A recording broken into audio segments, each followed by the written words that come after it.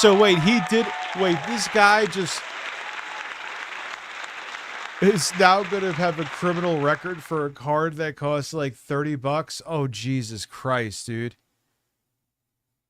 Talk about the juice absolutely not being worth the squeeze.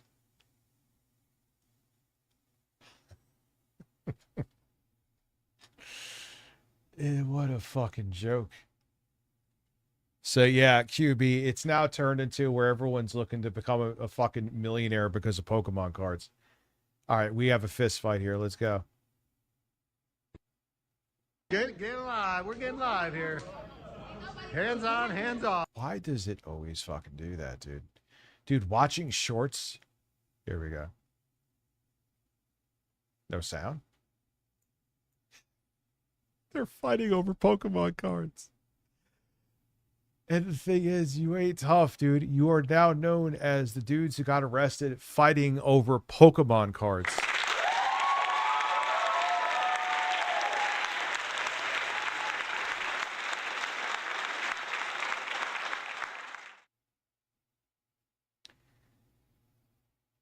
Oh, dude, that is funny shit. I'm sorry. You could say it's not funny. I think it's quite hilarious that they are fucking throwing down over Pokemon cards.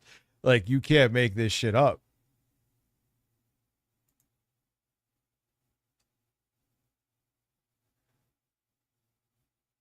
Like, that is you. You are now that.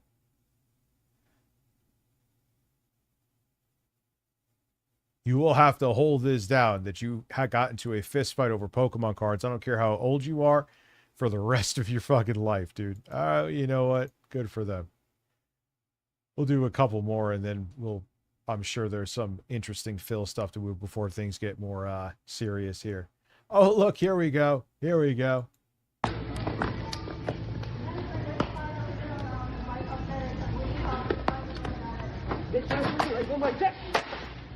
No scalper. Who is the scalper?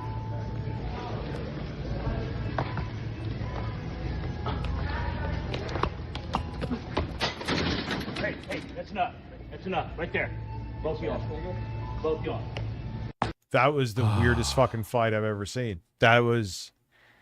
Hello. Please leave a message after the tone. Oh my God. I haven't Have heard you that. heard the tragedy of Darth Basement the very unwise? It's not a tale grifters will tell until it's profitable. Oh, that sounds like the quarter. The quartering's shilling another coffee down. That's not his own.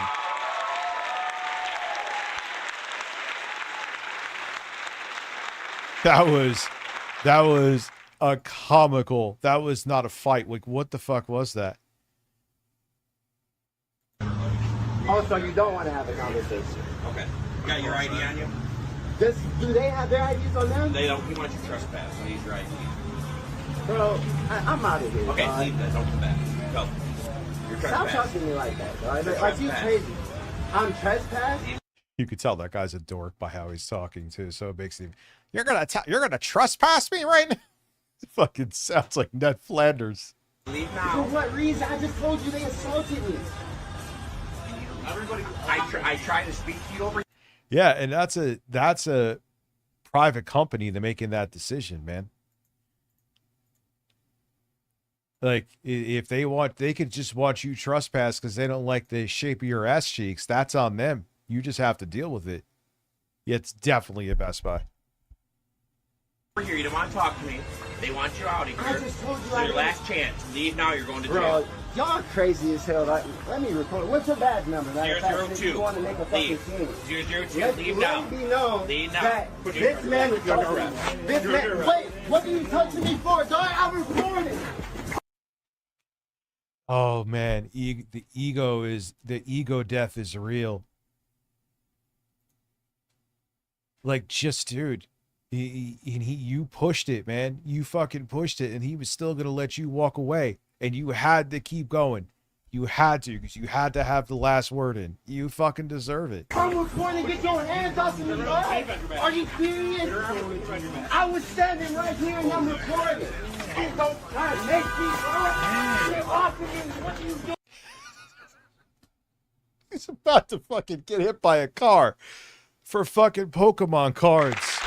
Dude,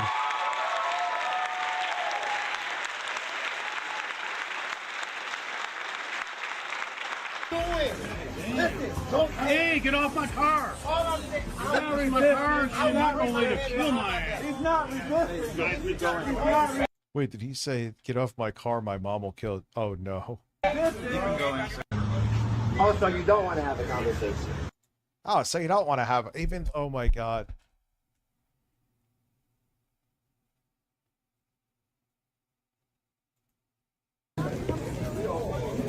Hey, bro. Bender. Doing this shit over this shit, bro. Hey, bros, break it up. Hey, let's break it up. For security.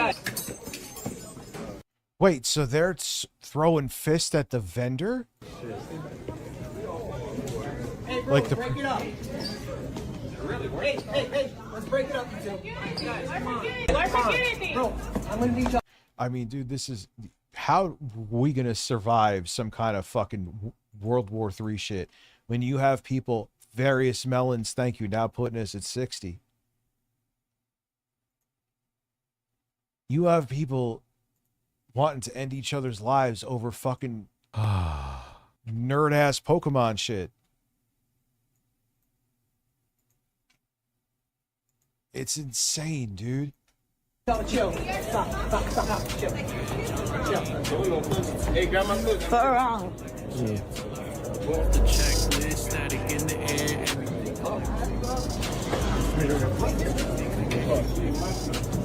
The city waking standby. I ain't every rival, Mewtwo type of third eye.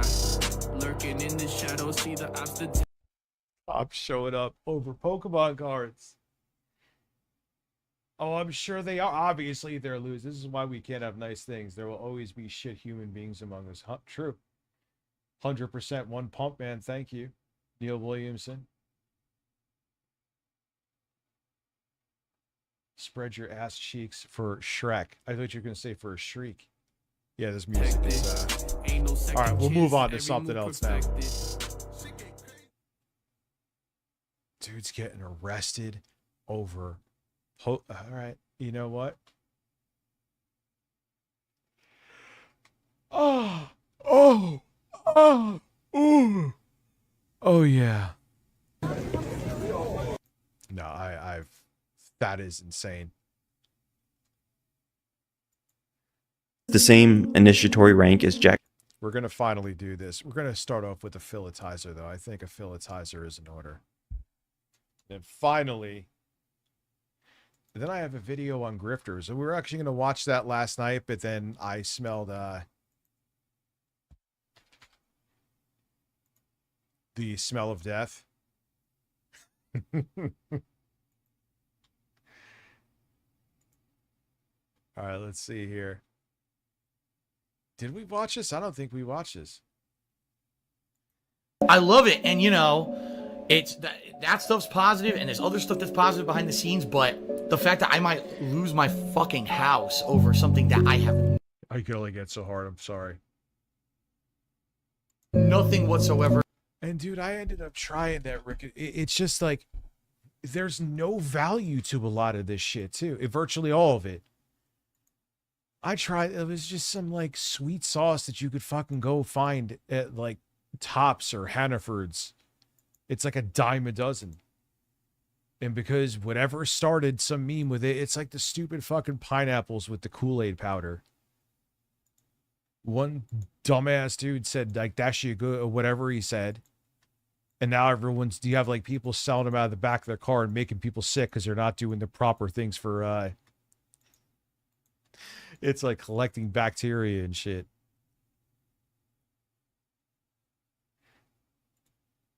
Control over what Diabetes to too. do it.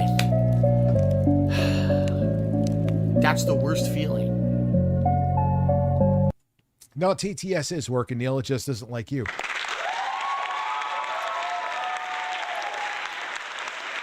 I don't know. It works when it wants to, and which is like 85% of the time. And then, and then it's like, nah, I'm not working today.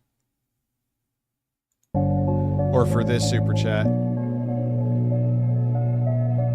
Unless, how much did you super chat? I just want you guys to know. That may be below, because I believe to super chat now, it finally kicked in days upon days later. which I think I'm noticing that the flow of super chats is like the text to speech is better. I think, have you guys noticed it? I have to get it. So I think I figured it out. So it also works on Twitch, but I don't really get many bits. I mostly get subs over on Twitch. Wait, what? No. That's not the right account. That one. That one. Yes, it has to be $5 US, and it has to be $8 US for the AI to TTS.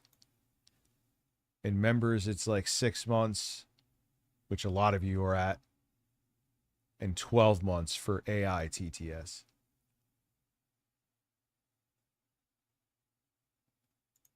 So let's see if it works with that. Why am I not hearing the moan? That's weird. Let me see if it's working. This is a test message. Yep, it's working. It's working. Now let me see. And this is not on my side. This is just, I go to the websites and check things. Like, I haven't changed any OBS settings because I screwed up. You're hearing it. So, you know, I have everything in. I'll check this too.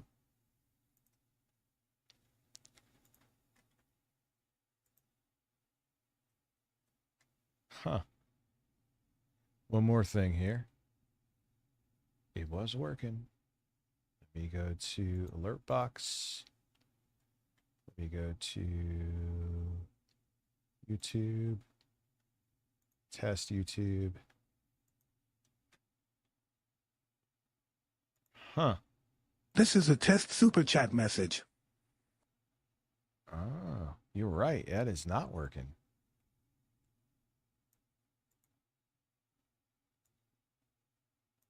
And I don't know why. Properties. Is it? Oh, I bet you I know why.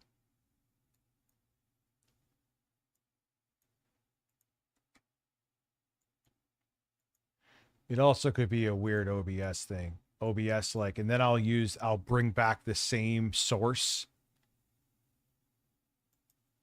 Let me try it again.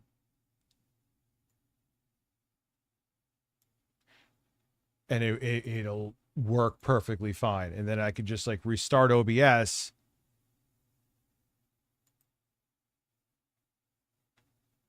No, it is This is a test super chat message. no, there's no audio file there.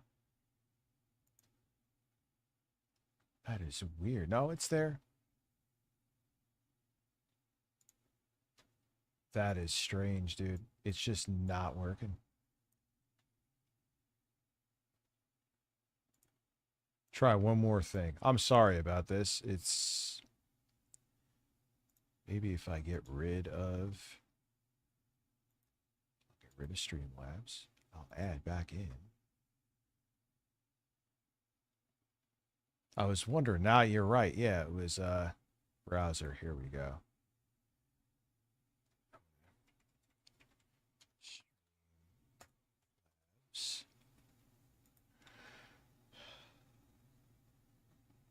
Control audio. Now I'm going to grab this and see if this works. I don't know if it will. But we're going to try. Now we're going to check it.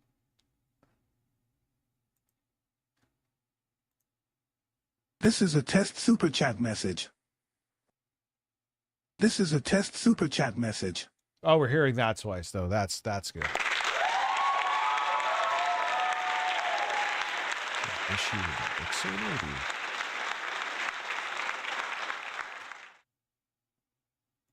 Let me try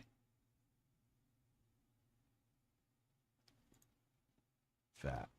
Try one more thing. Is the sounds enabled? Yep.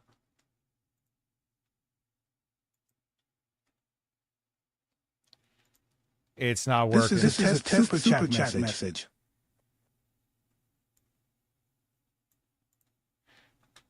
So, all right, I got rid of the double. Don't worry. Fix that. I don't know. That's a very, very strange thing. Violation Entertainment now gifting 5 memberships. Sorry, that's very exciting. I know.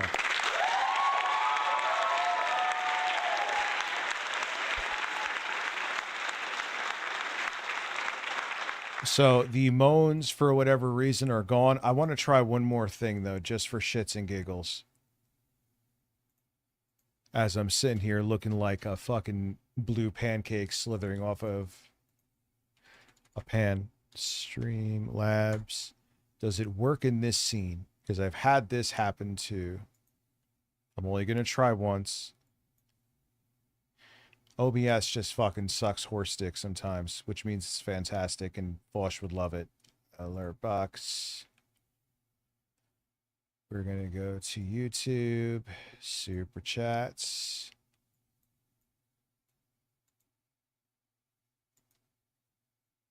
Nope.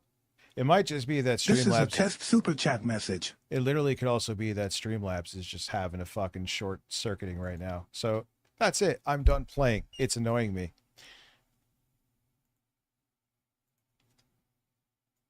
Here's Phil. Phil is a man. So we are at 60. So we're at 63. We're at 65 because we had 2 memberships or subs over on Twitch. We're at 65 already. Definitely not going to be up till 2:30 tonight. Not happening. Thank you. Review fucking technical issues and shit, USA. Let's talk later, Jeffrey.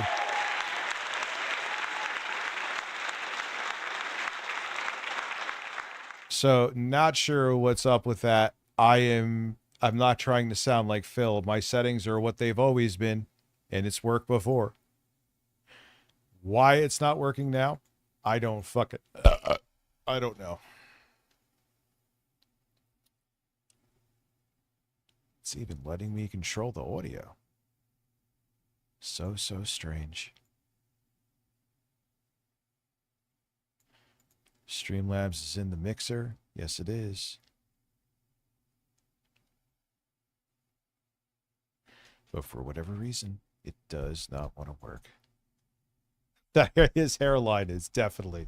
His hairline is a choice. His hairline is absolutely a fucking choice. Oh, I'm in a good mood. I am. Things have been going well. Seriously. Like everything in my personal life, in here on the streams, everything's been going good. So what I'm going to do.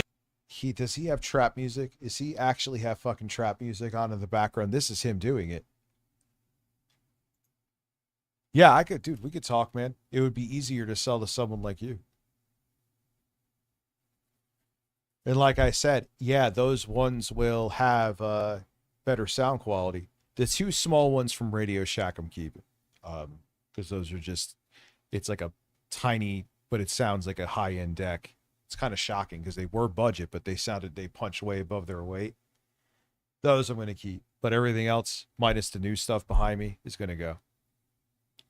Then I'm only going to keep 1 mini disc recorder and 2 portables, and everything else is going to. I'm getting rid of a lot of shit. I bought a lot of stupid ass motherfucking shit.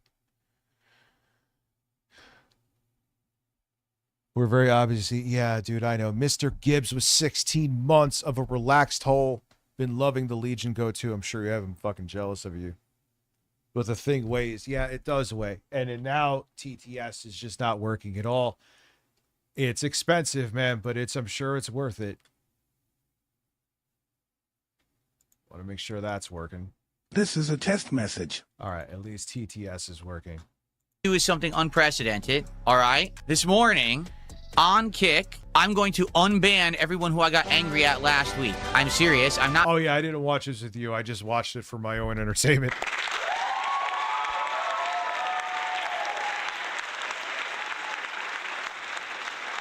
Yeah, I did a lot of. I'm sorry, man. I guess I genuinely do owe you an apology between getting all the fucking games Ready for this? You saw me. I think I kind of gave a decent half-ass tutorial.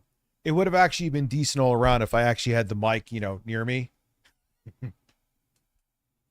That was a little bit of an oversight, but nonetheless, kind of gave you, because if you buy a Steam machine or anything with SteamOS on, or you make something.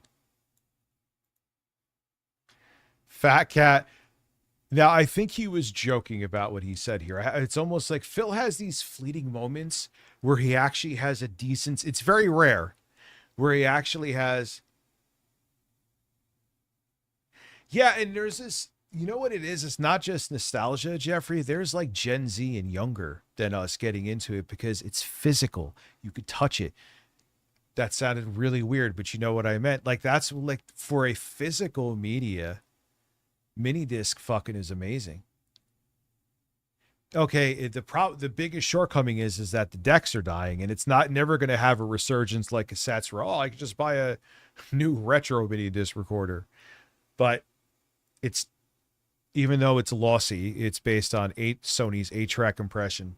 It sounds almost one-to-one with the CD. Yeah, if you're going to sit there with like $4,000 headphones with an amplifier made out of gold, with some insane impedance, yeah, you could hear differences, especially with like classical music, but barely. And the thing is, each disc you could re-record on 1,000,000 times, and you could throw the thing off a fucking skyscraper and it would probably survive. Neil, I did not see your super chat. I'm sorry. And of course, YouTube doesn't want to show it to me either. Give me a second here. So if you're into physical media for music, it's something to think about. Review technical for. No, I answered you, dude. No, I definitely answered you.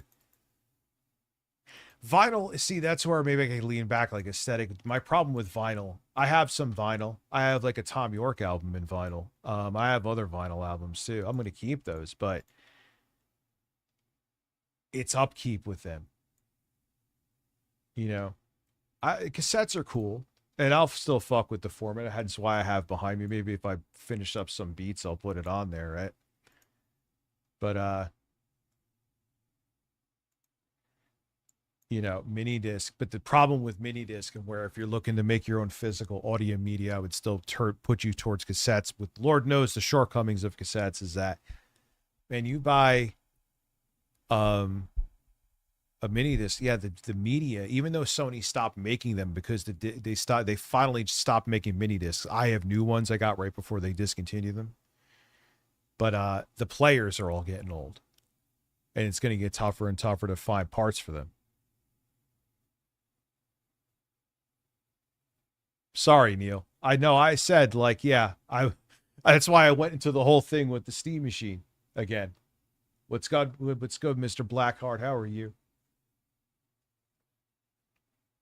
So, yeah, I'm not a fan of like collecting. Like, I have a Makami album too.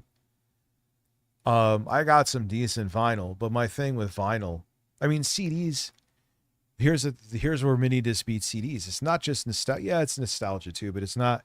Mini CDs are easy to scratch. They swore they weren't, but they're fairly easy to scratch. You can't, unless you like purposely open up that door on a mini disc, the shell, and like lick the inside. You ain't doing shit to that thing. But see, the thing with cassettes, Pocket Docket. All right, fuck it. I'm going into all this. I'm going balls deep now, and you're just here for the ride.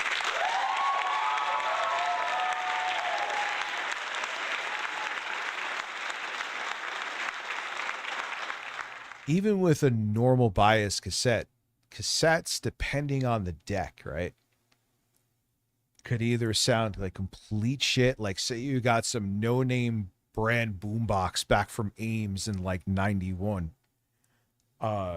Review audio file, that would be my dad. Yeah, they would sound horrible, but then on the other end, right, you could get like a Dolby S deck. I had an Iowa one when Iowa was still Iowa, and you get a high bias, like a metal type 4 bias cassette. They used to call metal as well. And you record in Dolby S and you like fine tune it. You couldn't You could not. It was indistinguishable from a CD. What's up, Super Jeff? It was indistinguishable. And you could even, like, these record good fucking cassettes. It's not as good as, like, the decks I'm describing or my Sony one, which I think I'm going to sell that. But, you know, these can give you a good cassette, but nothing like that. If you record it on, like, a TDK Type 4, aka metal, with where you actually set the BIOS and everything with Dolby S, sounds just like a fucking CD. But the thing is, that kind of really became not popular, but by the time like Dolby S really penetrated the market, that was the noise reduction. It was like the end of cassette's life, so no one gave a shit. The crazy thing about Dolby S is that if you had a Dolby B Walkman, because usually Walkmans only had Dolby B, it was fully compatible with Dolby B. That was the more mainstream. Like when you bought a pre-recorded cassette, it was usually, they just usually used Dolby B noise reduction. So anyway, I don't know what the fuck I'm talking about. How the hell did I even get onto all that? Neil, review technical problems, review downloading 14 terabytes worth of games while I'm streaming. Let's go. I'm making this. Well, now that I've seen that, no, I've completely changing my mind. No, that's it. I was about to unban everyone on Kick from last week. I'm serious. I was going to just say, I'm sorry. I was kind of, a little cranky. He wants to ban. He wants to unban people on Twitch because he wants to make more money. So yeah, someone brought up about cassettes sounding like shit. They could either sound like shit or they could sound as good as a CD. Oh God, hit clips are fucking garbage. That was kind of the shortcoming of, this is what I forgot to mention. That was kind of the shortcoming of cassettes. Because you never knew what you were going to get. It was like a box of chocolates, except all the chocolates minus only 3 or 4 of them. 3 or 4 were delicious, and the rest actually you were chewing on shit. That was cassettes.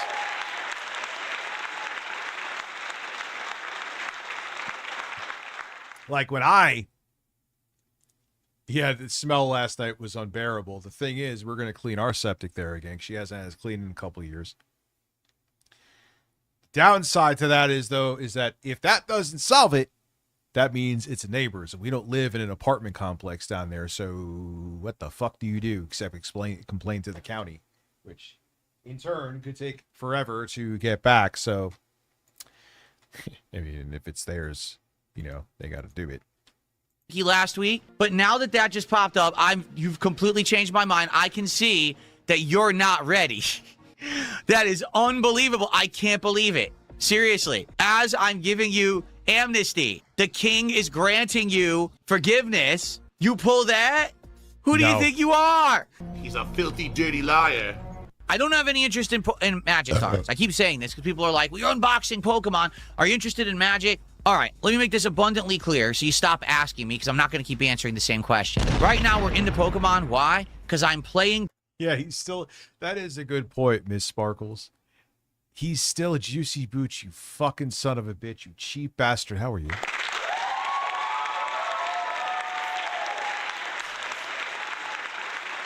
I mean, Phil, she has a point, dude. That whole thing started with Kino Casino, who played you like a fucking fiddle, son.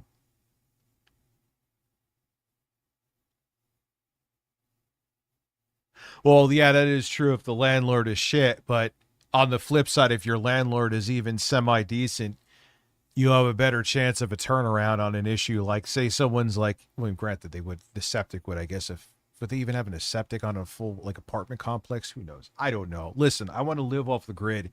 I want to get, like, one of those fucking sheds that are designed to be turned into a small home. I want to live off the grid with solar power and just fucking, that's it. Have a safe place that has enough room for my kids. And I'm good. No overhead. I want to drive I've had all the nice cars. I want to drive like a fucking 2006 Toyota fucking Corolla. The thing will last 800,000 miles. I'm good. I've had my fun. Pokemon. Shed Goal. That was good aesthetic. CRV. Juicy Booch. Or a RAV4. 4-cylinder RAV4. No, that's sick shit.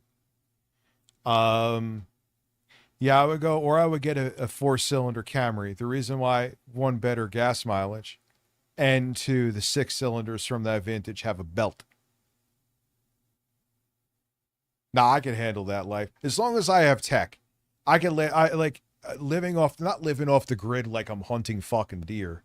I would still have like power and all this shit, right? All the amenities, heat, hot water. A lot of people do it though, and they have solar power and then they have batteries where they, even if they don't have light for days, they still have their whole house air conditioning and the whole nine. And new Liver King. And then the solar powers them during the day and they're on the internet, they're doing the whole fuck. I guess that technically means you're not off the grid, but yeah, it ain't off the grid like I'll be fucking sitting there shirtless like Rambo with a bow and arrow killing animals. I would still be going to the grocery store, Miss Sparkles. So if that, all right, color me not actually off the grid then, but I would still have heat. I would still have air conditioner. I would still be able to fucking have a gaming PC. I would still be streaming because that was where I'd be making my money. I enjoy driving my 2000 Corolla more than V8 Holden. Oh yeah, that was, they brought that as a Chevy here, didn't they, later on before they got rid of it in like 2015?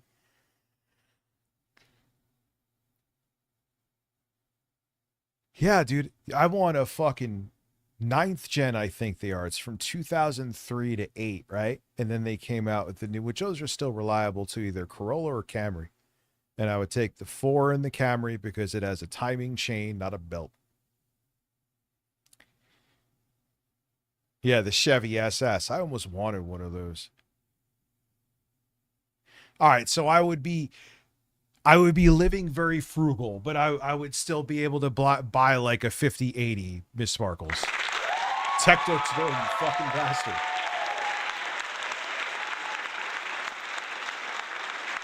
So I would still be fucking playing Elden Ring, but I'd be playing Elden Ring with like 95% less overhead, and it would still have a comfortable place to live with multiple bedrooms.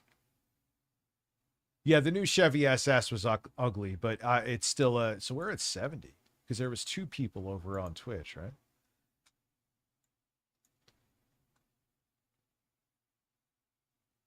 I used to hear about, or no, was it 1? I think there was 1 follow. No, 2. I was right. Thank you. So we're at 70. Thank you, Techno Tenor.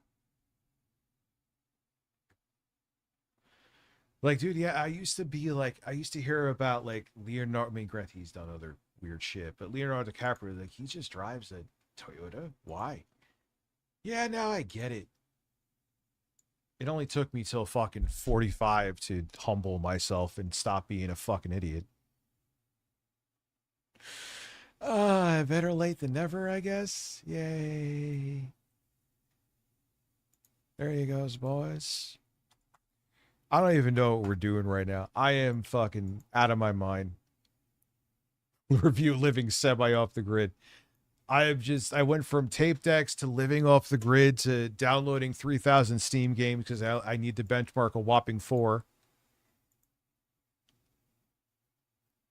And now we're back to Phil. Okay? And people like my Pokemon playthroughs, and this ties in with them. I'm not doing anything Teenage Mutant Ninja Turtles. I'm not doing anything Magic the Gathering. Nothing. We're doing what ties into my gameplay. Okay?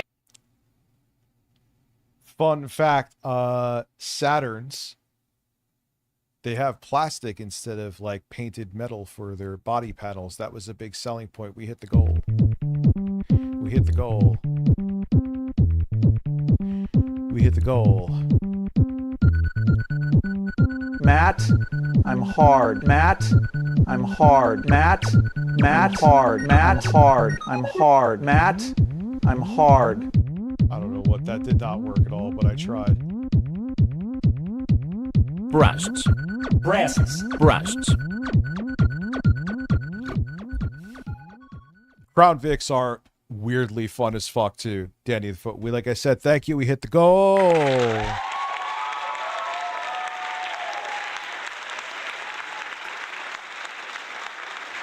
We hit the goal. Thank you, everyone, over on Twitch, too. I appreciate people watching over there. We're still going to do, that's definite. We hit something for that, so it's going to happen. The where I play on the Steam machine. Not this one, the one that's more spec towards it, GPU-wise, anyway. That's why I don't want a new one. I want, dude, the parts for that 9th gen Corolla are like a dime a dozen. Unless there's something really bad that goes, then it gets to, but like everything pretty much can be replaced and not insane money to replace it. You could still find ones even with like 6-figure mileage on them that probably could still get another 200, 300,000 miles. They have a plain, regular 4-speed transmission, plain 1.8 liter 4-cylinder engine, no turbos. No crazy shit. And they just go. And you could get the backup camera if you want it. You can get the headset. They make them. They're pretty affordable where it gives you Apple CarPlay and the whole nine.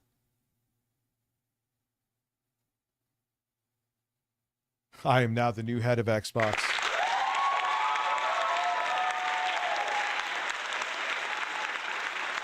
Oh, he cracked up. Even that Corolla. That's, again, the 9th gen is considered like top tier, Dr. D.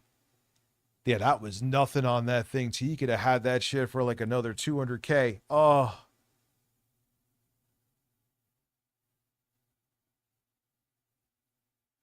I would love to do it. I wanted to do a car show with intro guy. I remember this is back in like 2014 or 2015 or something. Hey, we should call it. No, was it? Yeah. 2015. And we were going to call it Men with Beards. And he said, well, you know, that also could mean we're like gay and hiding it, right? So I don't, Men with Beards doesn't work, man. So,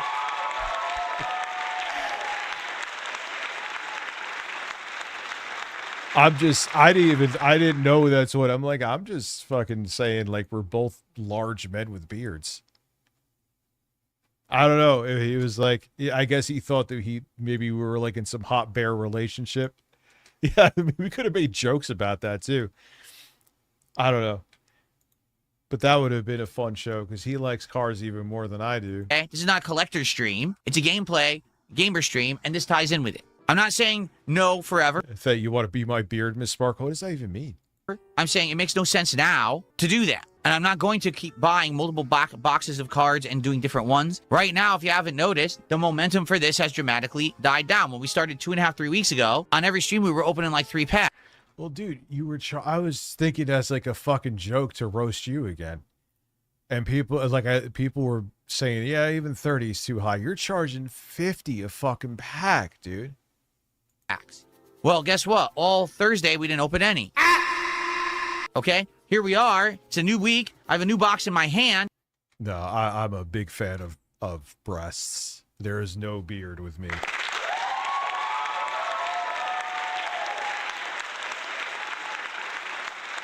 Oh, oh, dude. Mazdas are fucking amazing, and they're pretty reliable, too. Either I would get the Corolla or I would maybe do something all-wheel drive or 4-wheel drive. I think it's all-wheel drive, the CRV. Or definitely down to get a RAV4 4-cylinder, though. Anyway, we haven't even qualified for a single pack yet outside of the freebie one. So any of them would be like either the Corolla, the CRV, RAV4. There was another one. I can't think of it right now. Since it doesn't seem like there's that much demand, I'm probably not going to be doing crazy amounts of stuff. Okay? So we have this troll and we remove him. Hold on, guys. Yep, I'm toxic. Is the 4-cylinder RAV4 also come in 4-wheel drive / all-wheel drive? Hydra. Magic Cape. What? Yonder-chan? Did a $5 super chat says name it Hooded Worm? I'm sorry, but Hooded Worm, you know that's there's a RAV4. Lauren just texted me. There's a RAV4 with a 3rd row. Like you're probably referencing some kind of a weird innuendo, which I don't get, because it says It's so cute when it evolves. I mean, it is cute when it turns into Gyarados, but hooded worm. Highlander, I would get a Highlander too. Not the top, but if there was like a good deal, I would jump on it in a heartbeat. They're fucking tanks, last forever. Parts are easy to get. I mean, it's a 6, but the 6 cylinder, so it's not going to be as efficient on gas. But reliable cars. Even earlier, the early 2000s ones are fucking tanks, and they're pretty nice too. Exactly. I know what they're referencing. It's disgusting sexual reference. I can't do that. I'll get into trouble. Do you understand me? I appreciate the $5. I don't like, dude, Subarus don't get, like, if you look up, they're okay reliability wise, but they're not. I mean, especially like the early 2010s when with their CVTs were fucking garbage. So this, I don't know why people fucking like dry hump plushies of Subarus. It's like, they're kind of boring. On top of it, I could see if there was something with it. What's up, Goon? How are you? Like, I could see if they were, all right, obviously there's a WRX, that aside, if they were fun to drive, or it's just like a boring car that isn't really even that reliable.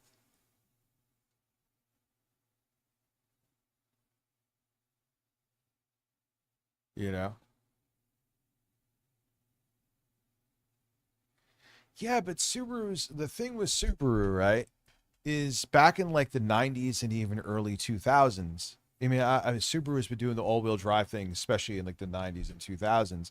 Like, all of their cars had all-wheel drive. Doesn't matter if you got an Impreza, doesn't matter whatever model you got, it had all-wheel drive. A lot of other companies you were buying, they were front-wheel drive. So you got something all-wheel drive, and yeah, they're fucking crazy in the snow. Now, though, you can even get fucking Alta, where they stopped selling Altimas, I believe. Yeah. Or no, Maximas. No, they actually stopped Altimas. You could have even gotten an Altima later on in life before they got rid of it with all-wheel drive. You know, so that prestige of like, hey, no matter what model you get, it has all-wheel drive. Like, okay, they may have a better system, but you know, they need more sauce in their zingers, man. I don't like CVTs as a whole anyway. I don't care if it's made by Honda. I don't care if it's Toyota. CVTs suck dick. Give me a normal fucking transmission. Again, that's why the Corolla is a good choice. The transmission is normal and it's easy to fix, and there's not a turbo with the 4-cylinder. That's the other thing now too.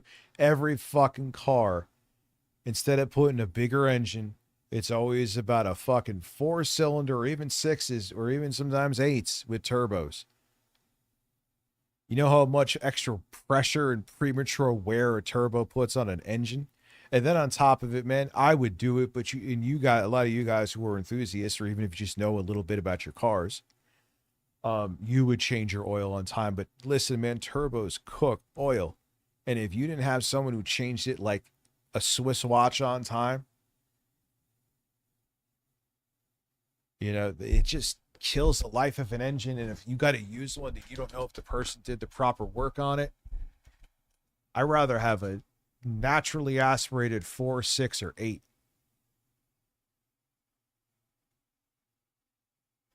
I mean, they have that Lexus too. That they like, everyone's talking shit like BMW is like, oh, why don't you have a turbo 6 or a turbo 4? Or, you know, the Lexus is still rocking, or way were. It's a dying breed, an actual V8 for balls.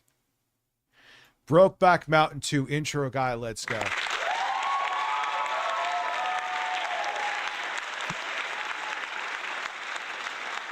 There ain't nothing wrong with being gay. I just think that, I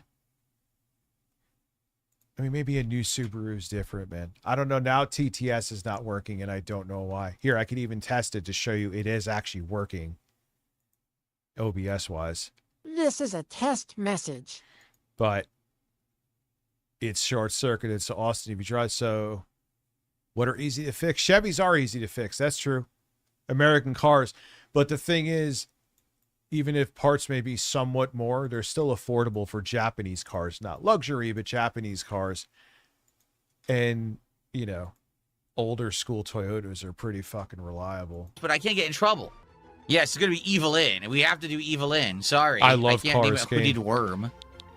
Or even get, if you want a little mean, bit of why hood don't you just name it luxury, Penis? a nice, clean, early 2000s Avalon. Just saying. What's up? Penne is my favorite pasta shape. What? The fucker? What is this? What? What? Well, let's not go into, now that we know what we know about the creator of The Simpsons and his connection to Epstein, and how it just so happens that The Simpsons always conveniently predict things that are going to happen. Now you're like, how the hell do The Simpsons always do that? Maybe it's just they have so many episodes that they just so happen to keep on predicting things that happen.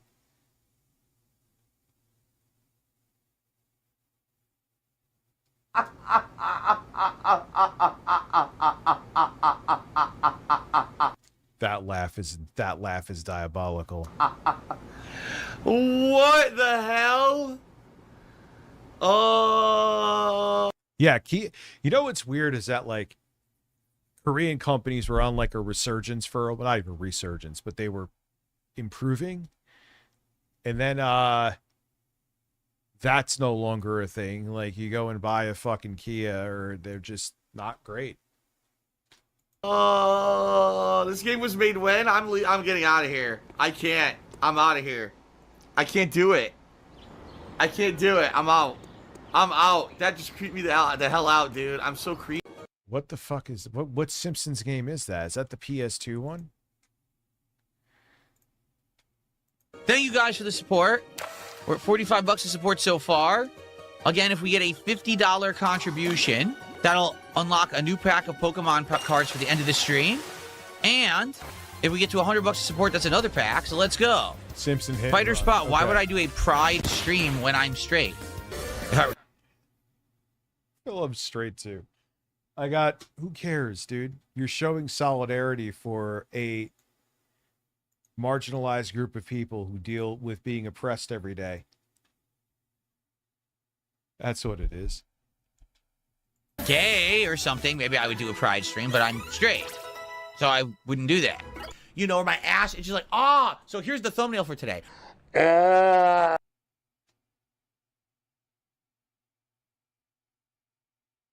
He's gone.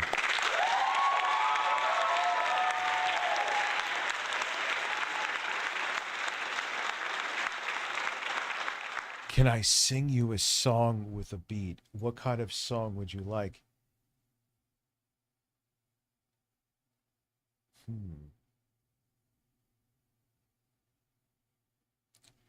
What is...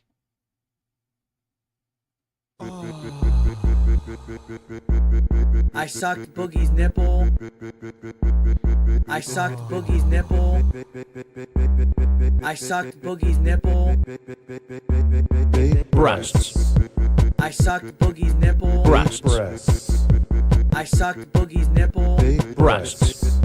I sucked Boogie's nipple. I sucked Boogie's nipple. I sucked Boogie's nipple. Breasts. I sucked Boogie's nipple. I sucked Boogie's nipple. It's time for men. I sucked Boogie's nipple. I sucked Boogie's nipple. I sucked Boogie's nipple. I sucked Boogie's I sucked Boogie's nipple. Oh la la la la la la. Oh la la la la la la. Oh la la la la la la. No, he said no. He says that here. He says that here, Kane. You'll see. No, listen. Fighter Spot, excuse me. I've said this many times over my content creation. No, Kane, he has it here. Memeology doesn't do that shit.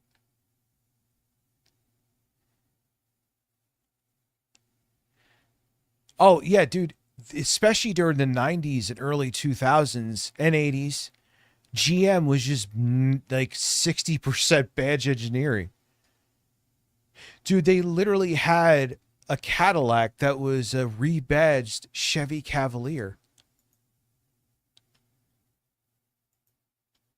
Career, and I'll say it again. Think about I'm of that. the impression that everyone has the right to enjoy life and be happy with who they are. It doesn't matter if you're straight. It doesn't matter if you're gay. It doesn't matter if you're somewhere in between, because there are people who are, right? I don't care what gender you are. I don't care.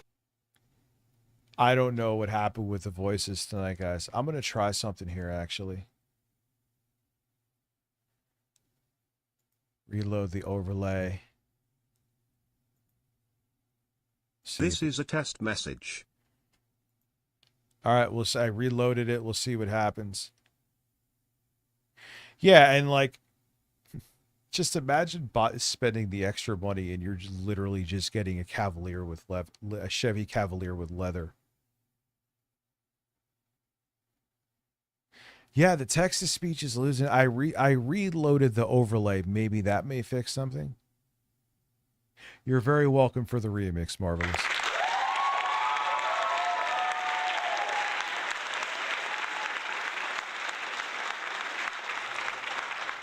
I mean, listen, man, that still happens. Like, for example, the Honda Pilot, if you get the MDX, the Acura MDX, because Honda owns Acura, it's just their higher end division. You're getting, I mean, the engine's a little differently tuned, but you're getting essentially a luxury Honda Pilot. Same with the RDX. How do I know all this? Same with the RDX. You're literally getting souped up with a turbo CRV.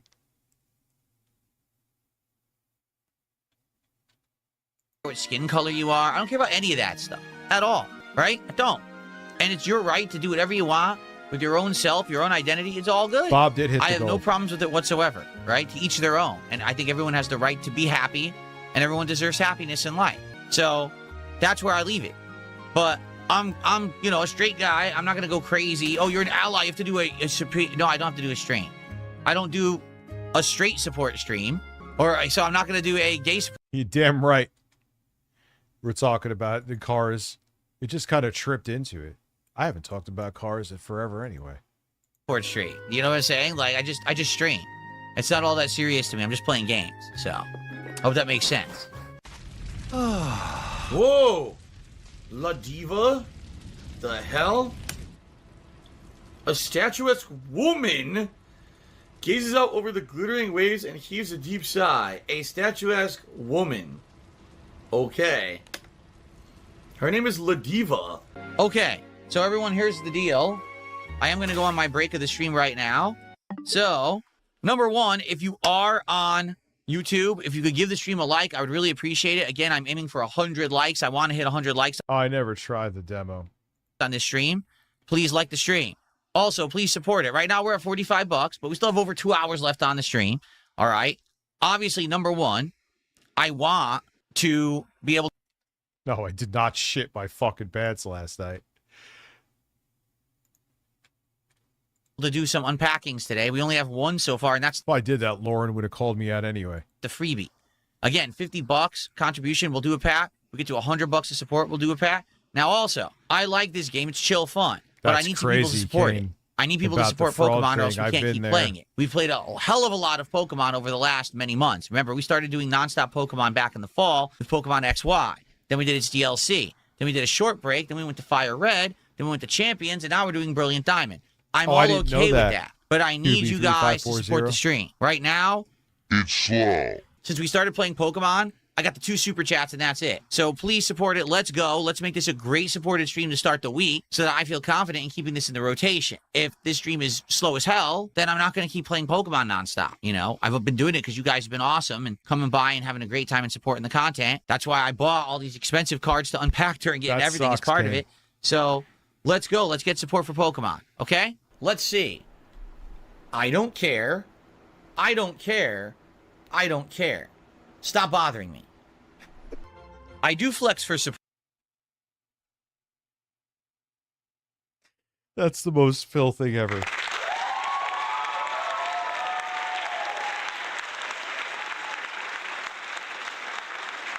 Dude, I don't see anyone else talking about the stream lagging. Maybe there was one other person. Let's get some support going. We have 3 different flex animations I'll flex for, but we actually need some support on the stream to do that. Well, for all of you people on Kick trolling and saying Pokemon's only fun when we're opening packs of cards, then contribute so we'll open packs of cards. I am banned a ridiculous amount of you today. You should be nice to me. You should have some subs, some kicks, and some tips from the kick side. Let's go. Oh no, not him again. No, here's the thing. I listened to feedback last week. Everyone last week was angry at me and said, we don't want it to be $50 per pack opening. That's ridiculous that you require us to do... Yeah, the Xbox, fun fact, this computer has essentially the same GPU as the Xbox Ally X. So, same thing with JKB streams. Is it something on mobile? Contributions. It should be that everyone works together to cumulatively, open packs. And I said, okay, but I'm not going to keep changing it. And I'll be like, oh, can you do it less? No, we're going to keep it as it is. I mean, they said they were, didn't they say they were releasing it over the summer?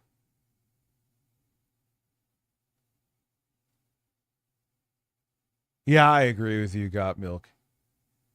I agree with you. I think that's why he tried to go into everything. He tried to go into commentary, just like doing kind of like, I guess, what I'm doing here, reacting. He had a channel called DSP Reacts. Even after he preached forever about being against reacting. Oh, that's because I put more into it. Phil, what the hell are you doing different than anybody else?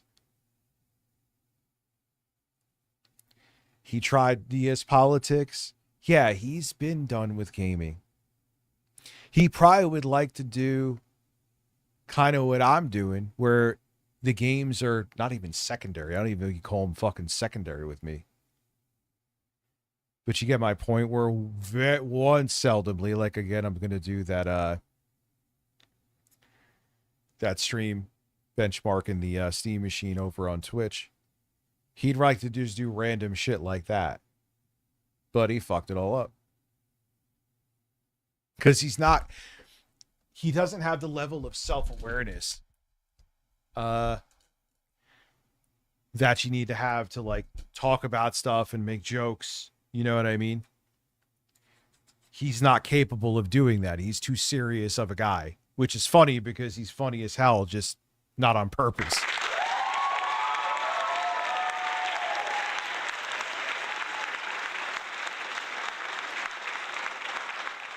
Hell's all over this mouse. Keep my hands fucking clean when I use it. I use myself for sex. That is wonderful, Juicy Booch. It is great to hear. Sex away.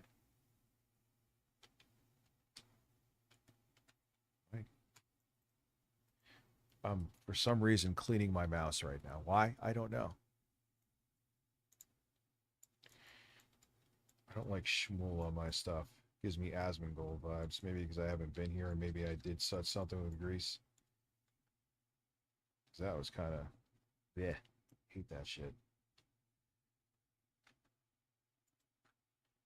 You ever have that happen? Because I don't like being that guy who, like, even as a kid and an adult, like, people just, they have a fucking ecosystem on their peripherals, dude. It's disgusting. Like, what are you doing?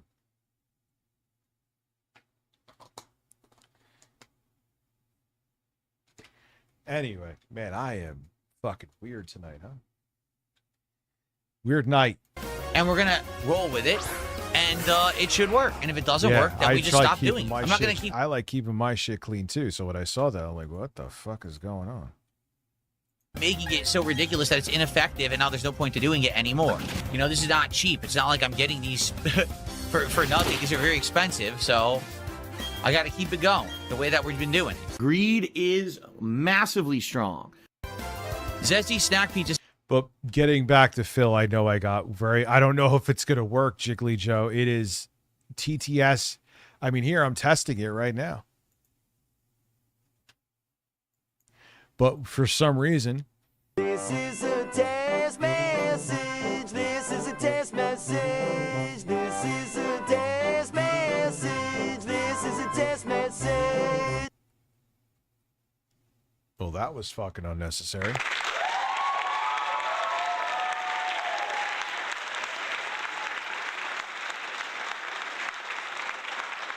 I don't. TTS is, for some fucking reason, out to lunch today.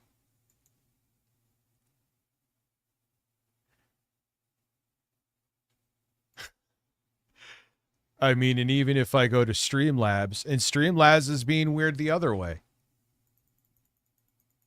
It's not sending out notifications. And I literally am testing both. Like when I hit the test button in TTS, you're hearing it as if someone sent a TTS. You know what I mean? This is a test message. Yep. I don't know. Like I literally made sure the tab was closed. I hit the test, closed the tab. There was no other way you could hear the audio unless it was through OBS. Says most people would just get an actual job. Well, then why don't you do that so that you can contribute to the stream? Oh. And I know he's going to say he's joking.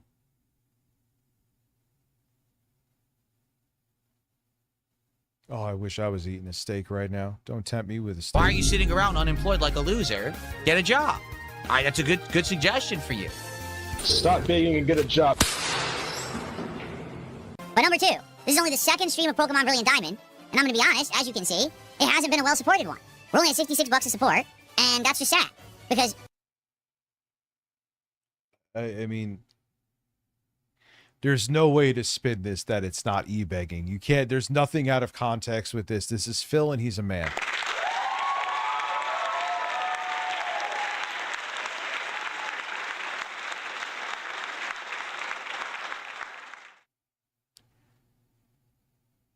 He did, yeah, because now he thinks not having a goal means he's not e-begging. So he's like, oh, I can e-beg. I'm obviously not e-begging, even though I'm e-begging because there's no goal on the stream. No, Phil, it's still e-begging. If you're demanding the money, like if I didn't hit the goal tonight, and it was like pounding my fist, guys, unfortunately we didn't hit the goal. The fuck is that your audience's problem for? You know, you guys told me you wanted more Pokemon, so I went and bought this one. Because you told me you wanted it. You said you wanted a mainstream Pokemon game, not Pokemon Champions. So I bought it, and now, sadly, it's just not doing so well, which is weird, because Pokemon this, last 7-8 months has done great. So now, all of a sudden, maybe, are we Pokemon'd out? I'm having fun. Oh, yeah, remember when he said before, it's just an observation? It's just, I'm not e-begging, it's just an factual observation. Oh, my God, talk about moving. Oh, well, he's a narcissist, and that's what they do. They're never wrong, and... I'm broke. Please give me money. Why are you begging, dude? It's just a factual observation. Whatever, dude. You're begging for money.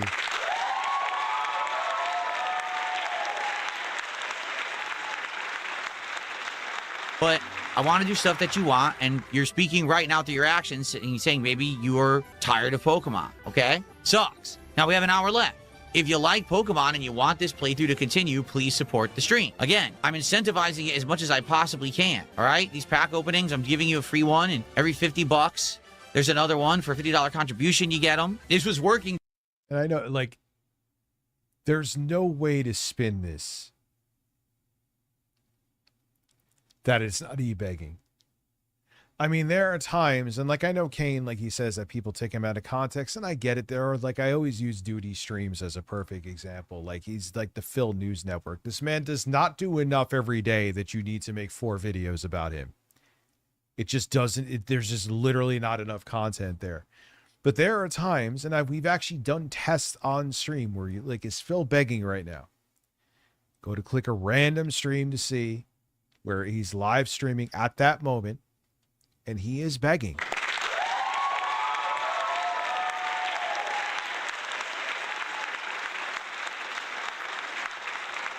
You love this discussion. I mean, it's fucking true. Pino9 over on Twitch.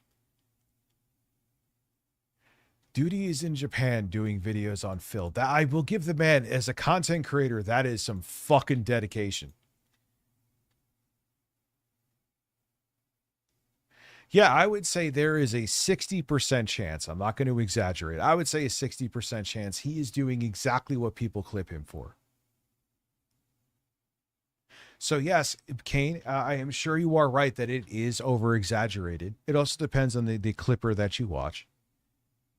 But as a person who is literally tuned into him, seeing what people complain about him in videos, doing what people complain about him doing, just randomly clicking, he obviously does it enough. 2-3 weeks ago, now all of a sudden it's like died out, and I don't know why. So if this is the case and you're not interested anymore, I guess we're done. Okay, What's up, I don't want to be Jostler? done. I like it, but it is what it is. So let's see what happens. Maybe you guys are just tired of Pokemon. If that's the case, if not, now would be the time to contribute. Phil, you should just take this speech. Just remove the word of remove the title of the game from your speech, and you don't have to repeat it. And where it blanks out, you could be like, guys, I don't know if I can continue Lords of the Fallen 2 because I'm just not seeing a support. Guys, I don't know if I can continue Duskbloods because I don't see the support. Just take the name, just take the name of the game out of this speech. He could just use it every day.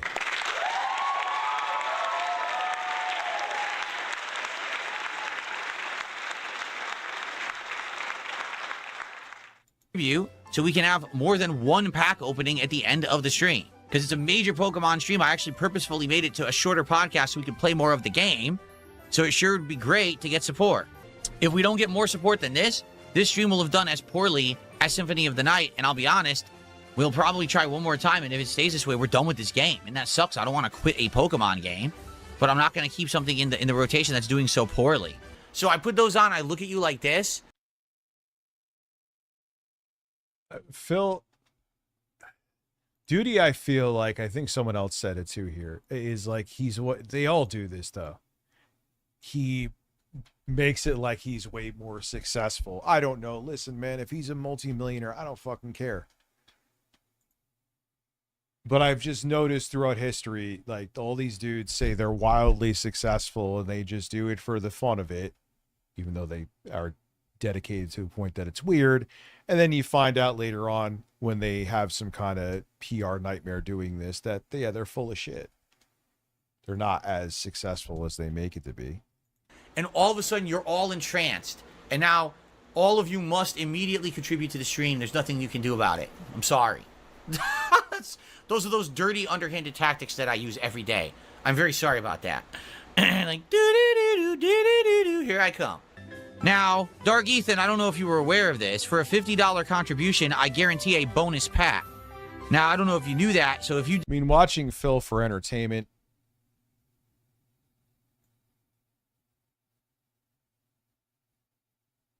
Yeah, I saw you pre-order Castlevania. I saw in the chat you pre-ordered Castlevania.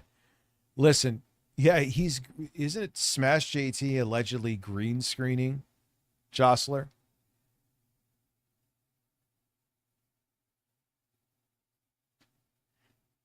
He's green screening his usual set, which is quite weird. Again, I don't care about what the fuck is going on behind the scenes.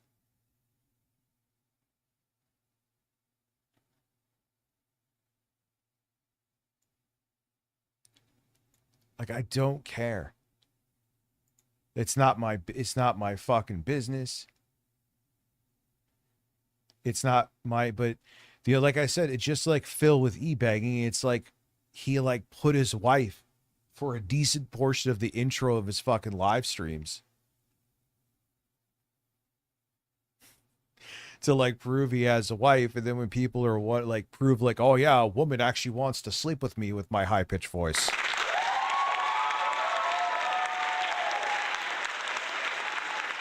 So you like go out of your way. Like I know Lauren will pass by and joke and do some shit, right? But you like go out of your way to make, hey guys, I have a vagina. It's not the same. He doesn't have a vagina. He has a vagina in his life, which is said like, Rich, that's wrong to refer. Like that's what he's doing.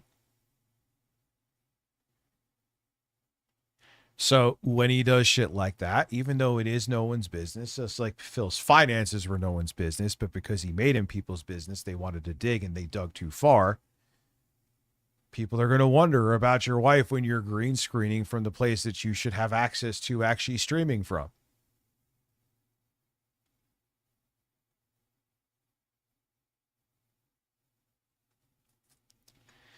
Anyway. Did another $7, I would do a bonus pack. So that's up to you. I'm not asking if I'm just saying that's what it is. If for $50 you unlock a pack, plus we already just unlocked another one.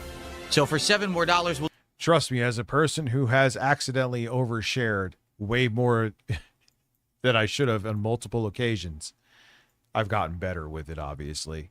Yeah, when you put it out there, you're giving people like that green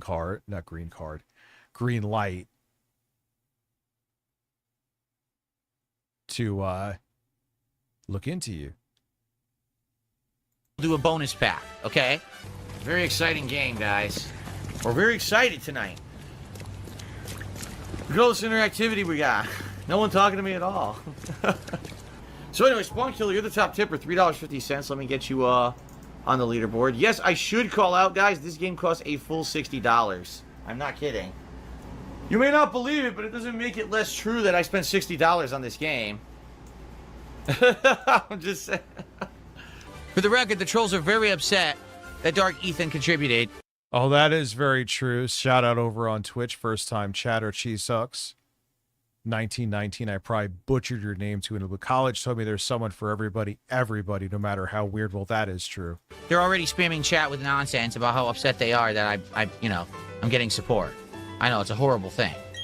Roy, these people have mental problems for sure. He says, these people who keep making the sock accounts in your chat, you think they're just young?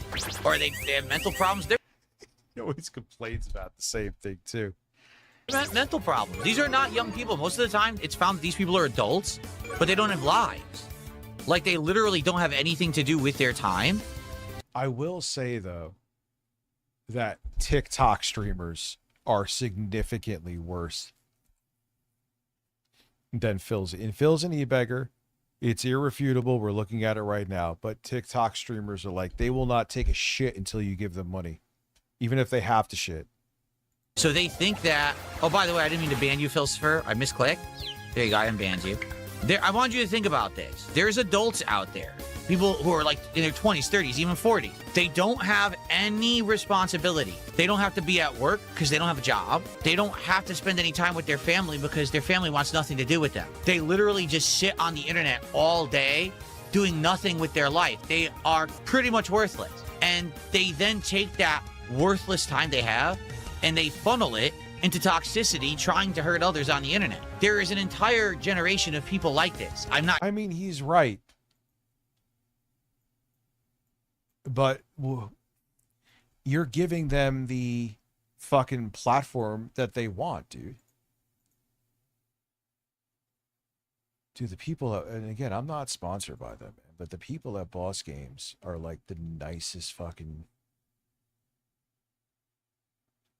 people. And you ask them a question, they get back to you like the next day right away. Kidding? It's really sad. And these people need help, and they're not getting it. Instead, they're basically just being kind of ignored.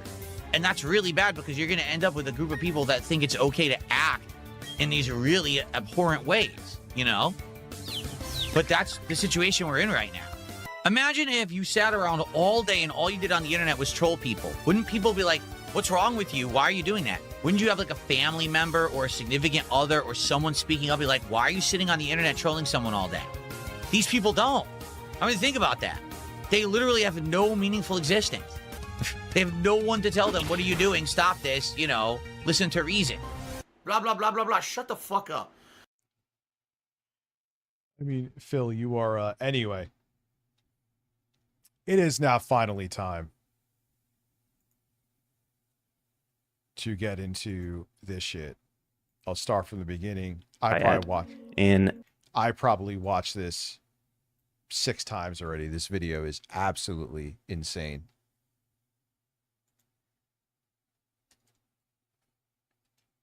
Hold on a second.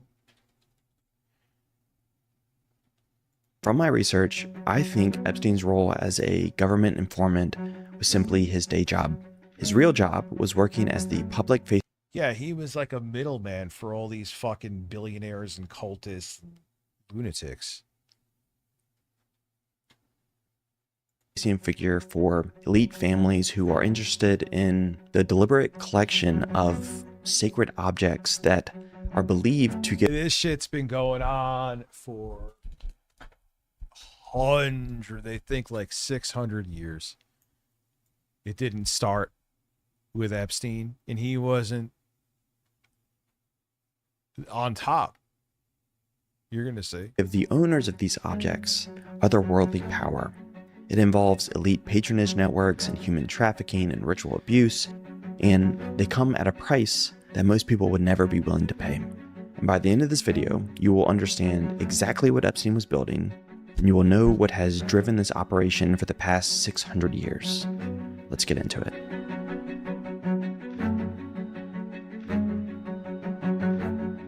I want to start this story where it started for me. I know what I'm about to tell you might feel disconnected, but I promise that this information is actually necessary to understand the full extent of what Epstein was actually doing. It started for me with an obscure article I read in the Santa Fe, New Mexican that explained how... Yeah, dude, you always, I mean, I didn't know how deep the rabbit hole going, but even if you look at his townhouse in Manhattan, like the weird shit that he had all over. When you go up the staircase, there's like a young girl in a wedding dress, like hanging on for dear life, hanging down. Like there was all this weird fucking symbolism anywhere. Did I know all of this? No, I didn't look into it like this guy did, obviously, but Jeffrey Epstein had stolen petroglyphs from the land near his New Mexico home, Zorro Ranch. And if you're unfamiliar, petroglyphs are ancient stones that have symbols carved into them or painted onto them.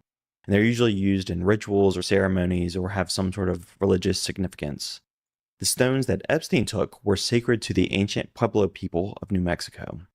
You can think of these stones kind of like Stonehenge, except that instead of being giant uncarved megaliths, petroglyphs are stones that have carvings or drawings on them.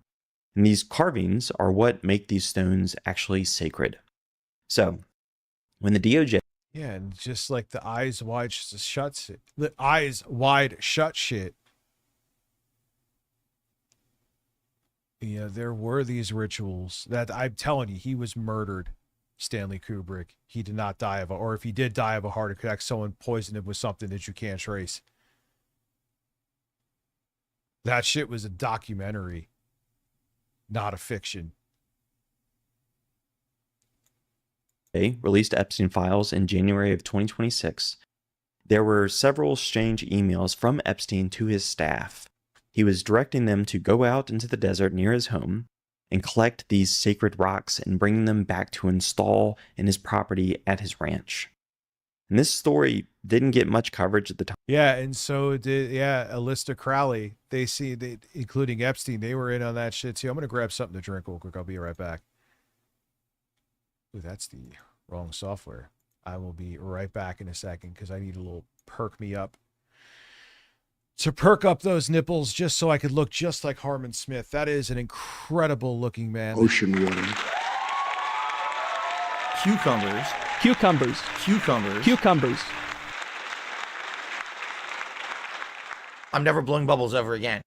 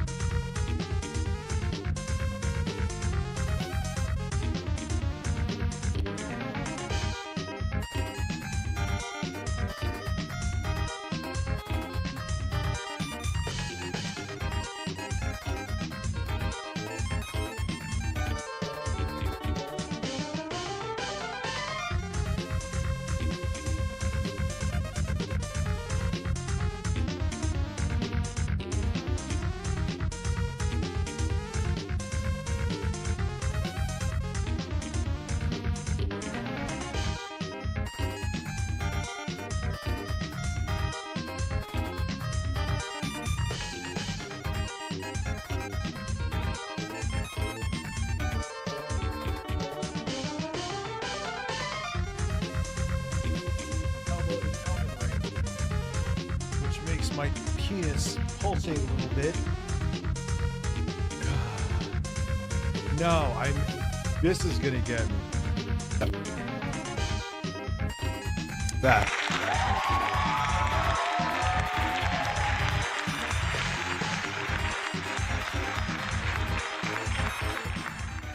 This is like the energy drink equivalent of like a fucking speedball, an 8-ball, I mean.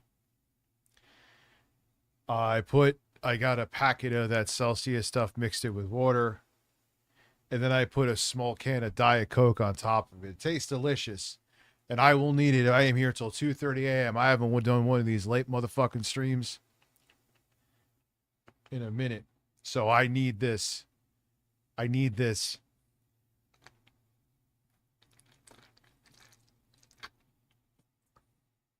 Oh, fuck. That's really good. Got some ice in there.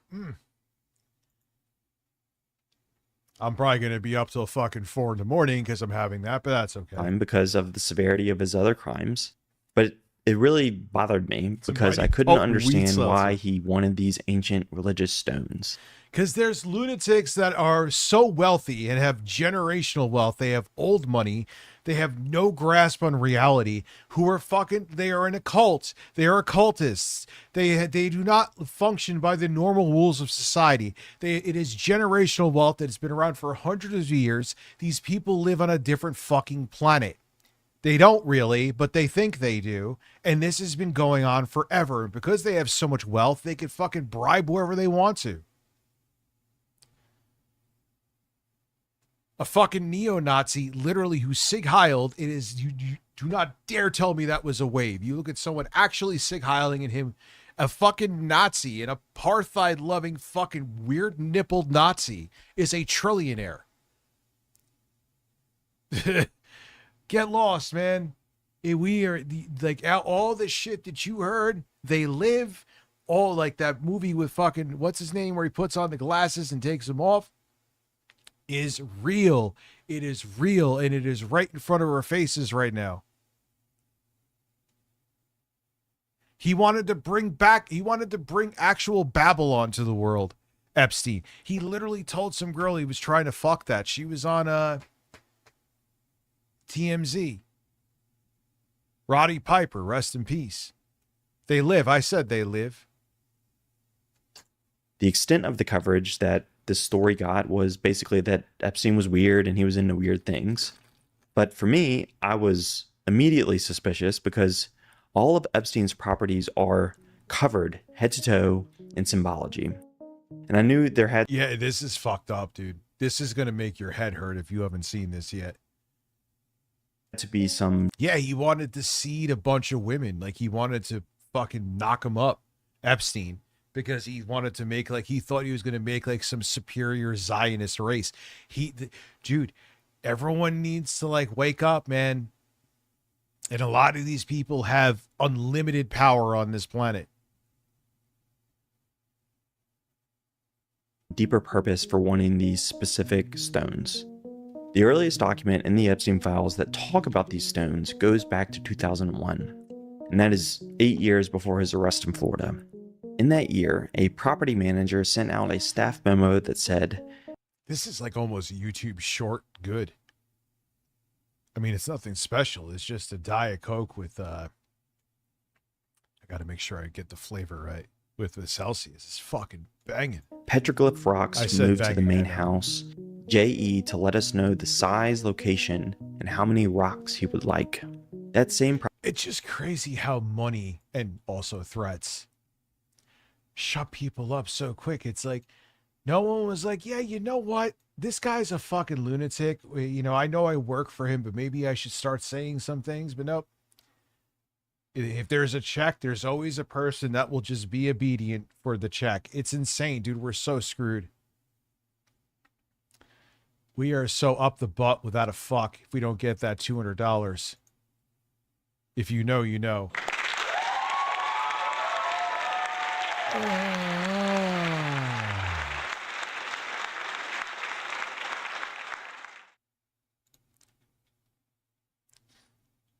Property manager then sent out a Evis, I don't know if it's working tonight, dude. There's some technical issue up with both Streamlabs. Streamlabs might be me, right? Because like I'm testing it and I'm not seeing it work. So maybe there's something I'm missing. Maybe I just have to restart OBS, which obviously I'm not going to do now. But TTS, like I do the test and you hear it. So that means I have the right link. I have everything working in OBS, right? But when people, and it was working for a bit, it just stopped. It's just like, nah, I'm good. I'm out tonight. Oh, man. Follow-up email a few days later that said, Jeff to find larger rocks. 11 years later, in 2012, Epstein was still working on this. Oh, it's giving me a lot of air when I'm drinking it. Probably should have a straw, but that's okay. I'm going to be burping a lot. Well, I'm always burping a lot. The same project. He sent an email to his ranch manager that said, I want Steve to bulldoze some roads to the Indian ruins. The ranch manager then responded with information about how they plan to do this. And then there's one email where Epstein says, it would be great to get some big ones with petroglyphs. Dude, he was setting up like for these fucking lunatics to come there and they want to do rituals and they all had dirt of heinous things they did on each other. So that was kind of like their swear to. It's how it guaranteed all these people did monstrous things and they were witnesses to each other doing monstrous things. So all this weird shit they were doing, no one would talk about anything because they all knew, like, oh, you raped this 10-year-old. You did this. You did that.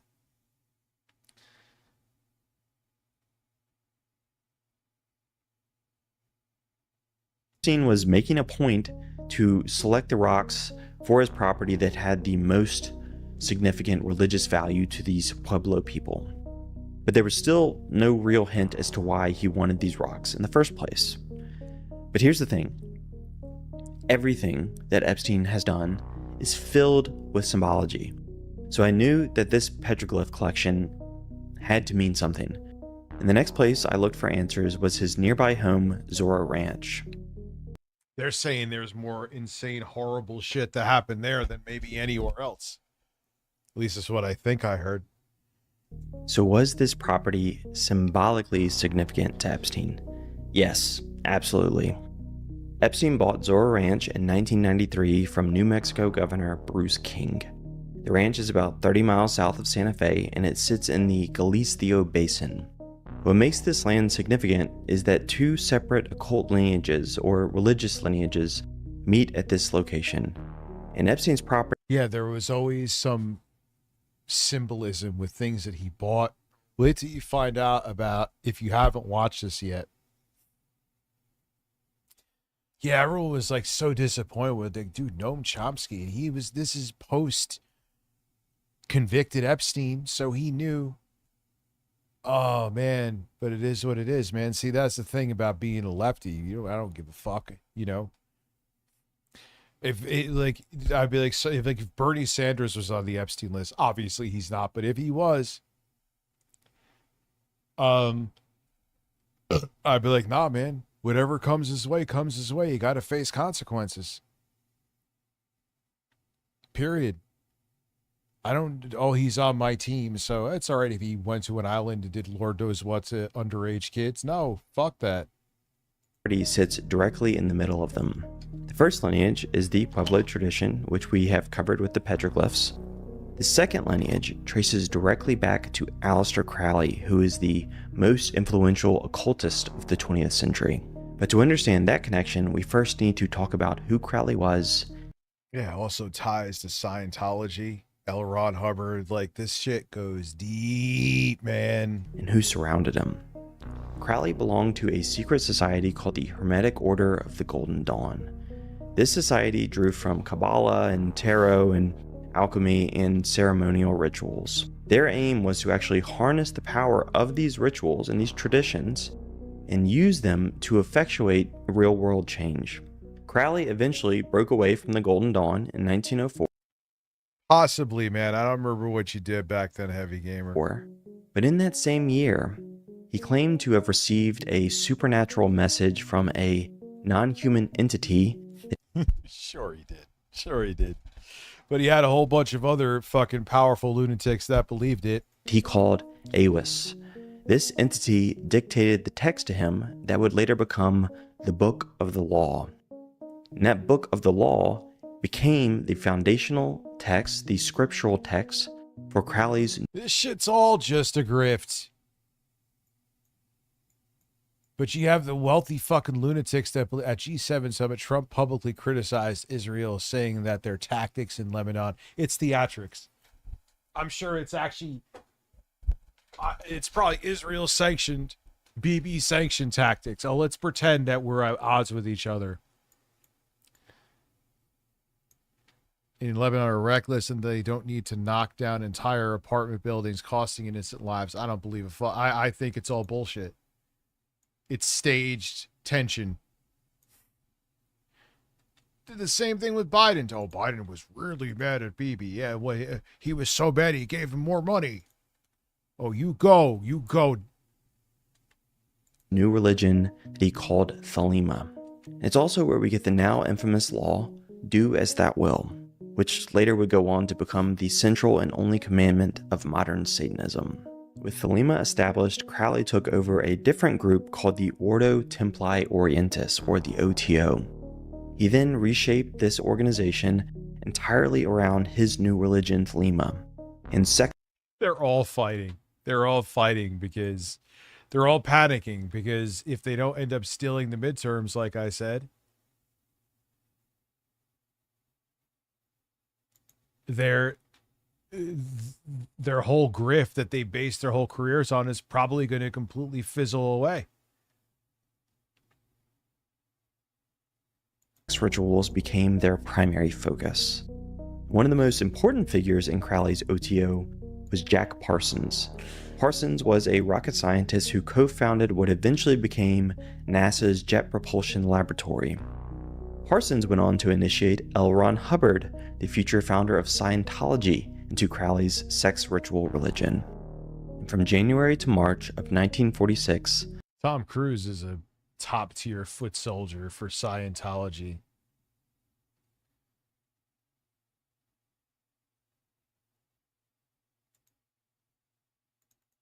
He ain't, but dude, that's why I think it's like some fake-ass opposition between him and BB. Oh, look how super tough I am. Even though if I actually was tough, BB would release 1 billion photos of me doing God knows what to underage girls that Epstein had. Ooh.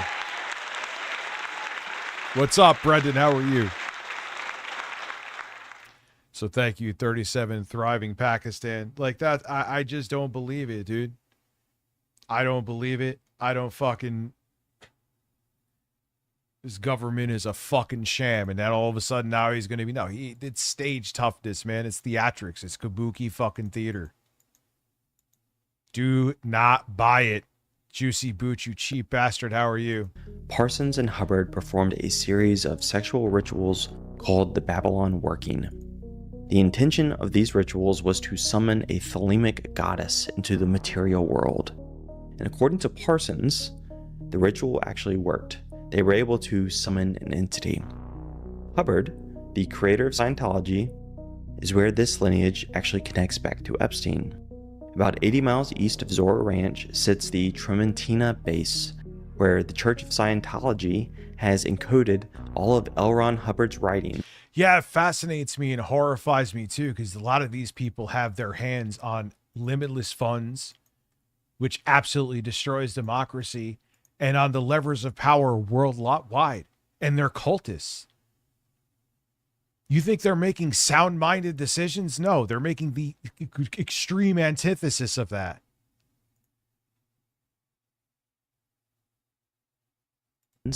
Into titanium plates. Epstein's property sits right between these Pueblo sacred sites and the permanent archive of Crowley's most famous American disciple, L. Ron Hubbard. So there are two spiritual lineages on this same piece of land. And you might think this is accidental, but it's not. Epstein's own book catalog confirms this. which I'll get to in just a second. But it's safe to say that he knew exactly what he was doing when he purchased this ranch. And Zorro Ranch was not the only property that Epstein selected with this kind of intention. His fourth home was a private island in the U.S. Virgin Islands called Little St. James. And this is island where shit gets weird. Wait till you see about the door. Is similarly covered in strange layers of symbology. Epstein appears to have completed construction on his now infamous temple sometime around 2012. This is the building that sits at the edge of the water with the blue and white horizontal stripes in the golden dome. It has a Yeah, and there was like satanic rituals going on here. Wait till you see why this door was just painted on. terrace with a labyrinth pattern in front of it. And if you've ever seen photos of Epstein's Island, this is the building that everybody remembers.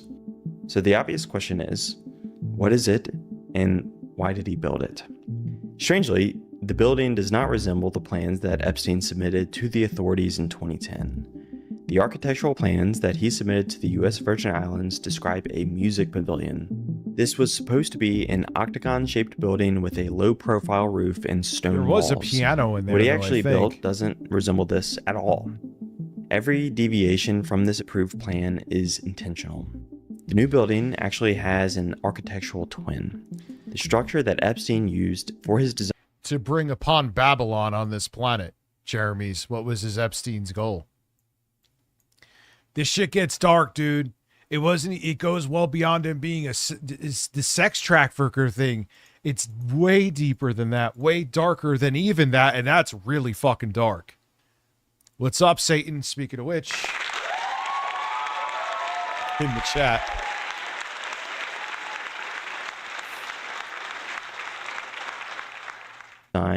is called the Hammam Yalbuga Bathhouse, and I am certainly not pronouncing that correctly, but bear with me. This bathhouse is a Mamluk era building in Aleppo, Syria, that was built during the 14th century. And the Mamluks were a military caste in the Middle East that primarily used children who were taken into slavery and trained as soldiers. This building was a public bathhouse that was used as a cleaning site for child slaves. So Epstein's temple is a near... Because he thought like his destiny was him and his fucking psychotic cultist cronies to bring on like the apocalypse, dude. They're still trying to right now, as we see. That's why they wanted to bring Babylon up on Earth. Bring forth Babylon, however you want to fucking exact say it. replica of a building used to clean child slaves before they were sent off to war. Beyond 14th matching the century, bathhouse, 14th the exterior century. design has a very specific visual source.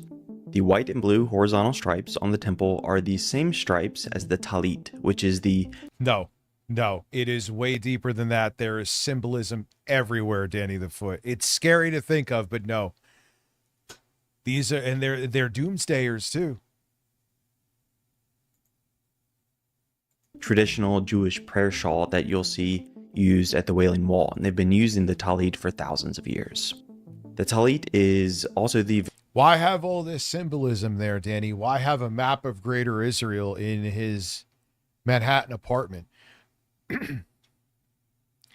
And it all, like, if you look, everything lines up with, like, a lot of the shit that you, like, the stuff that he believed in. If you look in the history books, it all ties together and is all fact-checked, and there, you have no idea how dark and sinister this gets.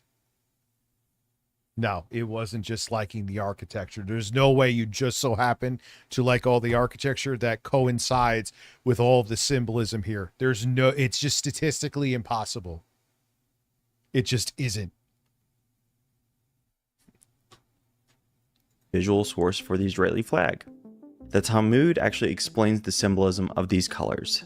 It says that the white represents heaven. Like, you may be afraid, Danny the Foot, because it's really fucking scary, but there's no, it's just not a thing.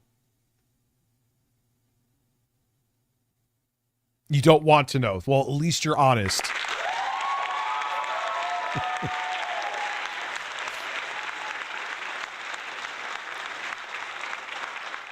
Like, yeah, man, I used to be like, oh, come on, this is too insane. I used to like think about it. I was the one saying that like 10 years ago, right? Even 5 to 6 years ago, it'd have been like, really, dude? Like, I'm sure some of this shit actually goes down there. Whenever the rumor persists, there's truth to it, but not all of it, right? Right? No, it's virtually all of it's fucking true. And so in some cases, if not more than some cases, worse. Worse.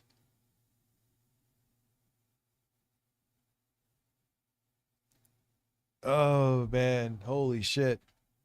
And the blue is meant to function as a visual ladder towards the sky. I'll speculate here and say I think it is fair to read Epstein's temple as a place where he thought people could climb towards heaven. He saw it as... Yeah, so yeah, it's probably even worse than what I'm now realizing too. And how I'm more open to these conspiracies because of the fact that you just see that there's backed with some evidence. Not some. Some is an understatement. A fucking shit ton. Is the meeting point between heaven and earth. The second most notable element of the temple is the golden dome on top of it. The dome is a direct visual reference to the Dome of the Rock in Jerusalem. The Dome of the Rock sits on top of the Al-Aqsa Mosque, which is built on top of the foundation stone of Solomon's destroyed temple from the Bible. This is the spot where Muslims believe that the Prophet Muhammad ascended into heaven during his night journey. It is also the point from which Kabbalists believe that all... Now you're about to find out why the door on that temple on Epstein Island is just painted on. There's a reason for that too. Are we going to say that he just really liked the way that door looked painted? Here we go. All creation radiates outward. To them, this spot is literally the center of the world. The interior of Epstein's temple tells a similar story. In photos, you can see two pillars. One pillar is straight and the other one is twisted. These pillars are described in the Book of Kings. They are the pillars of Solomon's temple, called Yakin and Boaz. But Epstein adds a twist to his pillars. In the Bible, the two pillars are described as identical. The idea that one is straight and one is twisted comes from later esoteric traditions like Kabbalah, Freemasonry, and Tarot. So when Epstein uses one straight pillar and one twisted pillar, he is specifically referencing the occult tradition, not the biblical one. In the occult tradition, these pillars mark the path between good and evil, which for Kabbalists is the path that actually connects them to the divine. Now I want to slow down on one specific feature of this building. If you only remember one detail from this video, it should be this one. There we go. The door to Epstein's temple is fake. It is a flat illusion of a door that is painted on the side of his temple. He also... Now that you said it, you could see it. Made the strange decision to paint a lock on this fake door. But he painted the lock on the wrong side of the door. He painted it on the outside. Facing north. Now, stop and think about what this actually means for a minute. When a lock is on the outside of the door, that lock is not designed to keep people out. It is designed to keep something in. This is the single most important symbol that Epstein added to his island. Whatever Epstein put in his temple was meant to stay locked inside of it. And it gets even stranger because yeah, a lot of this shit is just lunacy from lunatics following a bunch of fiction written by people hundreds of years ago. But nonetheless, they believe in it and they dictate our lives. Think about that, man. door faces north. In occult magic ceremonies, the direction that a temple's entrance faces is extremely important. Each direction is tied to a different element or different entity that you can summon. So when you build a temple, the way you orient the door tells the spirit world what you're... Yeah, that's the thing. I think it's all bullshit too, 100%. But they believe in it, and that's a big fucking problem, because these are the people that can fucking control whole governments, buy off whoever they want to, who believe in this shit. Wake up, man. Yeah, rich Dublin Poppy, 100%. Rich people, too much money and time, 100%. Got too much money and time, 100%. Intentions are and the type of entities that you want to summon. Epstein's decision to face his door north is extremely revealing. In the Christian tradition, north is the direction of the demonic and the underworld entities. In the tradition of Crowley's original group, the Golden Dawn, they assigned this direction to the Archangel Uriel. But in the older Christian tradition that the Golden Dawn actually pulls from, north is the direction associated with the fall of man. The Bible talks about this explicitly. Jeremiah 1:14 says, quote, "Out of the north evil shall break forth." And this may sound odd in our modern world, but this is not some obscure reference. Esotericists would be well aware of this fact. What's up, This was Porks? widely How are known you? information until fairly recently. During medieval baptisms, churches would purposefully open their northward-facing door so that after the baby was cleansed of original sin, any demons attached to the child could escape through that northward-facing door. North is the direction that you let evil out of. No, that's actually, I did not vote in 2016. But it would also be the direction that you could summon evil in. Now, consider all of these elements together. There is a door that does not open. It faces the direction associated with summoning demons, and 3 the lock years, on there this you go. door is meant to seal whatever is summoned inside. These are all deliberate choices made by Epstein. He is revealing the method because he knows that to the uninitiated, this You don't get any of it, which is the point. But the people who know get it, and they're probably people that they want to know. You know what I mean? information is meaningless. He also installed 2 statues outside of his temple. There are 2 twin creatures from Greek mythology named Aphros and Bythos. These creatures were the attendants of Aphrodite, the goddess of erotic love. So Epstein is guarding his temple with the helpers of the goddess of sex.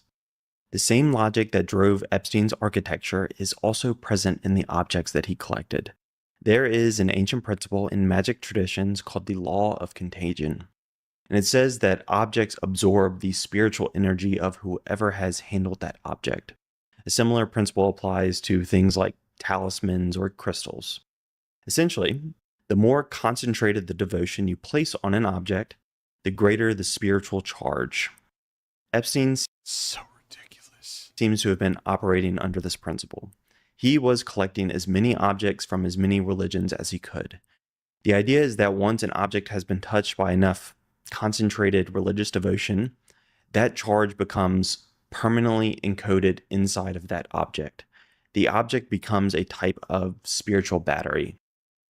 It absorbs and it stores the intentions of every single person who has ever channeled energy or prayed into it or onto it. And the more traditions that you put together, the greater the spiritual charge. And I want you to remember the petroglyphs from the beginning of this story. Those stones were the beginning of this practice for Epstein. Like, these dudes really thought that they were like, they wanted to bring on the apocalypse. It's not even But his full collection got much bigger. And I should explain how we know that Epstein was involved in these ritualistic practices, and this is not wish casting. In 2007, Epstein purchased 2 books in the same month. The first book was The Secrets of Western Tantra by Christopher Hyatt, and the second book was Modern Sex Magic by Donald Michael Craig. Both of these books lay out now you know why sex trafficking and all the other shit was such a focus with him. the exact framework It wasn't that he was just like an intelligence op getting dirt on. That was part of it. But there was a much bigger, darker picture that I have been walking you through so far. Christopher Hyatt, who wrote The Secrets of Western Tantra, was a 9th degree initiate of Crowley's OTO sex magic group. And that's the same initiatory rank as Jack Parsons, the rocket scientist who performed Babylon working with L. Ron Hubbard in 1946. Hyatt's book teaches that intense physical and emotional states, like sex, can be used to create an outcome by implanting it into the subconscious mind, which will then shape reality itself. Donald Michael Craig, the author of Modern Sex Magic, wrote what is essentially a instruction manual. The book traces the lineage of Kabbalistic sex magic directly from the Temple of Solomon to the Knights Templar and then to Aleister Crowley all the way through to the present day. So both of these books, purchased by Epstein in the same month, are the operation manuals for the exact tradition that I've been describing throughout this entire video. Here is what I think Epstein was actually doing. I think he was building a type of spiritual portal or altar. He needed a physical space charged with sacred objects from as many religious traditions as he could, so that he could summon entities into the material world through ritual sex. He was trying to summon an entity just like Parsons and Hubbard did at the Babylon working ritual in 1946.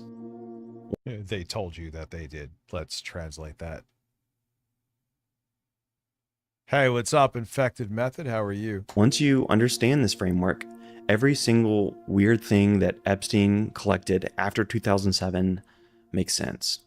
So, what was he collecting besides petroglyphs?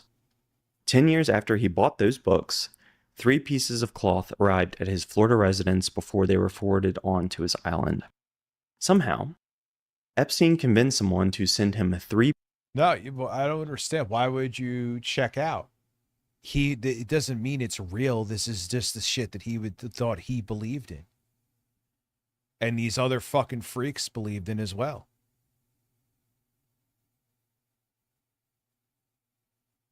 Pieces of the Kishwa. The Kishwa is the black and gold cloth that covers the Kaaba in Mecca. The Kaaba is the most sacred site in all of Islam. Muslims believe that the Kaaba was the first house of worship ever built and that it was originally constructed by Adam, the first man. Inside the Kaaba, there is the black stone. And according to Muslims, this stone was sent down from heaven and given to Adam by the angel Gabriel. And this stone was... What's amazing with religion is that if you took it out of organized religion and someone told you these stories and wanted you to believe them, you would think they're a fucking lunatic. But as soon as you say it's for some god, some sky god, oh no, it makes sense. No, it doesn't. You're just pretending that it makes sense. Because faith. You just have to have faith. No, you don't. You do not. Originally pure white, but it has absorbed so much sin that it has turned completely black. The Kishwa, which Epstein somehow received, is the cloth that covers this structure. The cloth is replaced every year, but Epstein was able to convince somebody to send him a piece of it. The cloth that he received was in active religious use in Mecca until the moment it was sent to his island. And according to the woman who sent it to him... Yeah, like if this is all just crazy, why was he collecting all of it then? It is crazy, but what's frightening is that Epstein and his fucking cronies didn't think it was crazy. That's all that shit.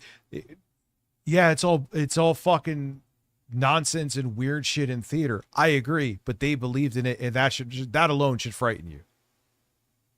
This cloth had been touched by 10 million Muslims of different denominations in prayer. Epstein also acquired the Las Trampas death bell, which he apparently displayed in his Zorro Ranch home. The death bell is a cathedral bell that was used exclusively in Catholic funeral masses. The bell was originally installed in the church in 1760, but it was stolen during a renovation in the 1930s. It was never found until somehow it ended up at Jeffrey Epstein's home. And you can imagine the type of spiritual energy that a death bell would have collected on it. These are completely separate sacred traditions from different corners of the globe, and Epstein was putting them all together in the same place. This is an esoteric framework. The more traditions that you draw from, the more spiritual charge accumulates inside of that space. Epstein was building the most spiritually charged environment that he possibly could. The standard explanation for all of Epstein's crimes is blackmail. But that explanation has one enormous problem. We don't have record of him deploying blackmail on anyone. Maybe we wouldn't know if he did, but that does not explain any of his strange behaviors. A pure intelligence operation does not build spiritually charged temples to summon entities. Yeah, I mean, that was also part of it. Him being an intelligence asset was part of it, but that was just, if it just stopped there, it would still be horrible, but he's using religious artifacts. What the record actually describes is a concierge operation. Epstein was gathering elites who had a genuine interest in depraved and illegal sex practices, and the acts themselves function as mutually assured destruction, not blackmail. It's the glue of their relationship. It's how they built trust, which I think is actually much darker than pure blackmail. The trafficking and the money laundering for governments simply was the service that metaphorically kept the lights on. Blackmail is a one-time transaction. If you deploy it, the operation's over, not just for that one person, but for every elite that person is connected to.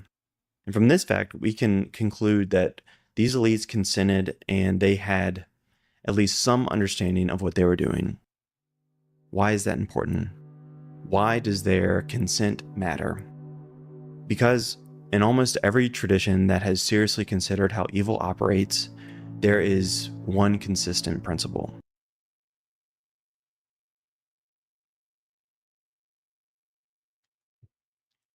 yeah, I don't know if I would go full in on an apocalypse. Hopefully we thwart that, you know. You have to have the consent of the person possessed. The entity cannot enter without an invitation, but the invitation does not require full knowledge of what you're actually agreeing to. The people who participated on Epstein's Island opened that door themselves. They had knowledge of the crimes that they were committing. They also knew that they were purchasing access to a layer of influence above governments and people. And they may not have known Epstein's intentions in full, but they were making an agreement to participate in this arrangement to get what he had. The vampire cannot cross the threshold into the home unless it is invited. Epstein was the Renfield to the ancient forces Dracula. He was the doorman for an evil that has been operating in plain sight for longer than any institution on Earth, in my opinion. They didn't need to know what the northward facing door meant, or that the dome referenced the foundation stone of the first temple, but they knew enough to... It's a belief when religion is supreme over the... But, dude, the problem with organized religion is that they all try to make it that they are the superior religion, which in turn causes people to... which in turn causes conflict, which is, in my opinion, rudimentary opinion, by fucking design. Consent to the evil being done on their behalf to access these systems. And this type of relationship dates back thousands of years. The pattern that Epstein was operating inside of has two halves to it. There is the ritual half, where someone in a position of elite power gathers occultists, conducts ceremonies, and trades children for favor. Yeah, there were Epsteins in much different time periods too. And then there is the suppression half, where the moment investigators get close to the elite clients up top, the case gets shut down and the records get burned. I'm going to walk you through 3 cases that show both halves of this pattern playing out across 600 years. 2 of them are from France and 1 is from Belgium. The fingerprints are exactly the same every single time. In 1429, a French nobleman named Gilles de Rais stood in the coronation ceremony of Charles VII at Notre Dame Cathedral. He was one of 4 lords chosen to carry a sacred relic called the Holy... Yeah, these secret societies have gone back hundreds upon hundreds upon hundreds of years. And it's always like the middleman, like Epstein, like they take the fall, right? But the people who really are in control, not only do we never catch them, the people that like are in power, like kings, they sweep for them. Because these people have more influence and power than fucking kings. It's It's crazy, man. Holy Ampulla. The Holy Ampulla is a vessel of chrism oil used to anoint the kings of France. And the reason de Rey was given this honor was because he fought alongside Joan of Arc during the 100 Years' War. During the ceremony, de Rey was also declared a Marshal of France, which is a lifetime honor given to the single person that he considers to be the greatest living servant of the French nation. There have only been around 300 marshals in the entire history of France. But just 10 years later, investigators would be breaking into de Rey's castle to recover what was left of the bodies of several children. So how did this happen? Well, after the coronation, de Rey lost his entire fortune. He was known across France for throwing the most extravagant parties in the world. He put on theatrical productions that were said to be better than the king's, and he kept private armies that he didn't need. His partying became so extravagant that the king actually had to cut off his bank account. It got so bad. Yeah, essentially the same thing. The lavish parties, you get all the elites there. Sure, blackmail is nice, but it's deeper than that. It's darker than that. These people are monsters, man.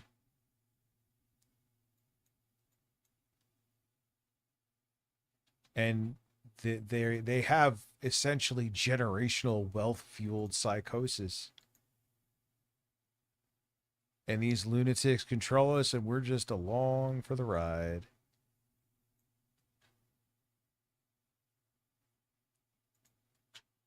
That his own family members petitioned the king to seize his land so that they could survive.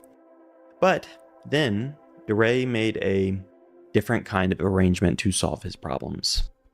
He began gathering occultists, alchemists, and entity summoners who promised him that they could restore his fortune through ritual contact with demonic entities. He converted his castle cellar into a torture space to conduct ceremonies that were designed to reach out to these entities and gain their favor. This is the exact same arrangement that I've been describing throughout this video. Yeah, it's de all Rey needed to symbolism, man. I trade get something it. to get the approval of these entities. What they wanted in exchange for their favor. That's why when you have like local people, oh, I just have these people in my county. They're Freemason. They just have breakfast every Sunday. Yeah, fuck off with that. Oh, that's if you have Freemason, it gets you out of getting tickets if you get pulled over. Was children. After his arrest, one of de Rey's servants testified that they were sent into the town to gather boys between the ages of 6 and 12 for these rituals. They were then brought into the castle where they were tortured, abused, and killed. The killing would be timed to coincide with the sexual climax of the ritual. Can't be. Oh my God. I'm not going to let that sink in. I'm too explicit here because of YouTube, but you understand what I'm saying.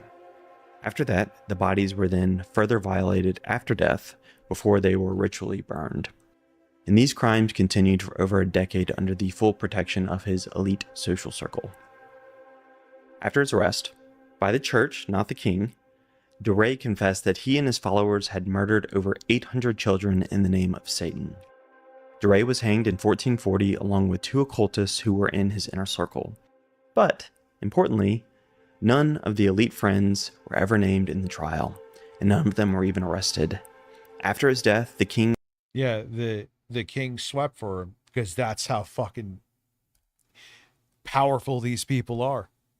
And they're fucking lunatics. Actively child murdering and worse lunatics. Suppressed the story and tried to rehabilitate his reputation. Then there is another strange case, again out of France, that operated under a very similar template. Catherine Dechet was the wife of a failed menswear boutique owner. To help her husband pay the bills, she started selling arsenic skin treatments to rich women. Eventually, she expanded listen to this. Her services to become a fortune teller. By the time of her arrest, she had built one of the most sophisticated criminal intelligence networks in the history of France. Because of her connections, she was able to build a network of female informants across Paris. The sales pitch for her business was that she would predict the death of a woman's husband, and then she would with the fucking arsenic.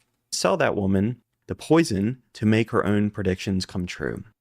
This service was primarily used by the elites of Paris, and one of her clients was even the mistress to the King of France. But the poison network was just her business and intelligence operation. Behind closed doors, Deshay worked with a rogue Catholic priest who helped her perform black masses designed to invert Have a good Catholicism. night, toast. Together, the two of them conducted these masses in a black room with a single white cross. The altar was lit with black candles that were made from the fat of human flesh. And during these black masses, the priest would wear vestments covered in embroidered phalluses. Then a naked woman would lie on the altar as a mockery of the Catholic Mass, and they would rest a chalice on her body. The Mass culminated in a ritual killing of an infant, where they would fill a chalice with blood. Oh, what does it sound like? What's going on now when you look into DOJ files? The Epstein files. Here it is. The priest would then chant spells to summon a demonic entity from the Lesser Keys of Solomon. And remember, the Lesser Keys of Solomon is the same book that Crowley would translate centuries later.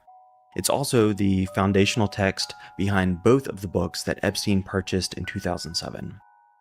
Eventually, an investigation was launched to look into the poisoning ring, and then it was expanded to look into the black masses. Again, the evidence went all the way up to the royal court of King Louis XIV. 218 people were arrested, 64 were sentenced, and 36 were put to death. Catherine Deshay was... But again, above them, nobody got touched. These are all like the equivalent of an Epstein. Eventually burned at the stake. But, once again, her clients at the royal court were never arrested or charged.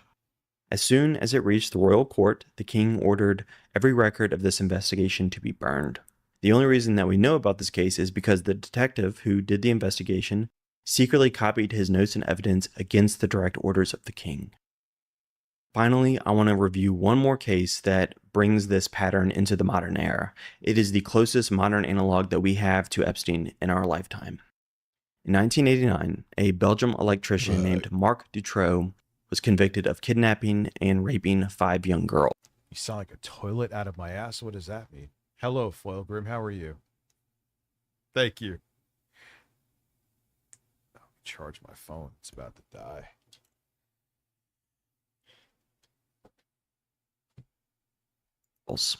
He was What's sentenced up, to Adam? 13 How are years you? in prison, but he was quickly released after serving only 3 years. Within a few years of his release, he had kidnapped 6 more girls between the ages of 8 and 19, where he held them in a custom-built, soundproofed dungeon in the basement of one of his properties. When Dutroux was finally arrested again in August of 1996, the case became a national scandal because even though he was an unemployed electrician, he somehow owned 7 homes. It was also revealed that he had been the supplier of sex slaves to some... Yeah, because he was in the inn club and they were supplying him so he could keep doing what he was doing. And they covered for him, and well, until they didn't. Several Belgian politicians, judges, and police officials. Many of these elite figures were also accused of ritual abuse. Again, the investigation was stopped, and many of the investigation files actually went missing in government facilities. By the end of the investigation, more than 20 witnesses died under... Dude, yeah, it's the sounds aren't working right now, and I don't know why.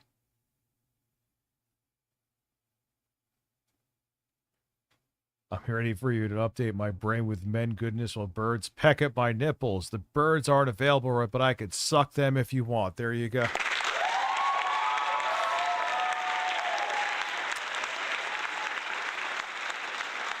And again, I'm going to try it again.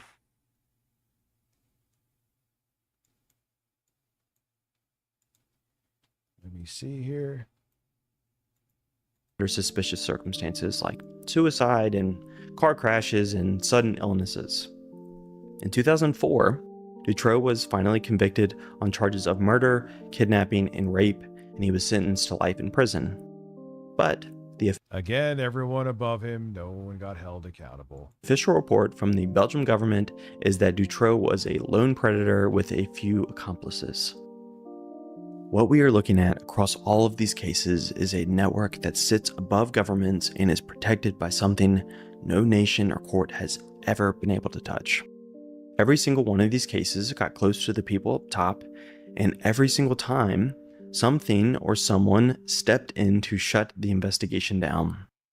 This same pattern has been repeating for 600 years, probably much longer. There's always a central operator that gathers elite clients. The abuse is always ritualized, and it always involves children. And most importantly, the public narrative always gets engineered after the fact to make sure the lone predator angle sticks. What did they do with Epstein? Oh, he just acted by himself. Okay, all this other evidence that we could see with our own eyes, don't believe any of it, right?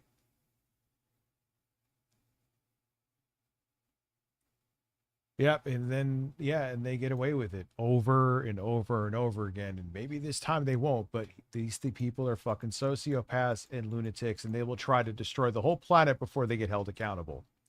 Buckle up for that one. I know how this sounds, and I know that the gut reaction of most normal people is that this can't possibly be true or that it's silly. But it is true. You can check out my website for sources on everything that I've mentioned here. Whether or not you personally believe in entities or demons doesn't change the fact that many of the world's most powerful people throughout history do. Just like the individuals who came before him. Yeah, he's saying what I'm saying. Okay, yeah, you may think it's all bullshit, and it more than likely, almost guaranteed is, all these fucking rituals they do. But they believe in it, and that's still essentially as bad. They believe in it. Epstein was the most recent frontman. Like, why does he have this picture of George W? But like, we knew they were buddies too. And the thing is, George W. Bush's DOJ helped get the sweetheart deal for Epstein. And then you have these pictures of him, and then you hear about some of the horrid stuff his father allegedly did. Dude, you have no, we don't have an idea. To a hidden power system that has never been named.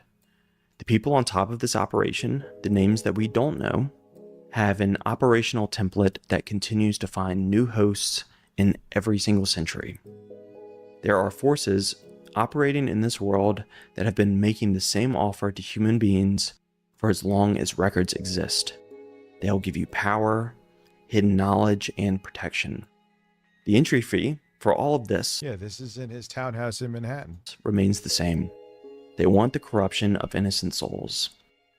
This is what evil actually looks like. It is intelligent, it's sick, and most importantly, it's patient. The story of Adam and Eve tells us about the first conversation evil ever had with humanity. The snake offered secret knowledge and the ability to be like God. That same conversation has been happening in private rooms ever since, and it's still happening today because there is always somebody willing to say yes. If you enjoyed this video, I would really appreciate it if you checked out. But organized religion literally was designed for blind faith.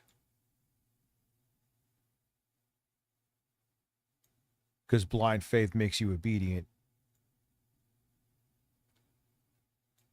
My website, where you'll find all of my members only content. It's totally free, and you'll be notified about anything that I'm working on or any extras that I'm putting out. Thanks for watching. I'll see you guys in the next one. Wild shit, man. Wild, wild, wild, wild shit. Now it is time for Grifters. Where is it? I gotta look for heels versus Babyface's head. I know I have it here.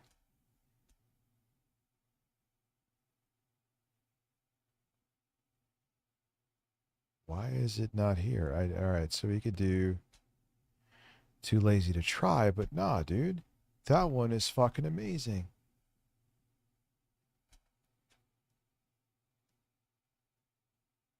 Did I save it in the wrong? Yeah, I don't need any more of this shit.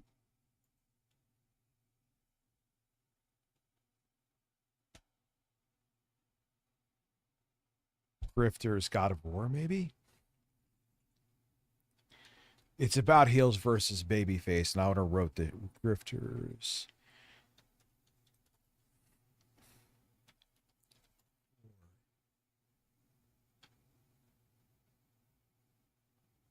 Here it is.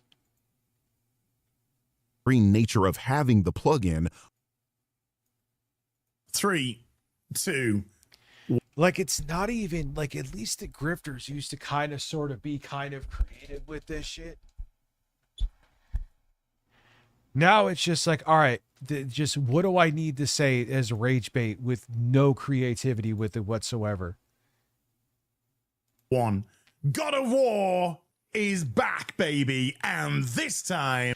And the woman that's in this like side story has been part of like the lore, from what I read, for basically at least the 2018 games. Maybe further back, I don't know. So what the fuck are you on about this?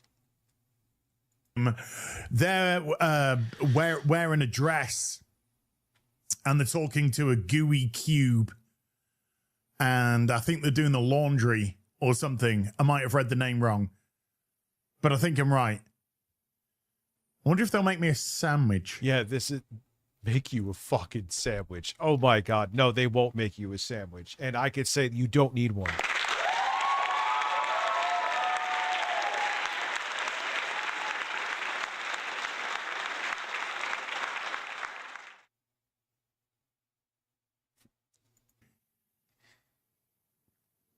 Call me crazy, but I think you could do with a few less sandwiches, ass. The reaction to God of War Laufey has been fascinating, not because of the trailer, but because of the people pretending to be upset about it. Let's be honest. Actually doing downloads at 700 megabits per second, which I'm kind of surprised on the same network. I ain't complaining. Great. Let's go. About what's happening here. For years, these same outrage merchants while I'm have streaming complained too that modern media never creates good or well-written female characters. Then Sony Santa Monica gives us a story centered around Laufey, a character who has existed in God of War lore for years and is directly connected to Kratos, Atreus, and the entire Norse saga. And suddenly, God, the visuals. Bloody GB, I'm going to give this to you the way you're probably envisioning this. I crave sausage right now. Must be all the bisexual lighting. His pronouns are probably sausage sandwich in the ass. 36 months, thank you.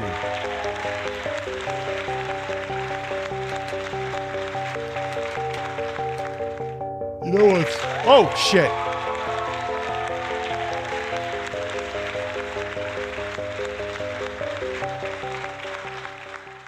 I don't think it would be that much faster, if at all, if I wasn't streaming. Oh yeah, I forgot I had. Do I still like this beat? I forgot I had it on here.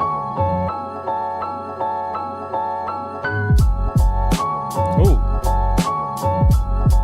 Okay. Baseline. I actually did a good job on the baseline, which usually I suck at. I want to hear one chorus. Okay. I forgot I semi-forgot I made this.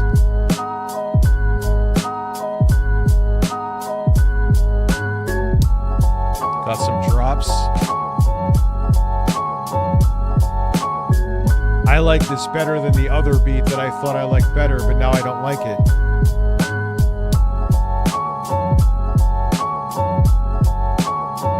I want to hear the chorus. Just one, don't worry.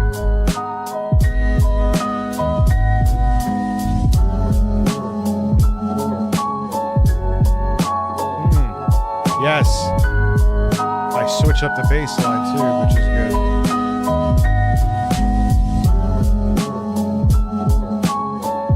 Snare's too quiet. Snare needs to be louder.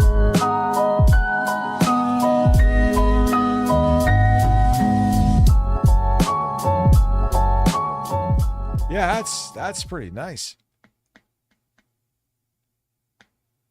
That's really nice. The snare's too quiet though. The snare is the perfect snare for that sample, but it doesn't hit hard enough because it just needs the volume needs to go up. Anyway, back to Grifters. That's a problem too. Why? Because for some people, And I can the issue was never I can make the bass line a little louder too. bad writing. The issue was always women.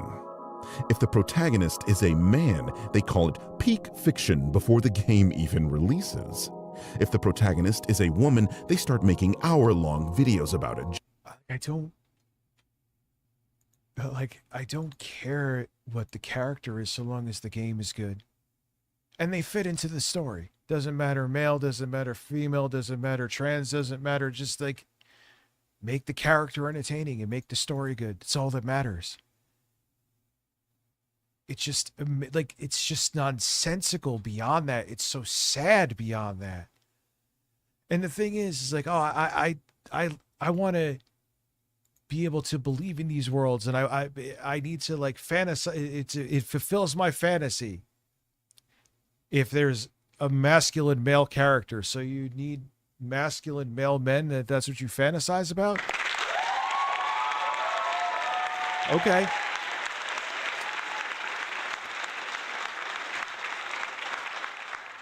I mean, I don't give a shit, and that's fine to me. You know how I am. But that's not fine to you.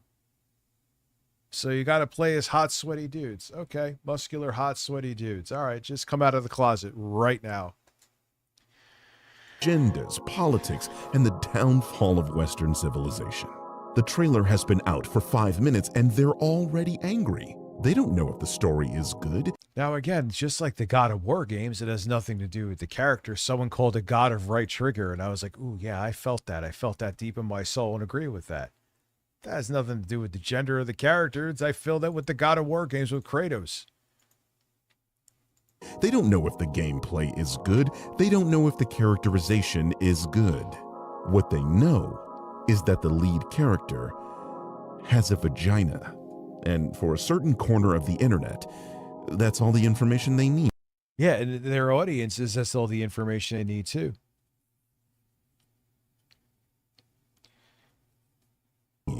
But that is not actual criticism. How could it be? The fucking game isn't even out yet. No, it's culture war content farming designed to piss you off, to manipulate you into hating something that you haven't yet consumed. And that's why I'm here. The anti-venom to oh my God, there's purple. The snakes poisoning your mind. I'm here to expose the grift.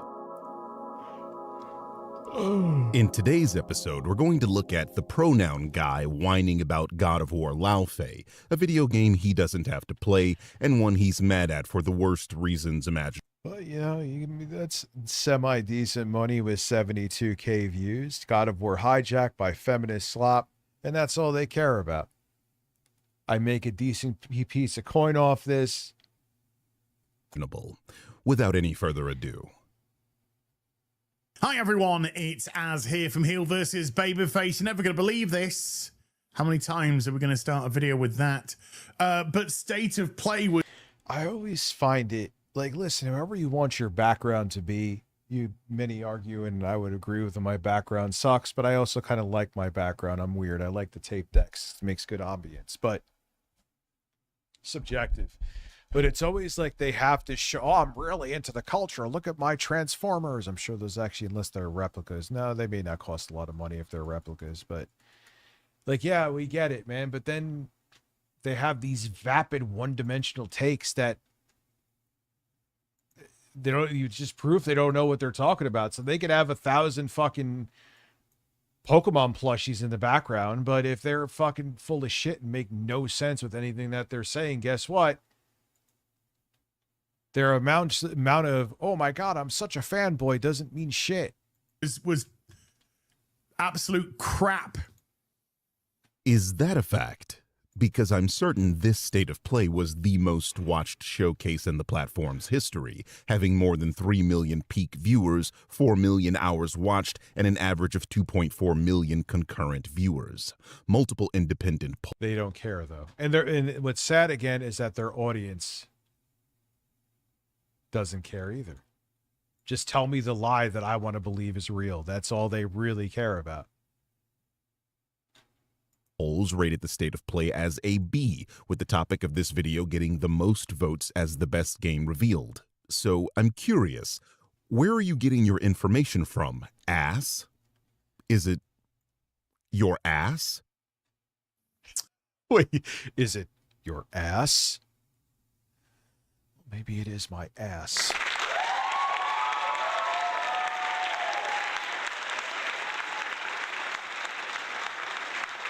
And wait, here's more proof. Remember the moans were working when Troll McTrollington gave the 50 member? Like, dude, yeah, just shit short-circuited.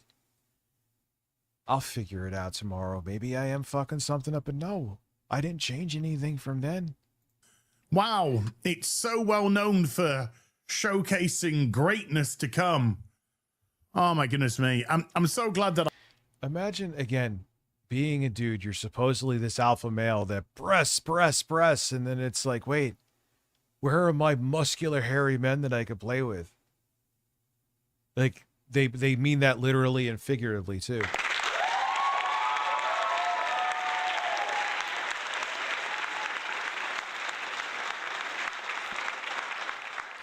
Like, nothing says that I'm just an alpha male when I want, like, hairy dudes, greased up hairy dudes as the only characters I play with in a video game. Oh my god. I missed it live, but when I caught it back later, where I could pause it, do it at my own leisure, oh my goodness me. I don't know. I think Ill was the only game that I was legit. Yeah, Ill's getting weird though. It's kind of looking like a Metro fucking game. Like, what happened, man? It was like that you're in an apartment building and the characters and the ragdoll animations and how destructible they were. Nah, man, let's keep it. I'm better looking than this dude. I don't say that much.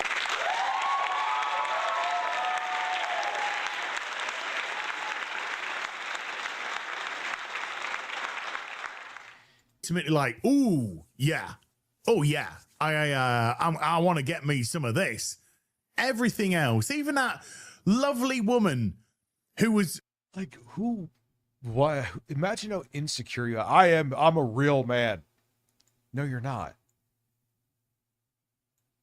Bloody GB. This is a guy that LGBT psyops here to turn us gay. Look at all that bisexual lighting. Better get Smash JT on the case. This is bisexual lighting. It's so weird. I'm going to see a lot of bisexual lighting with the games I'm playing back there. Ex-Bethesda, or, used to work for Bethesda, whatever, used to go, and all that kind of stuff. Even her game. God, these games did nothing for me. So, this is a video all about your... And what's, like, do the grift with, like, some kind of... Like, at least pretend you give a shit. There's no content to these videos at all. It isn't even like a news story. Like, I get it. I'm not making award-winning content with my news stories, but I give a shit with what I'm talking about, and I try to give it substance. I'm here till 2:30, motherfucker. Deal with it, Foil Grim. Or subjective value judgment, yes?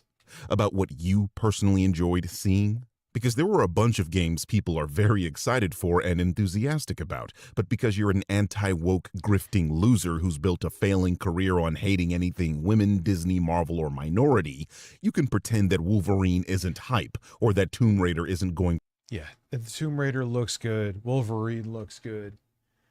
Like, I kind of like where I'm at, man. I have, somehow, some way, even with all the monumental fuck-ups I did, I'm at 100K and growing. I could talk about tech news. I could talk about gaming news in my streams. I could talk about whatever the fuck I want to, including politics, which makes my streams kind of an evergreen thing. I mean, you never know. This is the entertainment industry. It could implode in a year. I get that, but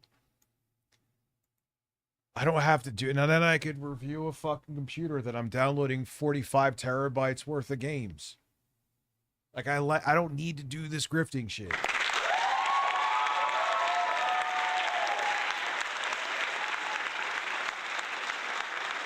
But I'm not hitting the applause for me. That's the way it just should be.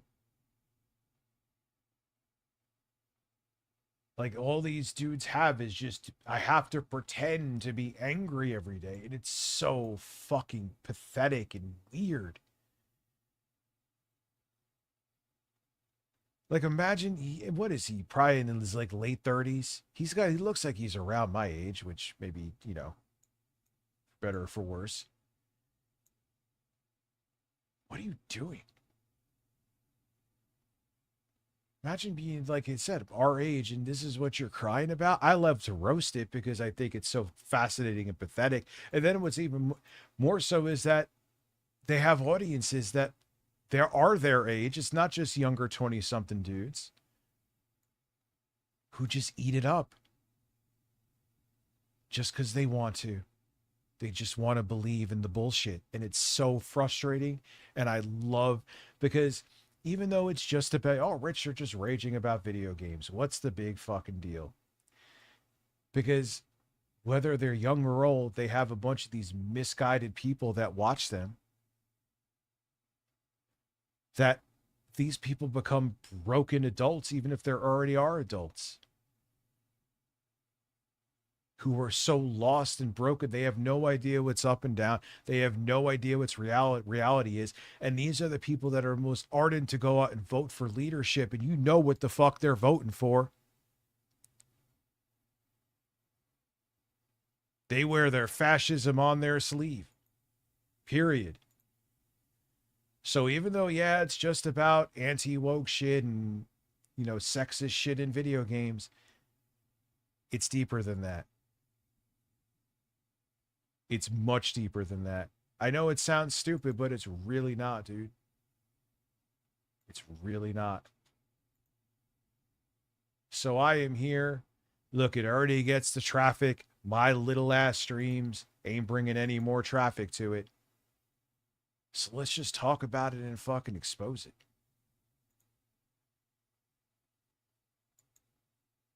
Might as well. And boy, is it entertaining, too. It's so entertaining calling this shit out. Anyway. To be a banger, or that the new Silent Hill doesn't look amazing, or that Control Resonant isn't interesting, or that Phantom Blade Zero isn't the wake-up call Souls-like fanboys needed.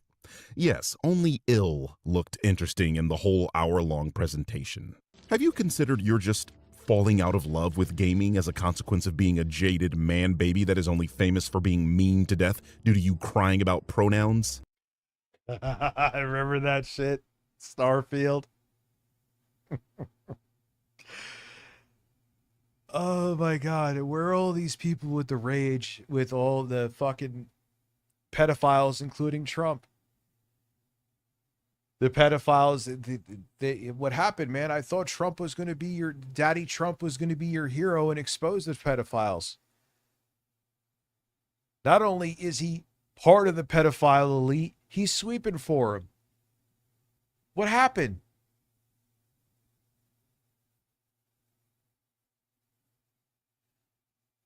I mean, it's either that or you're just a clown performing for an ever-shrinking audience in an ever-jankier circus. In the year since we last checked on you, where you called me a nobody, you've gained 8,000 subscribers? In a year? 8,000? In 365 days? Could be time to find a new shtick, buddy. These saxophones have been getting louder since Wait, well, hold on. I started talking. Well, how much more? I mean, at least he's not losing subs like 8-Bit Eric.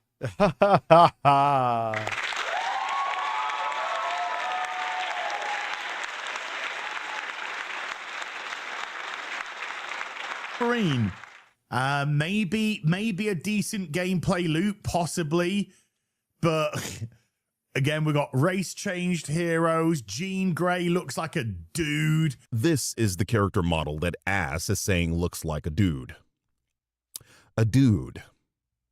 This is what Ass thinks dudes look like. It's one thing to say you don't like a character model. We don't know the timeline this game is set, so it's likely this is an older, more experienced Jean Grey and not the wide-eyed teenage Marvel girl these chuds wanted her to be. But it's an entirely...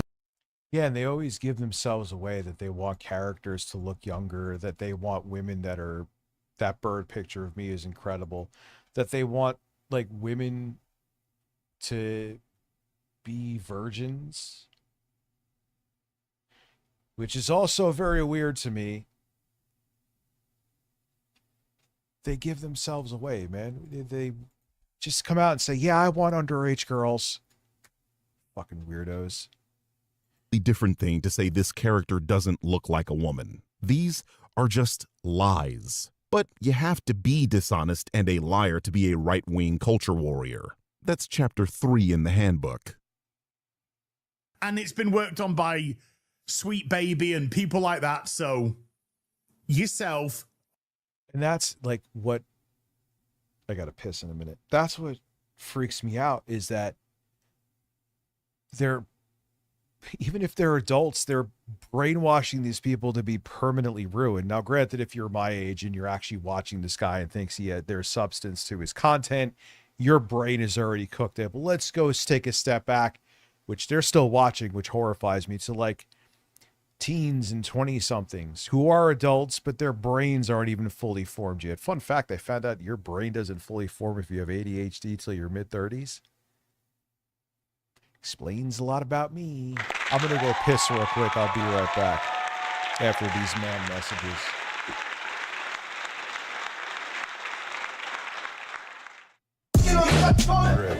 If you get in the fucking toilet right now, you want to get your shit like a horse. Got a horse ass on it. Shit like a fucking horse. I got horses. Who been fucking you in your ass? Your ass. Boy, you did a flip. First patient, pull out the skull, remove the cancer. Breaking his back, chisel next for the answer. Supersonic, bionic, robot, voodoo power. Equator X, my chance to flex skills on Ampex. With power meters and heaters, gauge antifreeze, octagon, oxygen, and aluminum intoxicants. More waste up, low blood cells in your face. React with 4 bombs and 6 fire missiles. Armed with 7 rounds of space doodle pistols. You may not believe living on the Earth planet. My skin is green and silver. Forehead looking mean. Astronauts get played tough like a ukulele. As I move in rockets, overriding levels. Nothing's aware. Same data, same system. Controlled by gamma light. Controlled by gamma light. Controlled by gamma light. Controlled by gamma light. Earth people, New York and California. Earth people, I was born on Jupiter. Earth people, New York and California. Earth people, I was born on Jupiter. Earth people, New York and California. Earth people, I was born on Jupiter. Earth people, New York and California. Earth people, I was born on Jupiter. Controlled by gamma light. Controlled by gamma light. Controlled by gamma light. Controlled by gamma light. Now my helmet's on. You can't tell me I'm not in space with the National Guard, United States Enterprise. Diplomat of swing with aliens at my feet, coming down a rampart through beam on the street.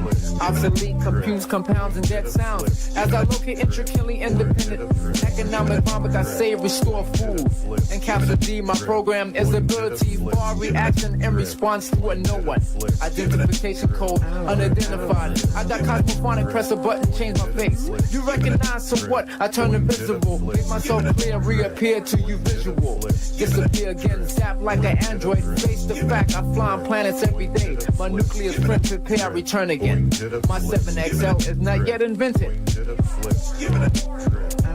Earth people, New York and California. Earth people, I was born on Jupiter. Earth people, New York and California. Earth people, I was born on Jupiter. Earth people, New York and California. Earth people, I was born on Jupiter. Earth people, New York and California. Earth people, I was born on Jupiter. Controlled by gamma light. Gamma light. Controlled by gamma light. Gamma light. Controlled by gamma light. Gamma light. Controlled by gamma light.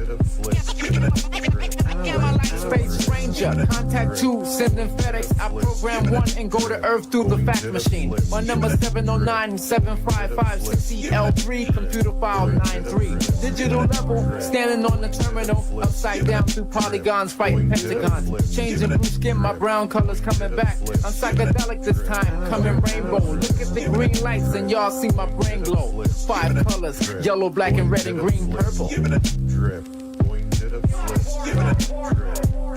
Earth people, New York and California. Earth people, I was born on Jupiter. Earth people, New York and California. Earth people, I was born on Jupiter. Earth people, New York and California. Earth people, I was born on Jupiter. Earth people, New York and California. Earth people, I was born on Jupiter. Meteor showers. Please use the level 5 or greater radiation mark.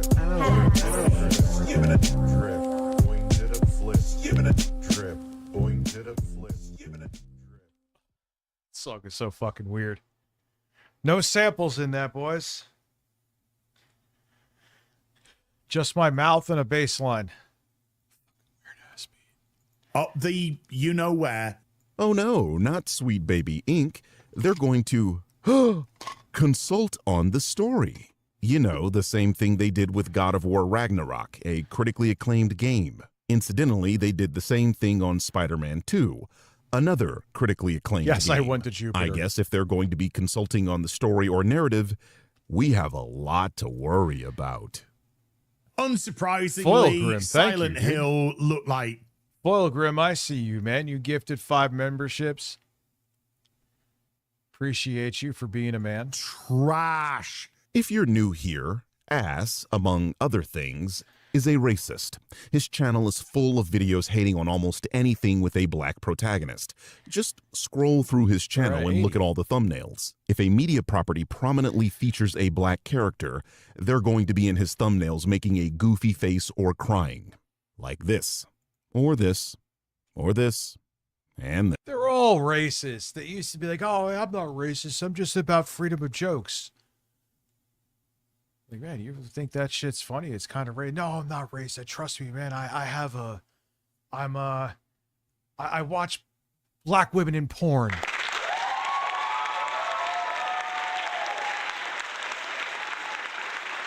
Oh, well, now that you say that. Yes. So it should come as no surprise what his problem with the new Silent Hill game is, especially considering we've barely seen any gameplay with the information given to us during the state of play amounting to a cinema. Oh, black titties are wonderful, man. All breasts are wonderful. I've enjoyed black breasts. They are fantastic. Cinematic trailer of a city filled with fog and the protagonist picking up items and solving puzzles. You know, classic Silent Hill stuff. Apparently, that was... Look out, there's a black woman coming. Ah! Bill is such a fucking idiot. He is such an idiot, but he's our idiot.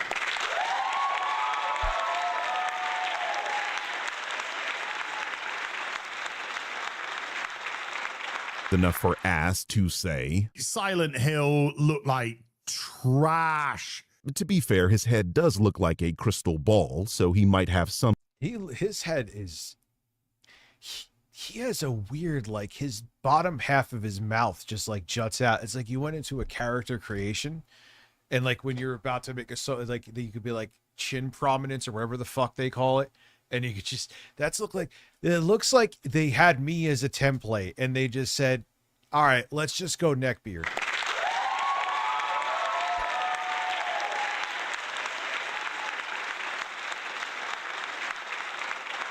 What does his name even mean? Insight we do not. After the offering last year, which at least looked great, and the story was terrible. I was kind of hoping that maybe set in Scotland, we might get something a little bit half decent. No, it looked like generic slop. Now that Silent Hill's just a brand name, it's not about Silent Hill and stuff like that. Pick a location anywhere around the world, stick Silent Hill on it, Konami, boom! Can we get some money, please? Can we milk? They haven't. Konami's kind of having, granted with not as much momentum, but they're having their own little like Capcom moment right now. Who the fuck cares about what you think?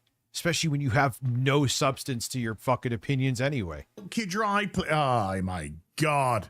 See, here is where his grifty nature betrays him. It's clear this man isn't really a fan of the franchise. Townfall and F aren't the first games that don't entirely take place in Silent Hill. Silent Hill 3, released in 2003, opens in a mall and the protagonist... It's a Bloody GB. Thank you for the super chat. It's a wrestling thing. Good guys are called baby faces and bad guys are called heels. Well, now I know. Because I don't know a fucking thing about wrestling. Protagonist's hometown. In fact, the first half of this game is set in her hometown, and they don't actually get to Silent Hill until the second half of the game. Silent Hill 4, released a year after the third game, is entirely set in a city called Ashfield, not in Silent Hill at all. Well, that's, I mean, at least I'll give Stutter and Craig, not the rest. The rest of his fucking show has no substance, but at least he tries to have the veneer of like something. It's still nothing. And if you watch, especially when he's not there, Craig from Side Scrollers, it's a disaster. But when he's there, it's like he tries to, but then he's full of shit too. Like I said, when I think of Shake It Off, I think of my girls. And then he'll have Jake Monroe and Tectone on, who have literally abused women. Both of them.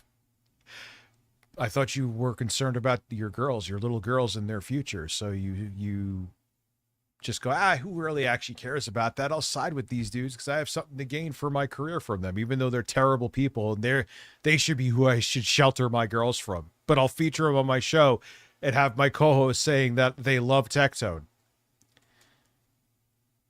These people, they don't stand for anything. They stand for absolutely nothing. They are fucking demons with husks for souls. Kind of, anyway. That game is bizarre. Homecoming, released 4 years later, does what the third game did. Start in a completely different city, and then in the second half of the game, the protagonist is kidnapped and brought to Silent Hill. Book of Memories, a PlayStation Vita game, was also set entirely outside of Silent Hill. The Short Message, a game released the same year as Silent Hill 2 Remake, was entirely set in Germany. That's 5 Silent Hill games, 6 if we're counting Silent Hill F, where the game either takes place entirely outside of Silent Hill or begins outside of it. But leave it to the LARPing Michelin Man to pretend this is the LARPing Michelin Man, I like that. A new thing, because new thing bad, I guess. And then we had the announcement of a new God of War game. And is Kratos here? Man, look at that lighting. Are you pro Pride Month? We know the answer to that, but look at all those colors. Is he back? Is he more brutal than ever? No, this time he's coming with laundry detergent and it's his dead wife. Amazing. That crystal ball ass calls a head has told him that Kratos will not feature in this game at all, even though he literally is in the game, as we were shown in the trailer. This is a game that is a long ways off. I'm not sure how this clown seems to know things nobody else does, but one thing these games like to do is surprise us with things we didn't know would be in them, like the Blades of Chaos being an available weapon when none of the marketing material showed them, and after spending hours playing with the Leviathan axe. Oh, y'all in trouble. All right, brother. Let's see those pigs. It is a staple of these games to have hype moments like this, and it's entirely possible Kratos makes a player-controlled appearance for a section of the game. Stop speaking in absolutes. My name is Jimmy Myers. I'm the narrative director on God of War Lao Fei. My name is Elise Morgan, and I am the lead writer on God of War Lao Fei. My first experience with God of War was playing 2018. I started my... Yeah, he cries about this. Yeah, 2018 was almost a decade ago. It's a long time. You want to go back to the original God of War for the PS2? That dropped in 2005. That was 21 fucking years ago. The original God of War could go out and legally get a drink now. First God of War game with 2018 as well. Oh, wow. I would have never have been able to tell. Hilarious bit of sarcasm coming from the guy that just exposed himself as knowing. Well, you know what they're saying. Oh, Kratos was fucking women and doing all. He was the real man back then. It was more of that two-dimensional brain dead alpha male plot that they fucking pine over. I mean, there was still plenty of lore, don't get me wrong, but that's what they're really saying. It's like when it always cracks me up, like, oh, Cortana, Halo 4, Cortana. I thought you guys were all about staying to the original story. The original Cortanas I've shown here. That black streamer stole your name? What do you mean? QB3540? Like, if you go by the, like, Halo 1 Cortana, Halo 2 Cortana, Halo 3 Cortana, she wasn't sexualized at all. It wasn't until 4. But okay, so now you're all of a sudden when there's titties, you're not worried about accurate lore and all that stuff. It's like, oh, well, there were breasts in that one, so her breasts have to be out forever. The fucking no applause. The fucking optical illusion, whatever the fuck she is, needs to have titties now, because in 4, which was made by 343, Cortana, her hologram had cleavage. Okay, gotcha. She'd rock Dipset. How are you? Nothing about Silent Hill while LARPing as a fan. But then when there's like a woman in a game like Ghost of Yotei or Yotoi, however you say it, oh, it needs to be historically accurate, blah, blah, blah, blah, blah. Oh, okay, all right, now all of a sudden, right? Fuck you. You all stand for nothing. All of you from top to fucking bottom. You're pieces of shit. Thank you.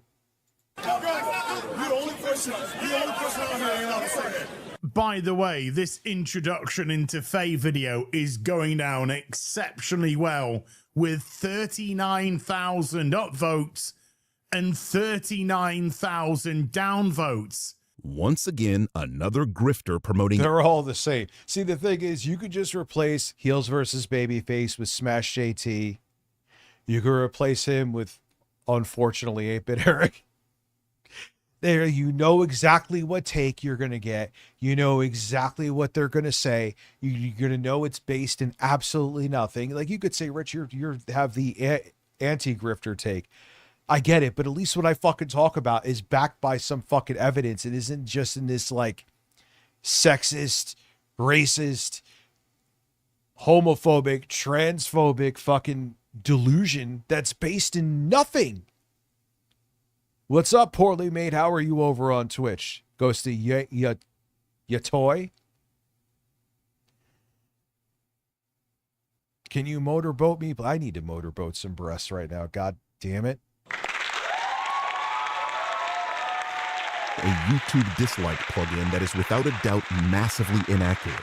There have been countless YouTubers, including myself, that have already explained that the dislike plugin is always wrong because it is an estimate based on the amount of people that have this plugin. People who, by... How many packs? Is there like a pack box I could get if we hit... Because we're so fucking close, I may as well.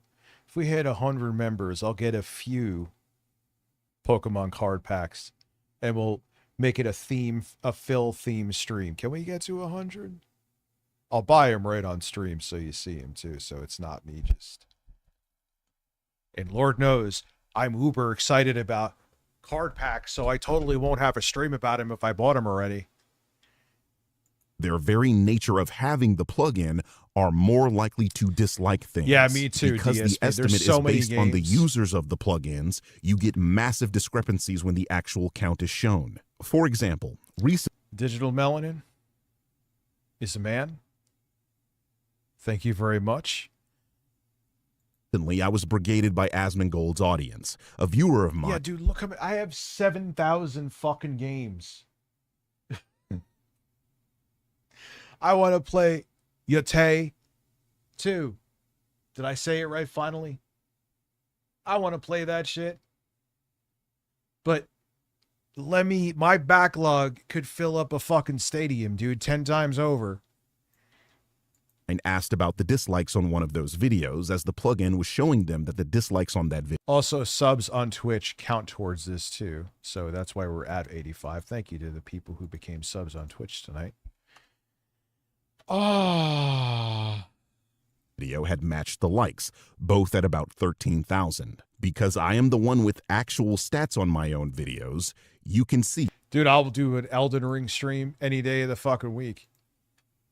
The real count isn't even half that. There is a site that people post all the time on social media called the... I haven't played Elden Ring, actually. That's, you know what? But it actually told me I was actually surprised. When was the last time I fired up Elden Ring?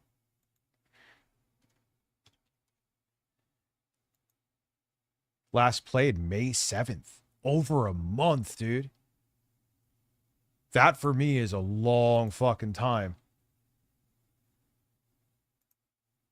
Today, Elon Musk made more money than Bill Gates. It's fucking obscene. It's something needs to be done.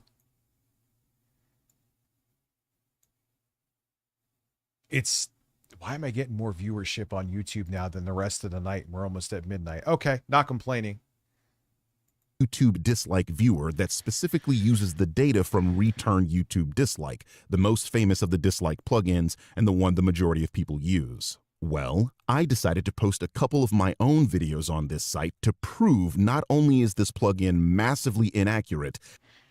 Yeah, he actually made me realize something too. I knew it was inaccurate, but he said something I didn't even think of. The people who get this, they're the ones who want to hit dislike and see the dislike. So of course you're going to see more dislikes because you're in that fucking dislike bubble. And I was like, oh yeah, that's a good point. There's also no rhyme or reason to the counts they're producing. The first video is another video that Asmongold's fans attempted to brigade. According to this... And the thing is, like, oh wow, he's really a fascist piece of shit that lives like a degenerate. They're like, yeah, I know, that's the feature.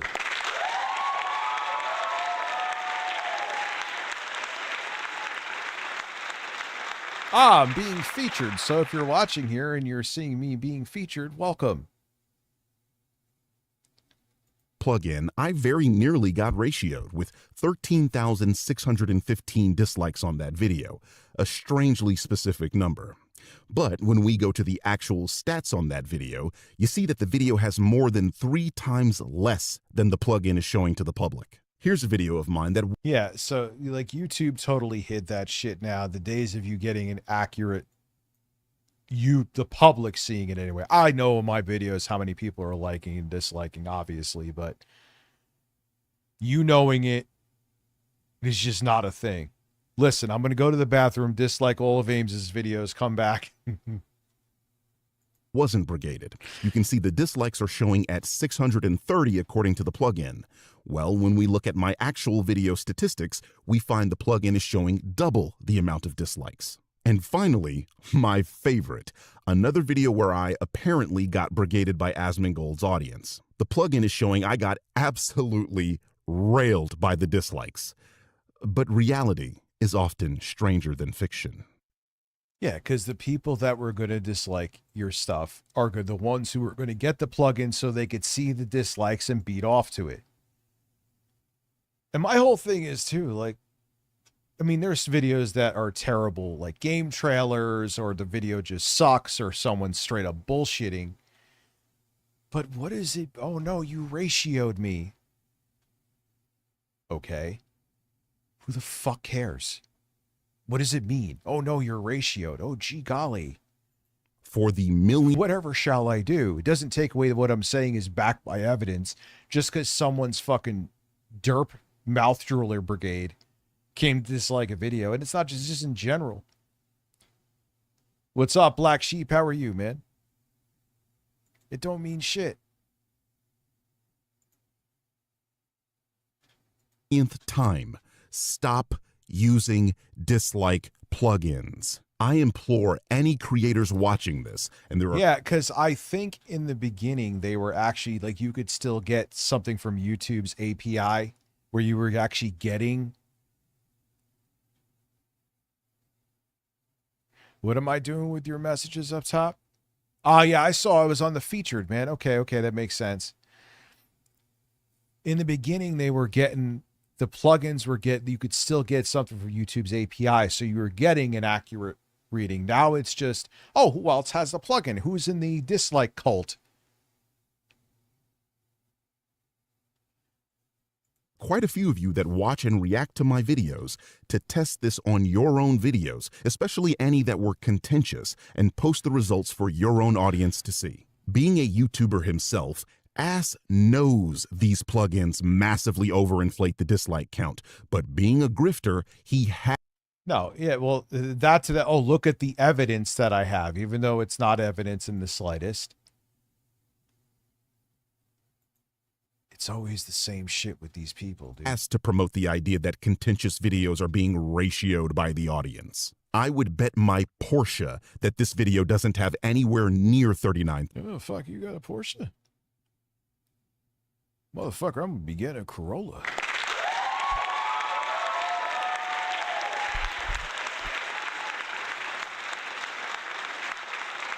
Thousand downvotes. Hell, when I put the very same video into the dislike viewer, it's showing the video currently only has. Motherfucker, with everyone saying that I look like Heels versus Babyface. I am significantly sexier than that man. I don't really care, but 14,000 dislikes. Again, stop using dislike plugins. So just in case you don't know what I'm talking about, the next God of War installment is actually God of War Laundry. Oh my God, a woman. Where are my hairy men with big cocks I could play with? I mean,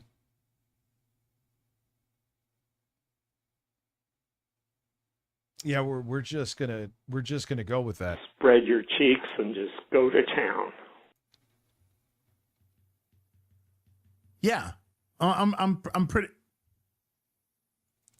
Yeah, dude. No, man. Look at that side profile. No, I got this guy down lock, man. Yeah, I'm pretty sure that's what it's called. What I find amusing about this is one of the guys crying about Lupita Nyong'o portraying Helen of Troy because it's apparently disrespecting European culture. So yes. you make Helen of Troy. Oh God, he's another right-wing grifter piece of shit. Again, they always have to show, and I'm not. Yeah, Shinoda VT. It's the pronouns guy. Like, I'm not knocking your hobbies, man. You enjoy collecting these collectibles and all that, but they put it like you can. What they're saying is, here's the difference. The context to their backgrounds is key. What they're saying is, you can trust my terrible takes. Obviously, I know what I'm talking about. I have $300,000 in fucking Batman collectibles. Oh, well, great. Well, you're an idiot who has a really, really intense hobby.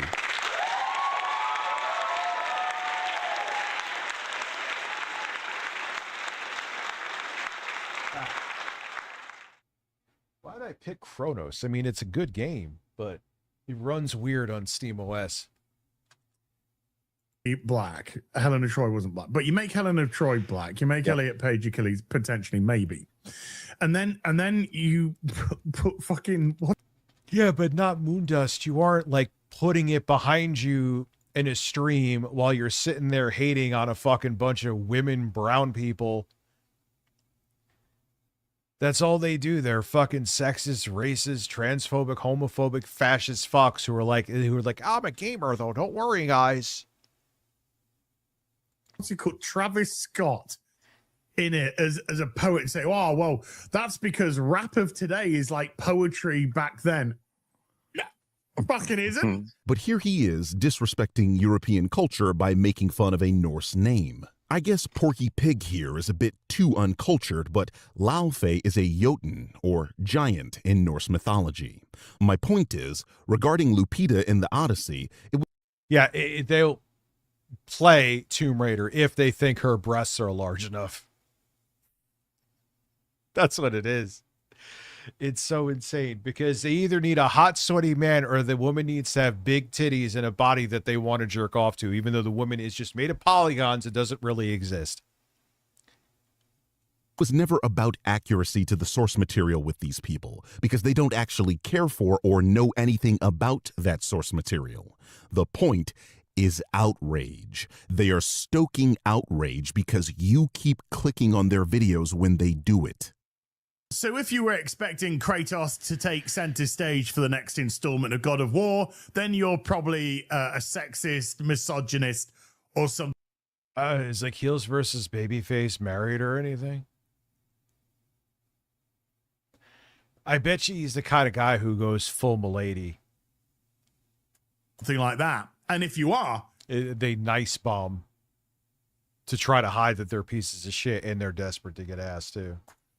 Based, drop me a subscription. We need to stick together, people of. Anyway.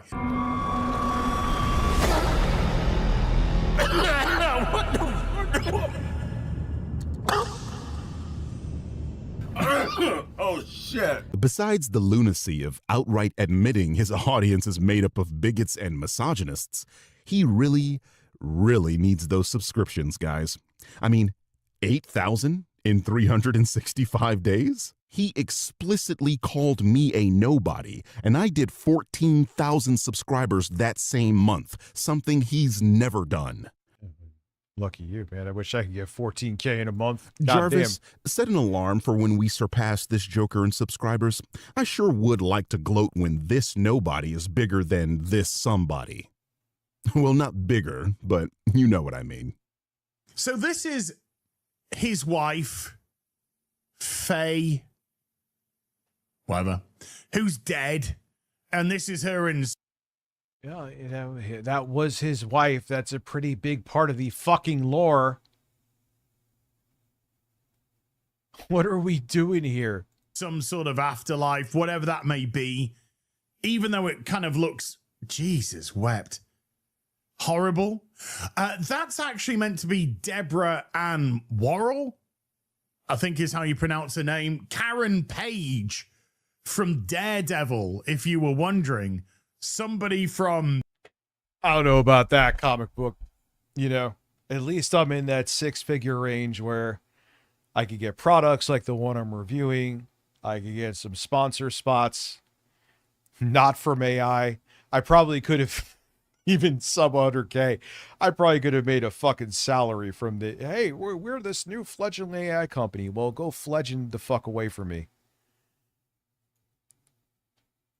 Vampire Diaries. Like, I've told so many of them to fuck off that, like, the Google AI is like, how would you like to respond to this message? And it said, please fuck off. You don't believe me? You go look on my Instagram. I actually screen capped it and showed it. Yeah, no, I'm not going to be financially supported by companies helping to bring on our demise. No, thank you. Also, I never watched the show, but the missus never stops harping on about it. So there you go. Oh, well, I guess apparently he's married. It's her. And yet she's very attractive in real life. Very beautiful woman. And of course, because it's a Western game, they've managed to make her look like a haggard old cow. But she's dead and she's in the afterlife. So, you know, she's going to be a little bit rough. What? I'm not sure I've seen anyone argue that the reason the character looks the way she does is because she's in the afterlife. She looks the way she does because that is the art style of the game, something you would know if you actually played these games. I have, and Faye, portrayed by Deborah, was in Ragnarok, something I pointed out during my stream. Does anybody think she looks like Deborah Ann Wall? Further, besides the fact that she is far more detailed in Laufey than she was in Ragnarok, all the footage we have is low. Dude, I use like AI if I want to remove like a background from a picture. I ask AI things like on Google if I'm looking up like something for a topic, or if I have something like, I remember this thing. Did that actually happen with Sony? And then I look it up and get it. That's a tool. But these are all like weird companies that like want to push like a dating app Or they think they could be like the next OpenAI.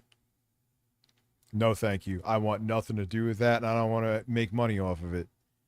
Plenty of other ways to do that. Quality YouTube footage for a game that is still in development and in all likelihood is a year or two from release. How about we wait before we start shitting on the graphics? These are literally the people who are doing the Lord of the Rings B&W meme. You can accept that there are dragons, elves, and talking trees, but you can't accept a 2021 BMW 5 Series 530i with optional heated seating. Why are you so bigoted? Or in this case, sexist, How is that? Dude, she's part of the lore. She's part of the fucking game, part of the story. Having a BMW in Lord of the Rings, yes, that would make no fucking sense. It's not the same. misogynistic. Pick a buzzword. This is a straw man argument. No one is saying you should accept ridiculous things like modern cars in these type of fantasy settings. When people make this argument, what they're usually talking about is accepting black people in fantasy settings. And it's a huge self-report that you have to liken a dark-skinned person in a fantasy role to a fucking car. Like, how stupid do you have to be to think this is an acceptable analogy? This is precisely why all studies on this topic point to those with bigoted views as having lower IQs. And Do we even need studies for that? Like, do we need a study for that? They're fucking idiots. They're all fucking idiots. Sub-triple digit IQs, man.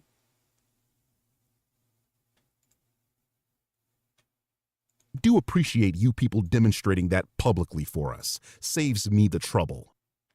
Pick a buzzword to attack fans of what was a brutal, male-dominated franchise, which has now received the Disneyfication, cutesy-wootsy, gender-swapping element, which, for some reason, Western... And it's not even, you can't even say it's just an opinion or a bad opinion. It's factually wrong. It's based in nothing. You are wrong. It's not even like subjective. You are just wrong about this. You are making it like they're just shoehorning a woman who has been integral to the story of God of War when they didn't. You're just flat out incorrect about this. Wow. These people are incredible for all of the wrong fucking reasons. Game studios feel they need to do because they can't lose enough money. If you think this game isn't going to sell extremely well, I can't help you. It's a first-party Sony game in the God of War universe where basically every poll on these chuds are ridiculous. It's just... And what amazes me more is that there's still people that just buy into it. It's so pathetic. Topic voted it as their most anticipated game of the showcase. You're a lunatic if you think this is going to flop. But more than that, you're so buzzword-brained that you misstated something. This is not a gender swap. The protagonist is not a female Kratos meant to replace Kratos. This is a spin-off game featuring a character that was introduced in an earlier game, an extremely common practice. In fact, in the very same showcase, they showed Control Resonant, a sequel to Control, which featured a female protagonist. I know, because I played that game, something you have no evidence of doing. In Resonant, we're now playing as a male protagonist. Where are your videos on that? Where are anyone's videos on that? Because that gives it away. It's all about, even if it's story accurate, even if if the character is integral to the story, because it's a woman, they have to complain. Even if the dude in Control Resonant isn't part of the story, because it's a dude, all of a sudden the story doesn't matter. It's just awesome, bro. It's awesome. These people just flat out fucking suck. Yes, the franchise which brought us blood, gore, dismemberment, hella violence, sex, nudity, it's now pink. It's now got pink sparkly bits in it. It's got a cutesy wootsy little chipmunk type of creature. Oh my God, isn't it just like the best? When's the plushie coming out so I can snuggly wuggly it?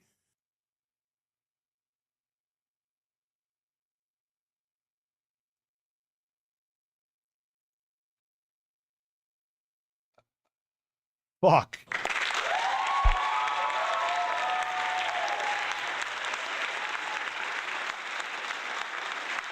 I mean, and the thing that's fucking insane too, right? Let's go look at the comments from his video, dude. Let's go on a journey. Right?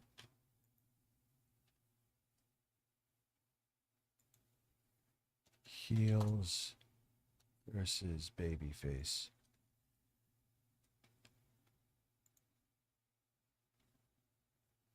Here we go. The Xbox Bloodbath, Pedro Pascal, Jockstrap, Attack Star Wars fans. I just want to see. Doctor Who canceled. It's done. A BBC beg production companies to come forward. Supergirl heading for cut. The same shit as like you just remove him, insert the quartering, remove the quartering, insert side scrollers. It's the same thing repackaged with the same one-dimensional take that's based in lies. Bungie kills Destiny 2. All right, fine. Something finally offering Supergirl. Oh my God, there's a woman. Heels versus review numbers. Destroys Starfleet Academies. Fuck cares.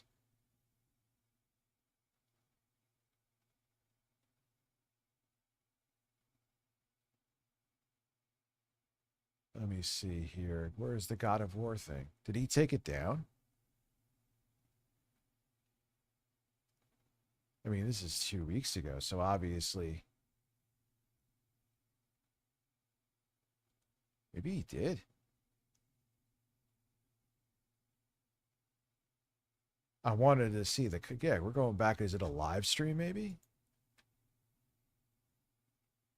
I don't know. I really don't give a fuck. That I just wanted to see the comments from his brain dead audience. And she's going to get herself a sidekick, which is a... How did I miss it? All right, let's go back to the video. 1, 2, 3, 4, 5, 6. Oh, I don't know why I was looking for something different. Sorry. 3, 2, 1. No.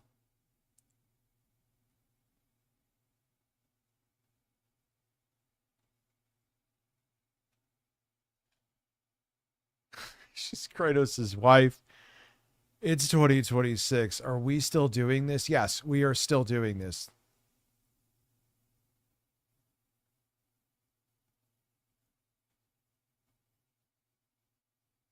Patterns, they keep hurting people's.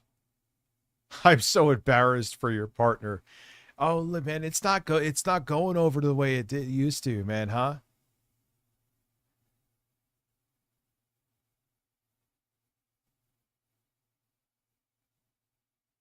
But there are people there that are like, yeah, you're so right. Look at it. You see it. What doesn't trigger you? A God of War Anflow, the Veilguard color palette. That's the new thing now. The color palette is like their new secret conspiracy.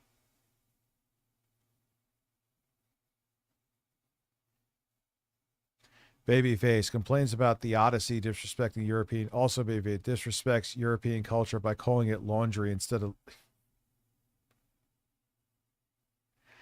Yeah, but dude, it's not about actually, basing your takes in accurate things.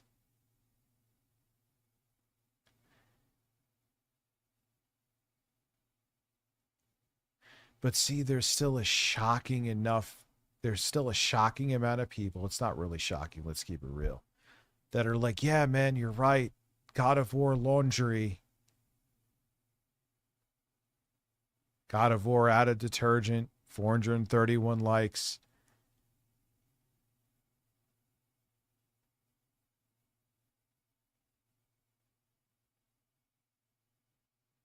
Oh man, we are so fucking beyond roasted and cooked and fried and fucking everything you could think of.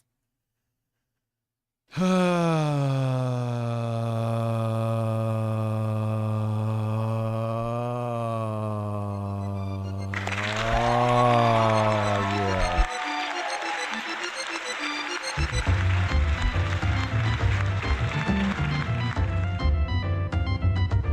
I don't know what I'm doing right now.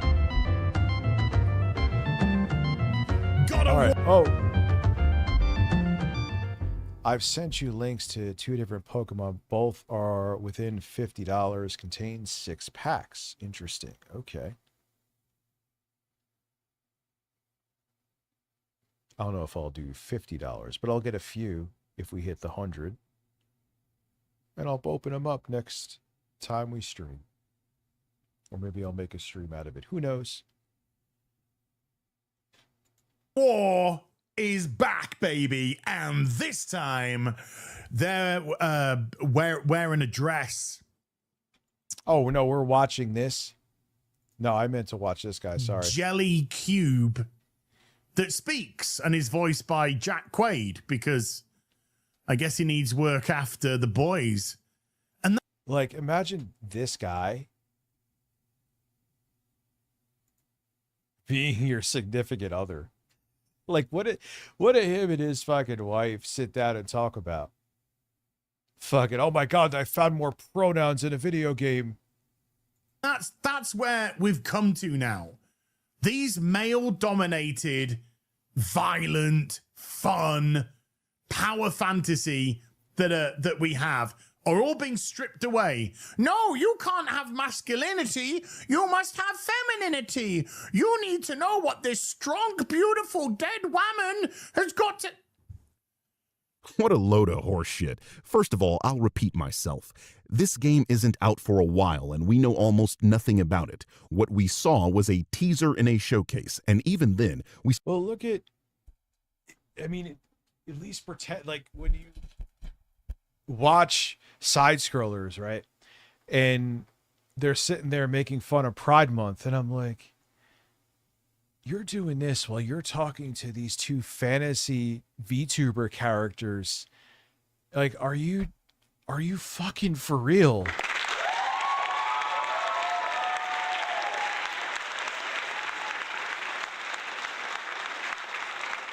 All it is reactionary shit that they tweak a little bit to make sure that their audience is addicted to the rage so they make more money. It's the same shit over and over and over again, and no one bats an eye. In their audience, I mean. Saw a bit of the action, and it was just as brutal as the other games. About the masculinity being stripped out, what part of Kratos' quest was masculinity? The action? The killing? The fighting? Oh, you mean all the things that are still there? I guess you forgot, or more likely didn't know, but the axe that Kratos uses in the new games is Lao Fei's axe. You thought she just had a magical battle axe and never used it herself? It's strange. You people can play as Jill, Grace, and Claire in Resident Evil, Lara in Tomb Raider, and as Samus in Metroid, but for some reason this female character bothers you. Please, make that make sense. It's okay to play as a badass female in those games, but it's not okay to play as one in this one? The argument that the original protagonist was a male and now we're switching to a female, therefore bad, makes no sense. I'll never understand apparent. It doesn't have to make sense because their audience isn't going to look into any of this. And they know that.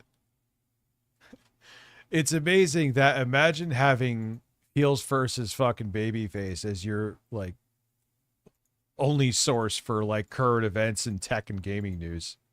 Oh man.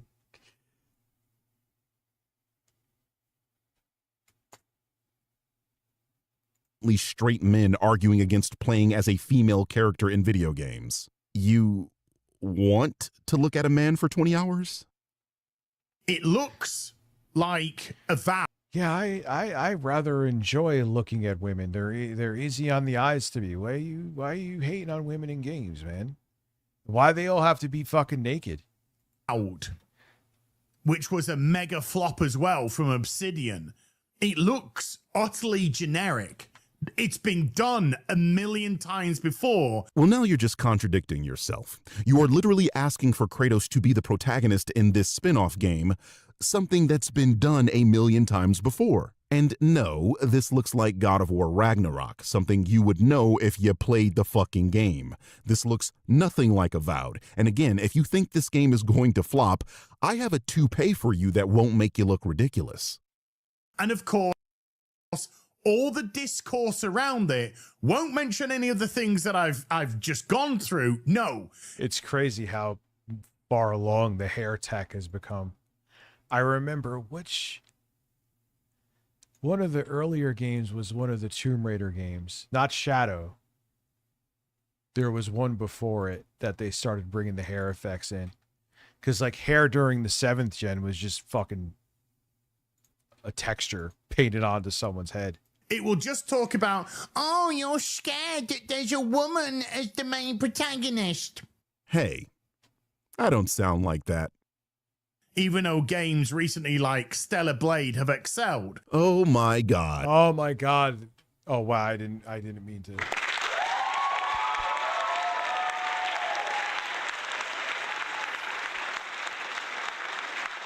But Stellar Blade, but Stellar Blade. All right, like, and the thing is, some of these games have outperformed it sales-wise, but because there's titties. Stellar Blade, the game the vast majority of people haven't even finished and only bought to goon to. Surprise, surprise, I actually played and beat this game, and there is no evidence that Ass has on his channel. Prior to its release on PC a year later, this game was PlayStation exclusive. Here are my trophies. The important one is the Raven Trophy. For those that do not know, the Raven fight was a brutal skill check that was directly in front of the ending of the game, meaning you had to beat Raven to access the end game. I struggled with this for days. PlayStation reports through its trophy system that only 43% of all players who have played this game were able to beat Raven, meaning 53% of all purchasers of the game haven't even made it to the end game yet, let alone beaten the game. And this game's been out for 2 years. The Steam achievement chart is even worse, showing only 38% of PC players were able to beat Raven to get to the end of the game. So it's hilarious to me that people use this game as a defense for these types of topics when it's clear to everyone that the majority of people never beat the game, but they will fucking defend it tooth and nail. Only sold well because of the sexualization of the main character. These people don't know the game's lore, are probably completely shit at the game, and by all evidence haven't even completed the game. Please get Stellar Blade the fuck out of my face. And I say that as an actual fan of that game who enjoyed every moment. Except for the Raven fight, because fuck that nonsense. Alright, y'all. That's it. I don't know what game I'm streaming next for y'all, but it won't be this shit. I'm done. Appreciate y'all for hanging with me. Who knows if he's gay or not? I don't really care, but a lot of these dudes are fucking closet cases too. A lot of them are. This long. I've been streaming for just under 8 hours at this point. I never streamed this long. It's 2:30 in the morning for me. I'm done. But that's the yeah. Welcome to my world, son. Like I said, I'm going to be doing more streams that are shorter, not like last night short,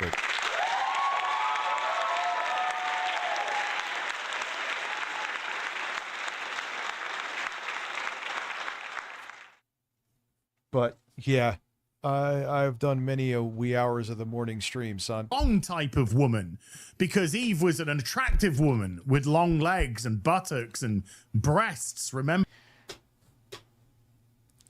All right, so you've jerked off to fucking whatever Evie. You know that's what he's saying. The way he's describing, he's like, oh, breasts. Oh, she had breasts, curves, and an ass. I would pause that game and stroke my dick incessantly. That's what I want to. I want to picture him beating off. No, I don't.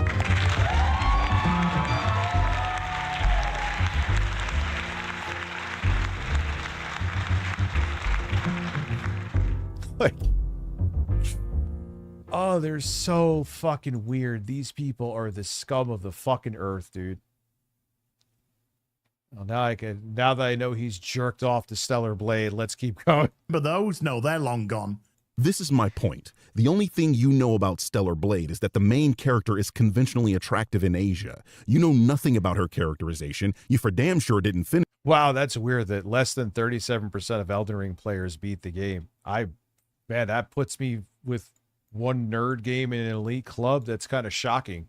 And I'm me. That game, and the only thing you can say about her is tits and ass. They have tits and ass games on Steam all day. Buy one of those, and after you're done. Wait a second, just to prove his point. Let's see. Let's go to the store where I'm just randomly clicking. Let's see, like the top.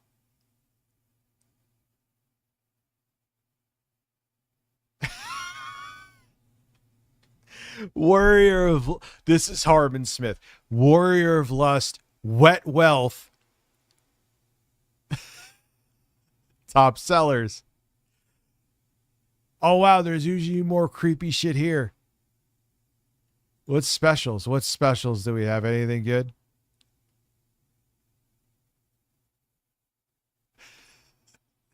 There's actually more. I'm actually kind of popular new releases. Obviously, I can't. I can't click on them.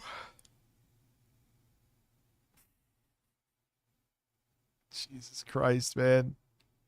Action roguelike. Ooh. No, not my thing. Not that kind of roguelike. But there's usually more than just two. Sometimes oh shit. Like, look at this shit. Can they even show it here? Yeah. What are we doing? What are we doing here? Very positive, too. What is this, actually? No, that's not. Or maybe it is. I don't know. I don't fucking care enough. What is this? What is 33 Immortals? I just looked at that. What is Frog Squad?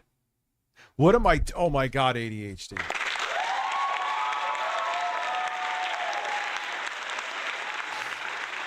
Now, I'm just shopping like a fucking clown when I have 6,000 games I've like never even touched on in my Steam library. What life choices am I making here? Recently updated. Yeah, I don't care about that.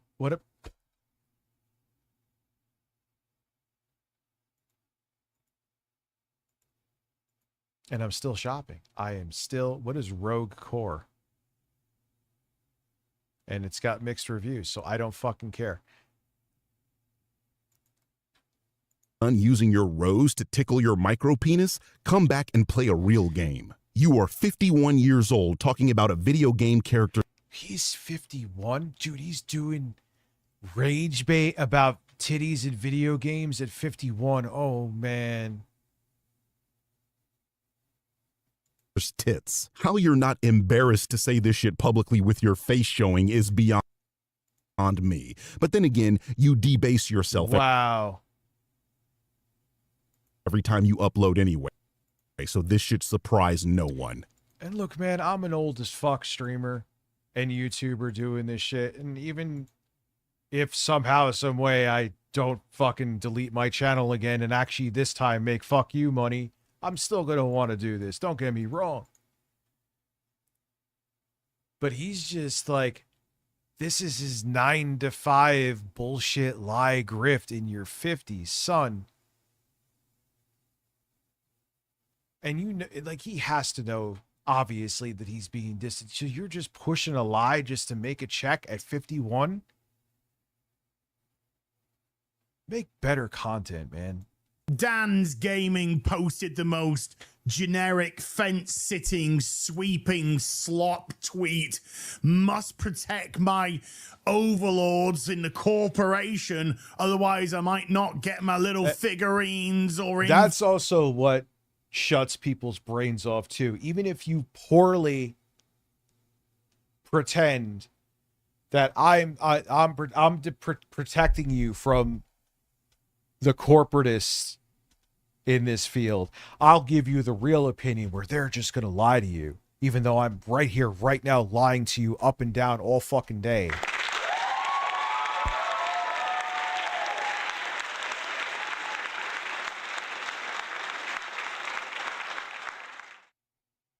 Well, because how is it? You can't, dude. Here's the thing. I want YouTube hands off with shit more than they are in some cases. I think they should be more accessible to content creators too. But let them. Here's the thing too. Like I always said when they banned Alex Jones off the platform, I'm like, we'll handle him just fine. Let us roast him. We call out his bullshit. Let him do his thing. We got him, YouTube. It's okay. Fights or free game codes or whatever. You sound jealous. You know, because the moment any of your little goof... Well, that's what Phil does, too. That's what Phil does. Where, you know, I'm you could trust me because I have to buy the games. I'm totally not salty. All those other people that get the codes, they're full of shit. Even though I've proven time and time again that I am full of shit. You could trust me because I have to buy the games, even though I'm proving right now that I'm just salty because I had to buy them. Troop gets invited to anything, they completely throw their principles in the garbage. Like your pal Drinker here, who spends his days shit-talking Hollywood, but is seen here at a Hollywood shindig. Look how happy he looks. He was finally invited to something that wasn't a British National Party meeting. Yeah, it's because it's a woman. Well, yeah. Yeah, it literally is. I mean, that's what you said. The franchise which brought us blood, gore, dismemberment, hella violence, sex, nudity. Seems to have plenty of violence here. Where's your outcry for there being a woman in the first game to them going over to having a man in control resident? Where are you? Where's the fucking rage? It's now pink. These male-dominated... What I find amazing is that he's complaining about pink when he literally has bright neon pink in the back of him right now. To the point where his face is now like taking on the color of like a purple pink. Well, maybe it's not the lighting, but...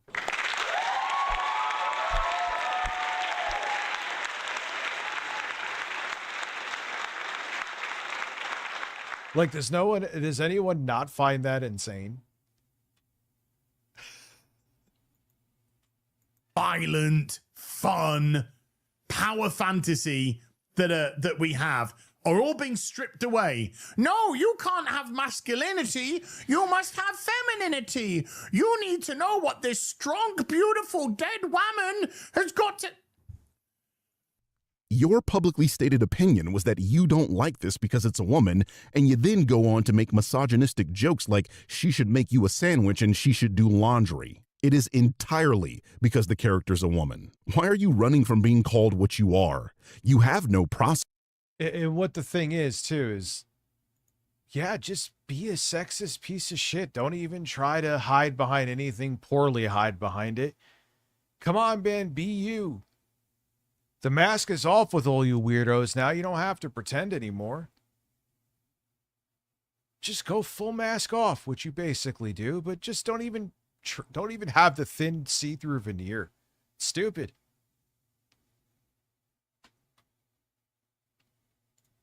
No mainstream publication will hire you, your channel is dying, and you are by all relevant measures an objective failure. So why not just go mask off? I really don't understand bigots. Why are you people so afraid of being called a bigot, but you continue to do and say bigoted things? It's fascinating. And it's not because it's tired. It's not because it's been done a million times. It's not because it's a gender swapped of a character that people actually want to play. It's not because it's a Disneyfication of a brutal franchise. Blood's gone, but pink sparkles and cutesy wootsy animals and gelatinous cubes are there. Ass, where did you get your copy of the game? I mean, shit, even me. I started, making... Damn, I thought it was 2 years. I started making YouTube videos again in 2025, April. So I was almost down to 50K subs in fucking just to show you how shitty his channel. Look at it, comes and goes, man. There, who knows? Now they hit 100K, I may gain 3,000 more subs this year. But in the period, he gained 8,000 as a sub 100K channel who's now over 100K. I gained 45 to 50,000. 44, let's go with 40,000, but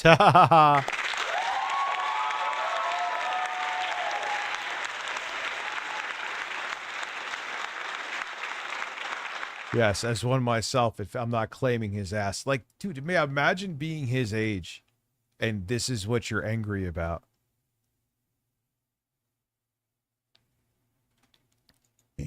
I really could go for a nice bootleg right now. What the fuck are you talking about, man? You keep bitching about colors and particle effects. You mean like these in the game you haven't played?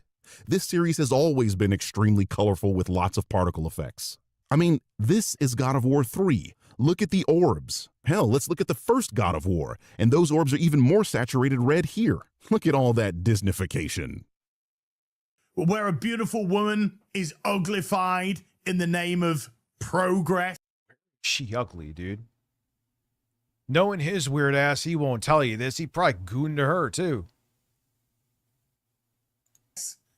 And dialogue, as I've just mentioned, that kind of fits along.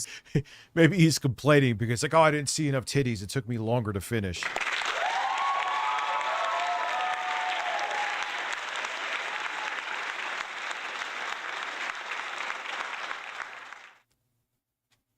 Side a cancelled. That's what I always say too. They're always, oh my god, I like women to be more like, dude, go watch porn.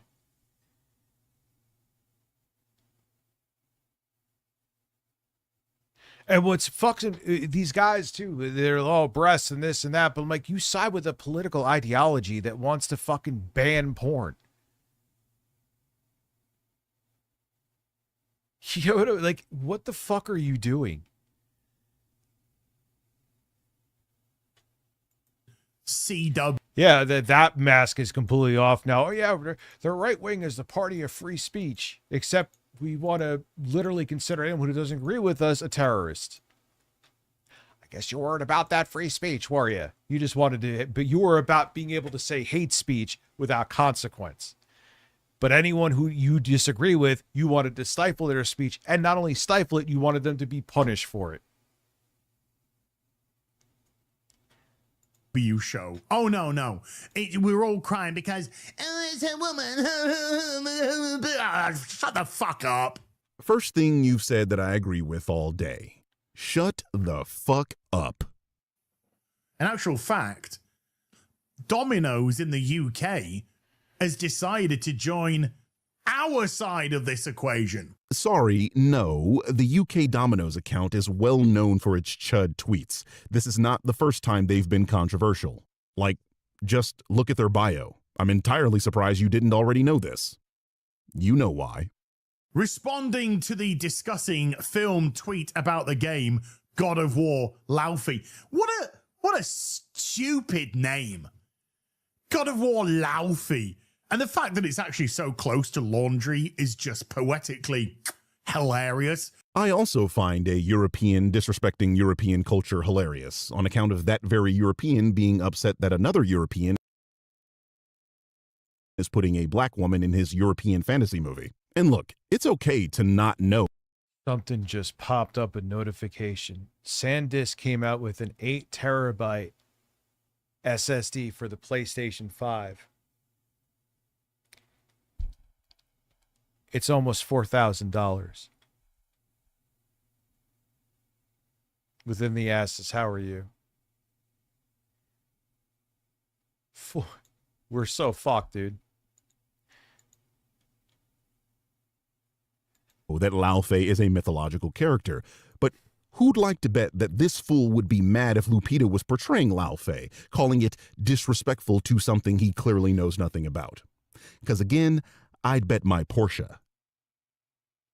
God of War game with no... Man, you like flexing that Porsche, son. Well, I'm like I said, I'm going to have a Corolla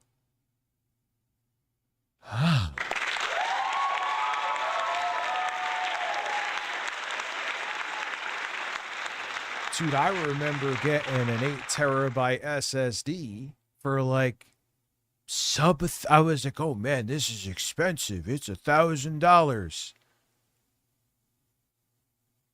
Now it's close to 4,000. What are we doing? What the fuck are we doing? I'm glad to see people are pushing back against these data centers, but we need to push back quicker.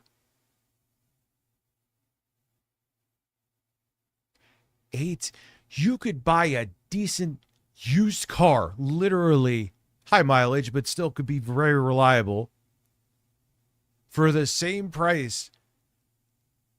They're now selling an SSD. Oh, come on, man. This is a horror show. Kratos equals pepperoni passion with no pepperoni. Exactly. You take away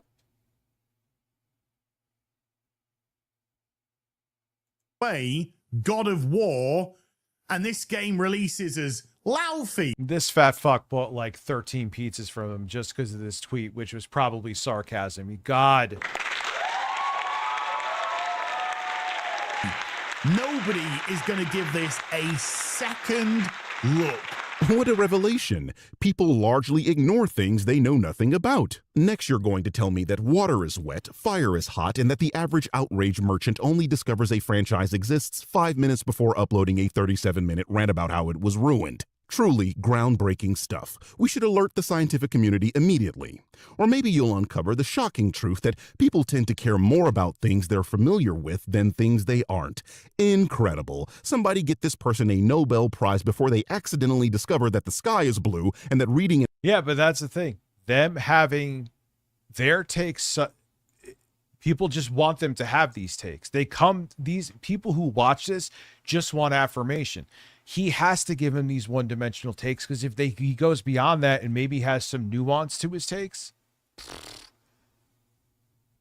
they'll stop watching him.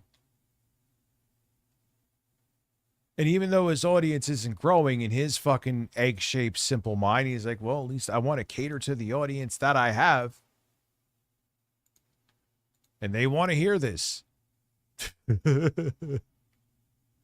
Whatever. An article is generally easier than arguing with one you've never opened. Nobody will give a shit. It'll be like, as I've mentioned, Avowed. It'll be like the Avengers game that lost Square Enix $50 million.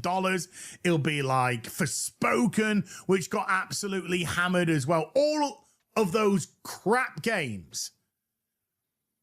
This looks just as bad as they do. You've once again... Dude, $4,000. I just... Why even release it? It's almost just like they're spitting in our faces. I remember when that shit was... I was like, yeah, I got an 8 terabyte drive. It was $1,000, and people were like, are you crazy? Now it's 4,000. And debunked your own argument. You just said that if you take away God of War from the game's title, the game would flop like those other games. But that then means that this game won't flop like those games because it does have God of War in its title. You've checkmated yourself in a game of Connect 4. And this doesn't make any sense off the rip. The character shown in the trailer is Faye, Kratos' dead wife. Even if the game was just called Laufey, we'd know it was connected to God of War and people would still buy it. On top of that, this game features Egyptian mythology, something the fans have been begging for years. Just like the MCU, you want it to fail, but it's just not going to happen. But you gotta put that God of War in, because you know it's the only thing that is going to attempt to carry this tired, boring, I'm gonna have to say it, formula of usurping male franchises to feminize it because masculinity is toxic. Not even 5 minutes ago, this dipshit was saying it's not because it's a woman in the game, but here he is again proving that it is. And his he proves right at the beginning with his thumbnail. The whole thing is he is just outraged or pretending to be because there is a female in the game. That's it. I truly understand why these guys attach themselves to Nerdrotic and the Critical Drinker like the remoras that they are. Those two are truly the tallest midgets. I've said this a million times as well, but I'm going to reiterate it once more because I genuinely mean it. I cannot wait for the AAA Western gaming industry to fucking die. As I just said, What do you want to be in its heels versus babyface? Show me what your ideal game is. Besides, I'm so fucking sick of hearing Stellar Blade. There's nothing wrong. The game seems like a very good game. I've tried it a few times, not really my thing, but I have it on PS5.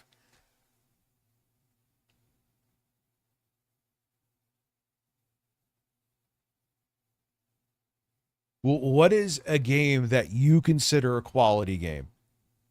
this guy is hoping these things fail. This one in particular because the pixels on the screen look like a woman. Unfortunately for him, the AAA gaming industry is going absolutely nowhere. Studios like Rockstar, Capcom, and Activision basically print money at this point, and that's because they largely make things people want to buy. If there are problems in the gaming industry, it has absolutely nothing to do with whether a woman is the protagonist in a video game, but all to do with crunch culture, not delivering playable games at launch, and playing it too safe as a whole. Overselling but under-delivering. Idiots like Ass attribute every failure of a media property to the same dumbass talking points they've been recycling for 10 years. A movie bombs.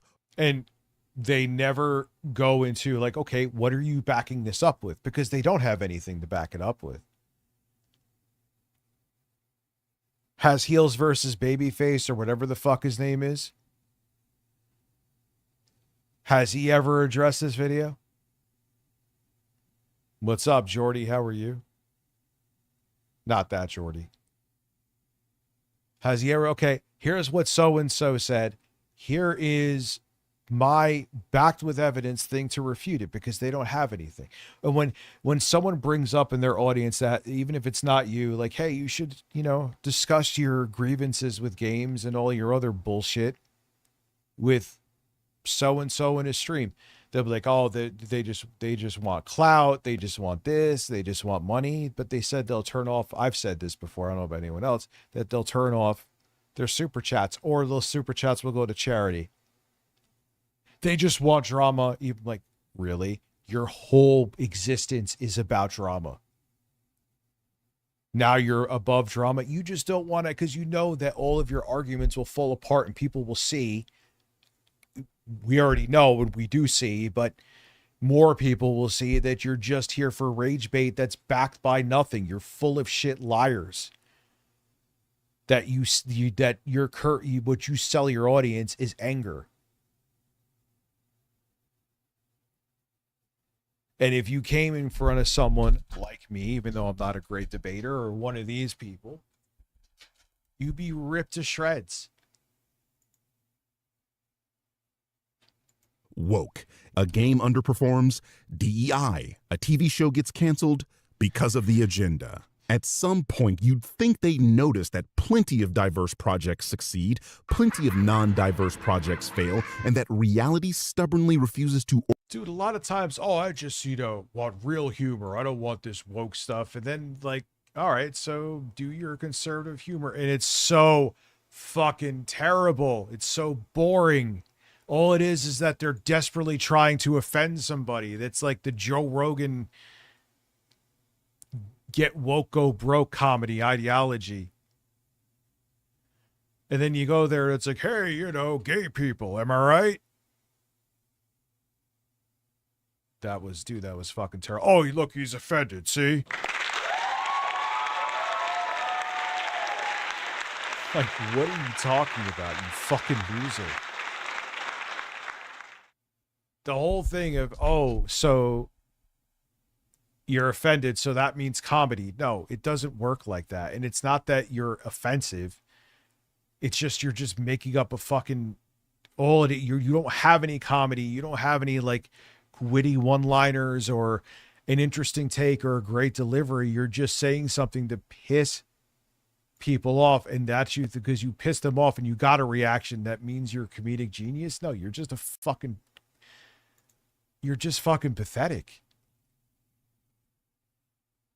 Anyway. Organize itself around their YouTube thumbnail templates. This is less media criticism and more astrology for angry LARPing nerds that have to pay for pussy and still somehow get rejected. The conclusion is always written. That was pretty good. I like that. Pay for pussy, but somehow still get rejected. Isn't that the truth?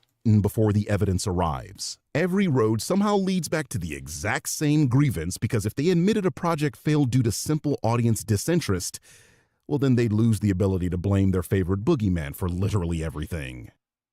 It absolutely deserves it. It's been killing itself for over a decade now, and we're now in a situation where we are being preached to as what we should be getting as video games, because what we should be getting is just aligning with their own values and sensibilities, aka they have none. For making a spin-off game with an already established character? What is this bullshit? Listen to the rest of this. This guy thinks he's giving a speech in Braveheart. It's amazing. No. Yeah, and it was... And what's funny is that they were always we just want to save humor. We want to save free speech. Hey, it's free speech. How did that all work out?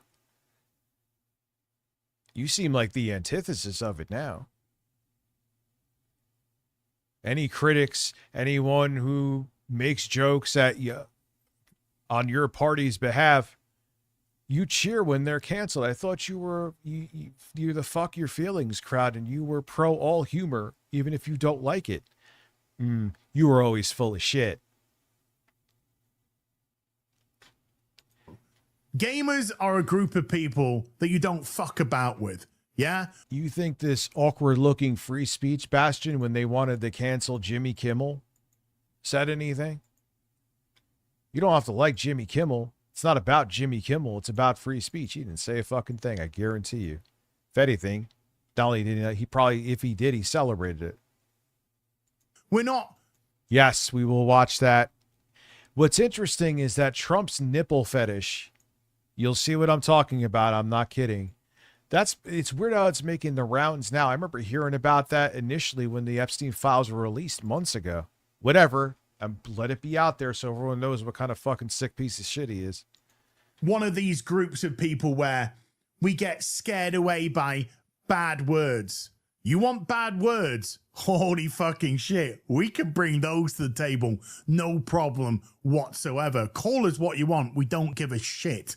And another thing that we do is we're very discerning about where our cash goes. Well, you could have fooled me, considering the amount of money spent on battle passes and DLC and Souls-likes. I'd argue gamers don't give a fuck where their money goes. And if you don't want to make something that we want to play, if you want to take a franchise that people... I almost want to look one day about all the games he's complained about and see how they perform sales-wise. That may be if I ever dared have the time, which I know I don't with all the other shit that I'm doing, which I'm also back behind on. Would probably make for a great fucking video. Because I guarantee you a lot of the games that he has bitched about have probably sold well. And he will never go back to be like, oh, wow, yeah, man, I fucked up. And this game actually did pretty good. Nope. Lie. And when you fuck up, yeah, it would be a good video. Just don't ever admit you're wrong. That's literally it. I'm not exaggerating in the slightest. Love and feminize it because that's what you feel we should need. Then that money's going to go to another company, an indie developer, a AA developer that is going to give people what they actually want. So make your slop all day long. This game, I guarantee you, is going to sell nowhere close to the God of War games. Okay, let's put some numbers to these. And if it does, are you going to come out and say that, oh, wow, I'm shocked this game actually did well? Of course, no, you fucking won't. You fucking won't. Like I do that with you know, if something gets like, say you think I'm not going to talk about if the fucking Steam machine actually ends up being like $700 somehow.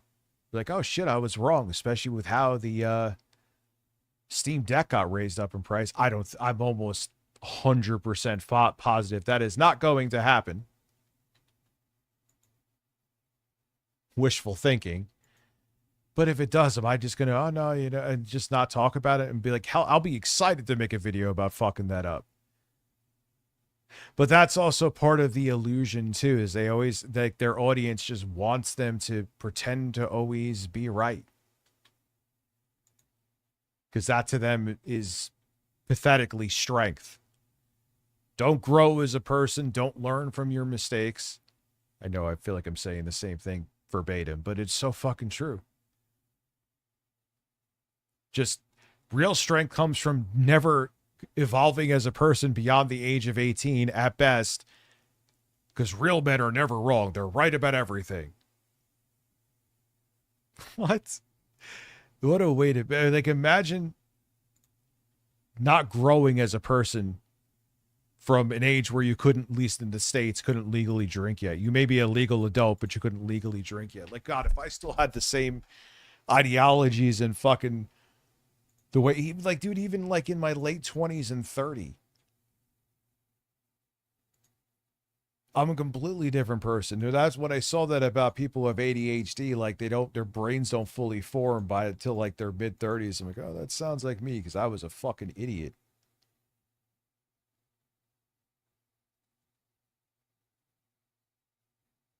It's just insane that you want to like be stuck in the past. That your views on life are the same as they were. I don't even want to say as an adult, because you ain't an adult at 18. You may be, like, technically, but like, dude, I remember even like from 18 to 21, I was thinking, man, I was such a dumbass at 21 or 18. I mean, you change and you want to evolve and grow. You understand more about the world, and in turn, it makes your life more enjoyable because you see things from different perspectives. But these people, like, nope. I peaked at like fucking 16 to 18, and that is it. Give me a fucking break. I gotta piss real quick. I will be right back. Speaking of someone who will always think 18 was the best time of his life. Anyway, what do I want to hit here? This actually.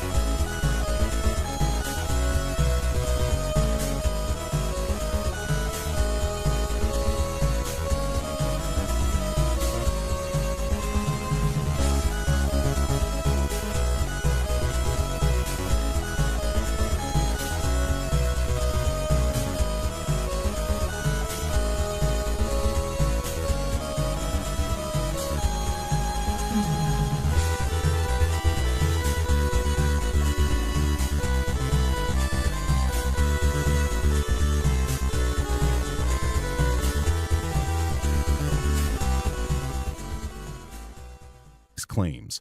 God of War 2018 sold 23 million copies, and Ragnarok sold 15 million. Since Ragnarok was 8 million units behind 2018, and that game featured a man, that's the litmus test. Lao Fei has to sell within 8 million units of God of War Ragnarok to disprove this claim.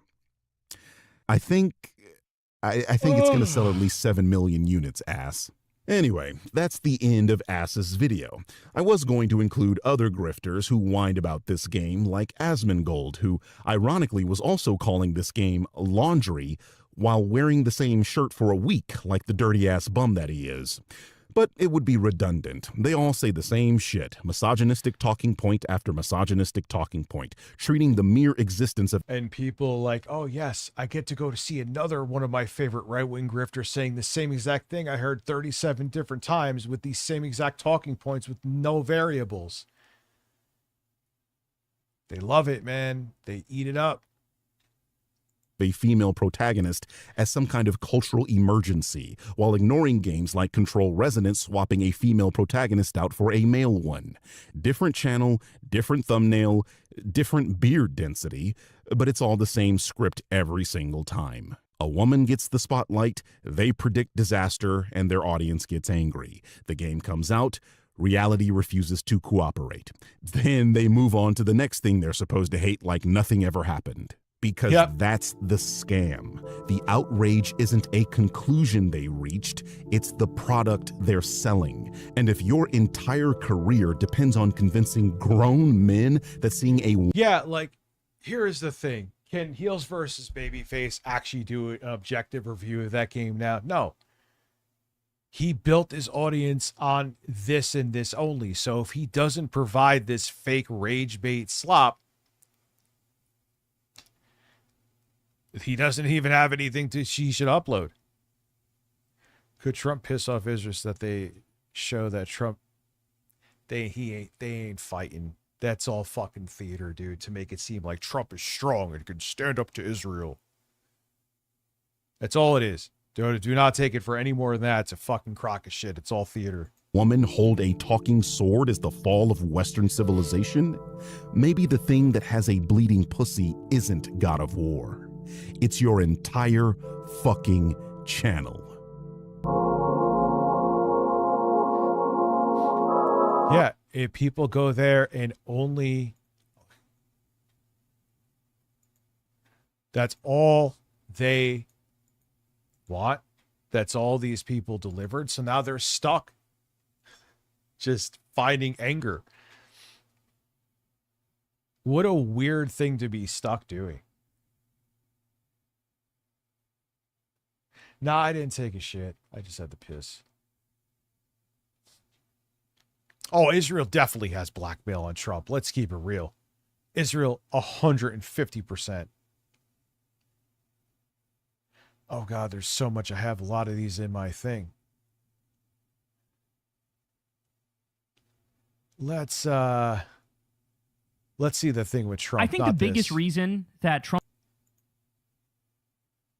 It's time, because doesn't cross our red lines. He finally admits it. MAGA Civil War. Where is it? Yeah, Trump's nipple torture kink. Those, They were made up by Obama. But what we learned... All right, y'all, welcome to the show. And all I have to say is prepare yourself. Prepare yourself, because this show is completely out of control.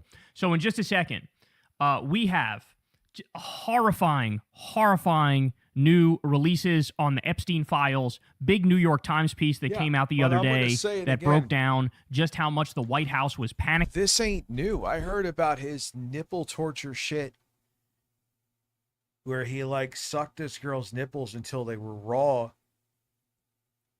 months upon months ago. I don't remember when, but it was like maybe even 6 months ago. But it was a while.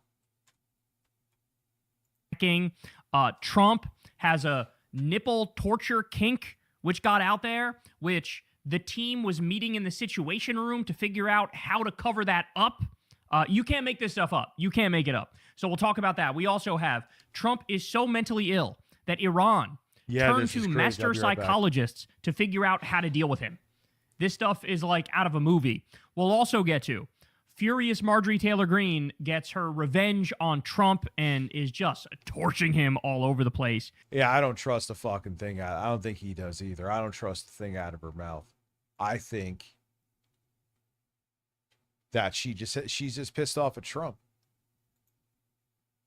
She's only worried about it. Look at all the other shit that she supported with him. She even was ride or die with him with January 6th. You trust that charlatan bitch at all? Do not. They're all snakes. And again, she's just mad because he fucked her over. We have Alex Jones going nuclear on Ben Shapiro and screaming about him, calling him a rat, calling him a son of a bitch. So that's an amazing clip. And then also later on, you'll see the reaction of an AI CEO to learning that his AI is leading to bombing little girl schools in Iran. And it is just a disgusting reaction that should remind you how depraved these people are. So you guys know the deal. Yeah, they have the keys to the entire planet because we gave them to them. Oh, Jesus Christ, man. What do we do? What do you do? Man, everybody do me a big favor. Subscribe to the channel and click that bell icon. You can support the show on Patreon. You can sign up for Crystal Kyle and Friends on Substack. You, of course, can go sub to Corin's World and come hang out with us over there every Monday night. And yeah, there are my shameless plugs for you. And thank you all, of course, if you do support this show. We couldn't do it without you. As you know, this is real independent media. I've never talked to an advertiser, never done an ad read, never will. But that means you guys support the show from the ground up. So thank you again for hooking us up with even $1 or $2 a month. It means the world. Okay, let's go ahead and jump right in, y'all. So, you have got to hear what the White House was doing when the Epstein files was peaking, okay? When the scam... This is actually funny shit because always remember, this just shows their arrogance, that the reason that, thankfully, because this needed to be found out, the Epstein files went front and center is because Trump's campaign, he even was mentioning it back in his first campaign, but Trump's campaign was like, we're going to expose the pedophiles, we're going to drain the swamp, go after the elite. So they really put it into the psyche and made people pay attention to the Epstein files and everything that was going on with Epstein. Then when they get into office, they kind of played along for a little bit, showing the fake ass binders and shit like that. Then the ones, the same people that ran on that shit are now trying, nah, man, it's all bullshit. It's a hoax. It's a Democrat hoax. Like, you literally just fucking were incessant about it. JD Vance wouldn't stop talking about it. I think it was even Cash fucking cross-eyed weirdo piece of shit alcoholic Patel who was sitting there not shutting the fucking. Now you're all trying to, oh, nothing happened. He killed himself. He was just a fucking creepy dude. Nothing else to see here. Fuck you. And now you're panicking, fucking freaking out, talking about this in the Situation Room.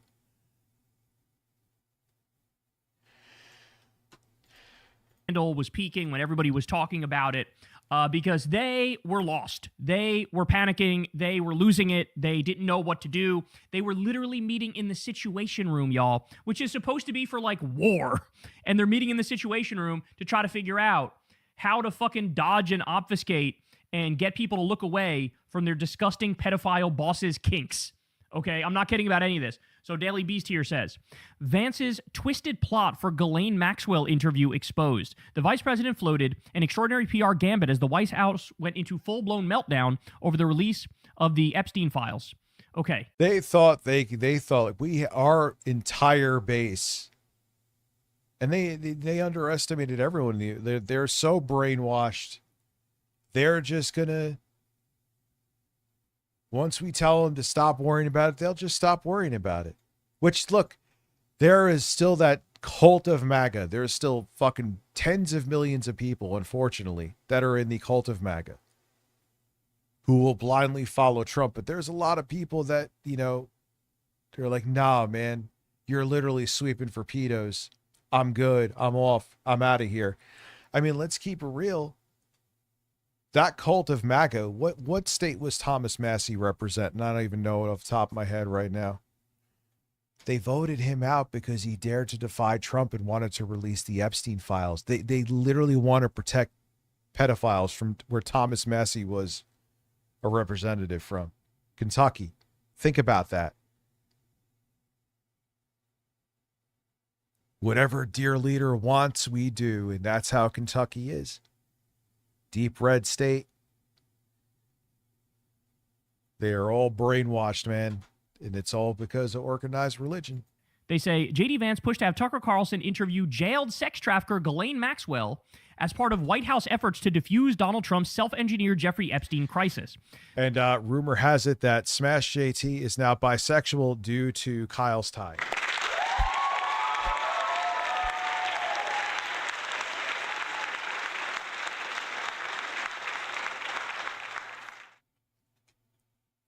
The president pledged full transparency on the late pedophile's crimes on the 2024 campaign trail. He broke that promise after retaking the White House with what critics say was a concerted effort to deflect scrutiny of his own relationship with Epstein by blocking and later obfuscating the release of Justice Department findings on the case. The backlash ran so deep that Trump's top officials convened a secret meeting last July to frantically compare notes on containing the scandal as it threatened to split the MAGA base, according to an explosive report by the New York Times published Wednesday.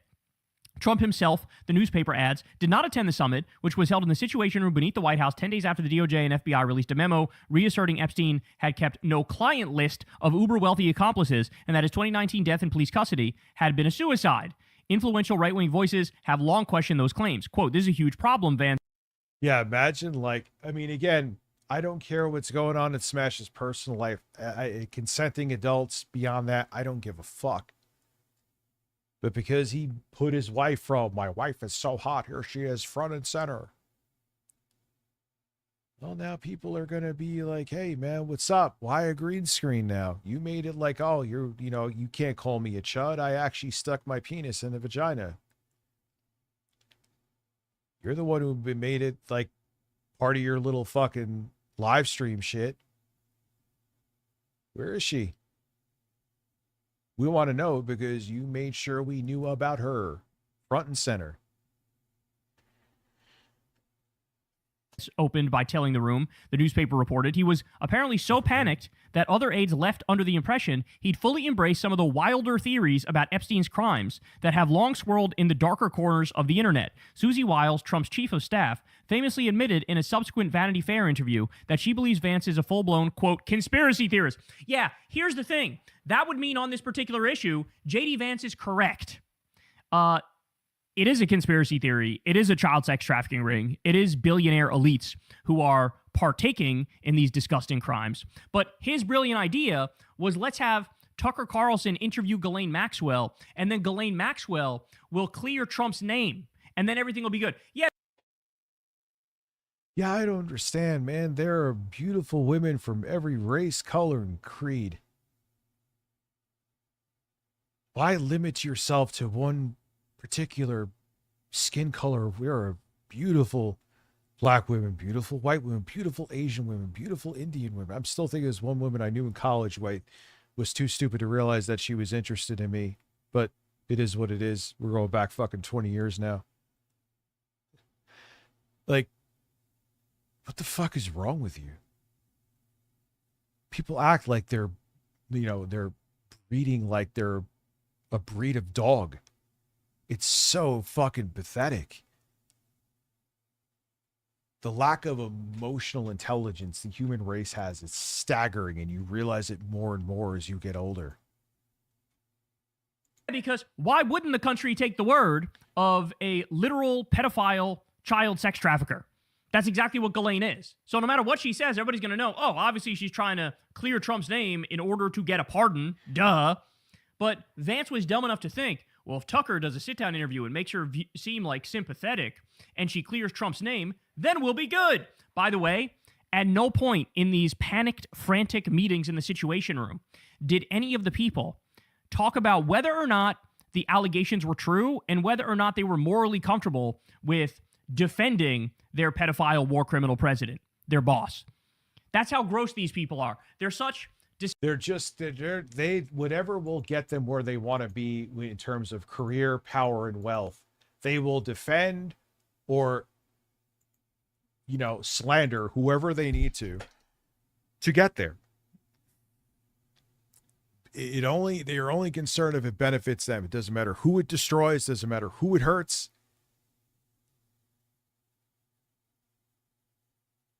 Yeah, dude, that whole thing was we should be embarrassed that what happened at the White House. What a joke. What a disgusting, sick joke. That's why at this point, they'll never understand they're literally doing the divide and conquer thing. But if you still say, it's us against them, but try to explain that to them. But if you still support this at this point, go fuck yourself. Go fuck yourself. There's no two sides of let's hear both sides now. No, there's no both sides. You're a fucking lunatic if you support this. I'm not even going to pretend that you're not. That might hurt your ego that I won't hear out your fucking delusions, but they're delusions and that's it. And I'm just going to laugh at you and call you a piece of shit. Ozzy Cobb clipped that too. I saw that and I'm like, I know what he clipped because I watch him because of the low-cow stuff, right? And I see me, I crashed out. I'm like, oh, yeah, go get your shine box. That's how I knew about that.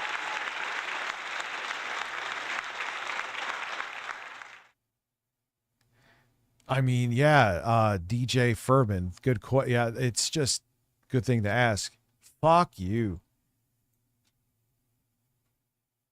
Disgusting ladder climbers and careerists that they simply didn't care if the pedophile allegations against Trump were true. Okay, they say the vice president proposed remedy was to send Carlson into prison to question Maxwell, who was serving a 20-year sentence for her part in Epstein's abuse of underage girls, in the hope she might clear Trump of any impropriety on camera, the New York Times found. Acting Attorney General Todd Blanche, Trump's former defense attorney, eventually wound up doing that interview rather than Carlson. Vance further suggested making his own appearance on the Joe Rogan podcast to discuss the scandal. Only a portion of that interview would be committed to the Epstein case he proposed, with the rest focusing...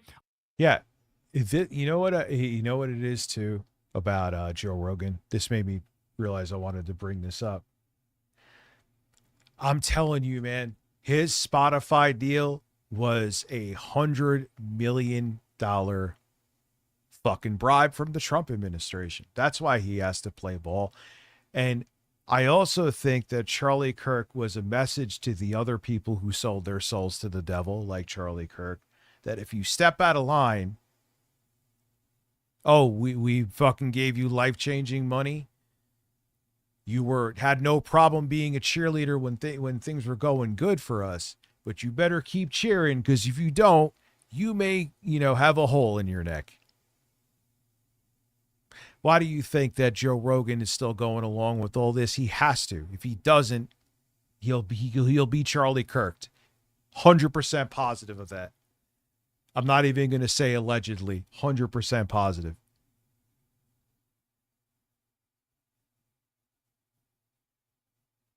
Oh, 100%, man. Trump, a couple weeks before Kirk got popped, was screaming at him because of what him calling out saying that we should, release the Epstein files.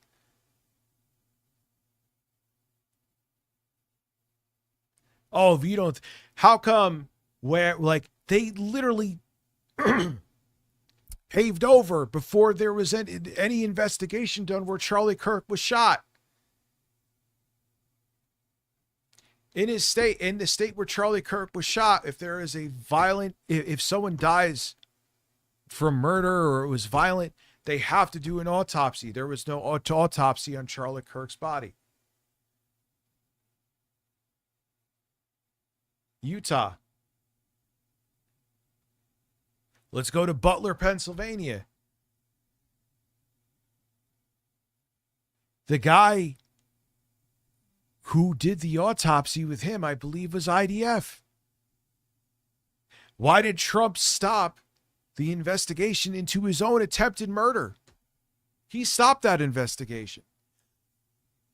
Stop, dude. Don't tell me it's all conspiracies now. Fuck off with that. If you believe that, then you need to fucking go see if you can count to 10 with your fingers. Anyway. On trumpeting the president's legislative agenda. Let me pause to point out, this is now the bed you made, Joe Rogan. You proud of yourself? You happy? You're literally part of the plot to cover up the Epstein crimes. Congratulations. He knew that. I'm telling you, when he took that Spotify deal, he knew exactly what he was getting into. He knew he was selling his soul for that. And now he has to play along. He will go from the Joe Rogan experience to the Joe Rogan funeral if he actually grows a spine. You're now part of the Epstein class. You're in the elite ring of billionaires who are committing atrocious crimes. They look to you to be a propagandist to run cover for them. To the point where J.D. Vance was like, I'll just go on Joe Rogan. I'll just shoot if you really think about it too, it's never natural too. It's so obvious. All of a sudden, he's out in Texas and he's right after the Spotify deal. All of a sudden, now he's more right-wing.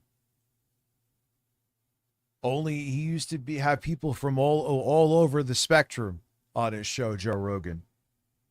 Especially back in like 2016 to like 2019. Maybe even further than that. All of a sudden he gets Spotify money. It's all right-wingers. It's all billionaires. He had Peter Thiel on there. He literally had who was Jeffrey Epstein's personal chef. Had him on there, I guess to try to sane wash him. Didn't ask him about being Jeffrey Epstein's personal fucking chef and just promoted his fucking new restaurant in Manhattan. You just skip over the fact he was his personal. You just missed that? Did Jamie miss that little piece of research? Come on, man. Come on. He sold his fucking soul to the devil, and now if he doesn't keep selling his soul, he's not going to have his own. He's going to be a fucking corpse. I'm telling you, we're going to find this out later on. Shit with him, and we'll like casually talk about how, bro, we're doing like tax cuts and stuff, and that's cool stuff. Hey, did I mention my boss is not a pedophile? Did I mention that, bro? He's totally not a pedophile. You know what I'm saying, bro? And Rogan's like, huh, bro. Maybe he thinks Trump can just say all the stuff in there is fake news that's bad about him, but I think more so in his mind, whether or not Trump can get away with it. He called Trump the next Hitler. He literally said of his own mouth with his big, goofy, cherubic cheeks that he was a never Trumper.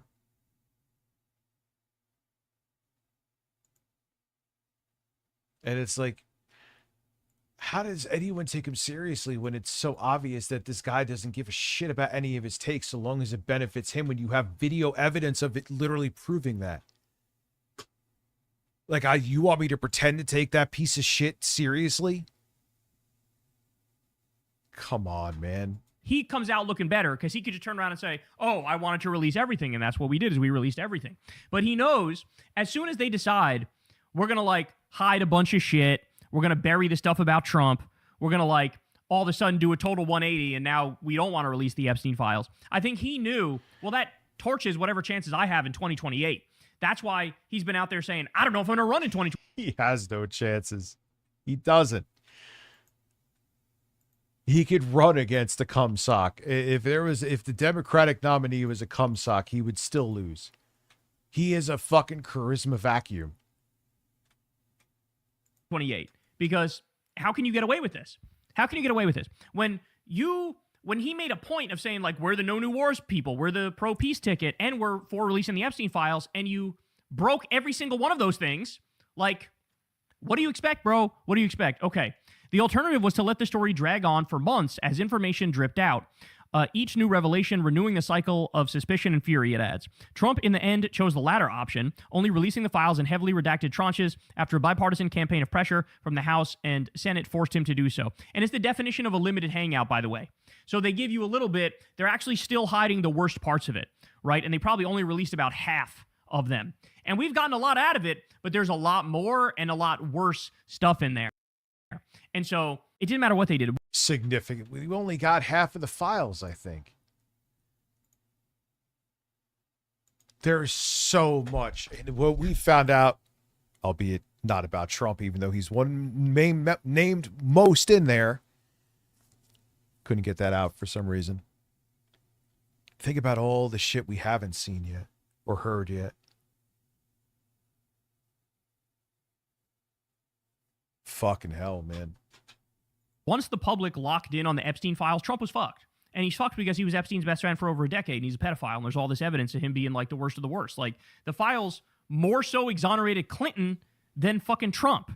And so it didn't matter what you did. Really, which is quite insane. And everyone's like, oh, Rich, you want to see all these people go down. What about a Clinton? One of your lefties? First off, he ain't a lefty. Secondly, I don't fucking care. Like I said when I first started streaming tonight, if Bernie Sanders was in the Epstein files and what was there with evidence, he did terrible things, I would want him punished for it just like it was fucking Trump. I don't do they're on my team so they can be terrible game. No, you're held to account no matter who you are, no matter how much wealth you have, no matter how much, it doesn't matter. The thumb is not on the scale for anybody. But what's funny is, what about your side? You would defend them. No, first off, I absolutely wouldn't. And secondly, it's funny you accuse me of that. Again, every accusation is a confession. Because you would sweep for people that you like on your team, no matter what they did. Yeah, fuck Chomsky. I know he agrees with me politically on many things, or I would agree with him, I would say. But he's a piece of shit. He knew what Epstein was up to. He knew he was doing, and yet he still sat there and fucking broke bread with him and Lord knows what else. Release it all, don't release it all. Like, at the end of the day, people are going to blame you, and they're going to be correct to blame you because you guys are the pedophile protector party. That's what you are. Let me give you more. Situation room scramble. That is a look on Trump's tremendous. I look like a blowfish and I'm looking to blow Clinton.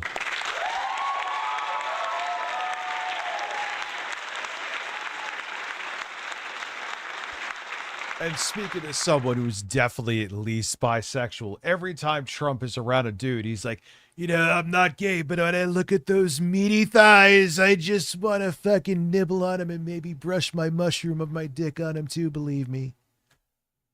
But I'm not gay. But when I see a strong man, sometimes I may get hard. Like, Jesus Christ, man. Anyone who has to announce that they are not gay are gay. like if you go out of your way to let me know how straight you are, it's like, so, all right, so when's the last time you sucked a cock? It's fine. But hey, everybody, my name is Bob, and I just want to let you know that I'm not gay. Okay, great. I wasn't even thinking of that. But you just came out and said it, which probably means that you are, and you're very insecure about it. Thank you for letting me know. I will make sure that I won't allow you to blow me.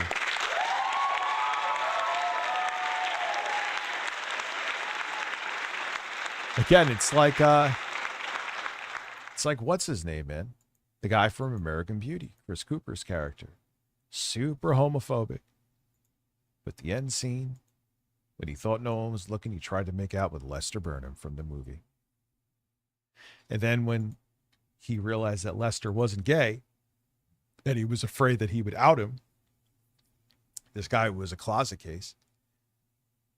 He couldn't bear for people to know that he was a closeted homosexual, and he killed Lester Burnham.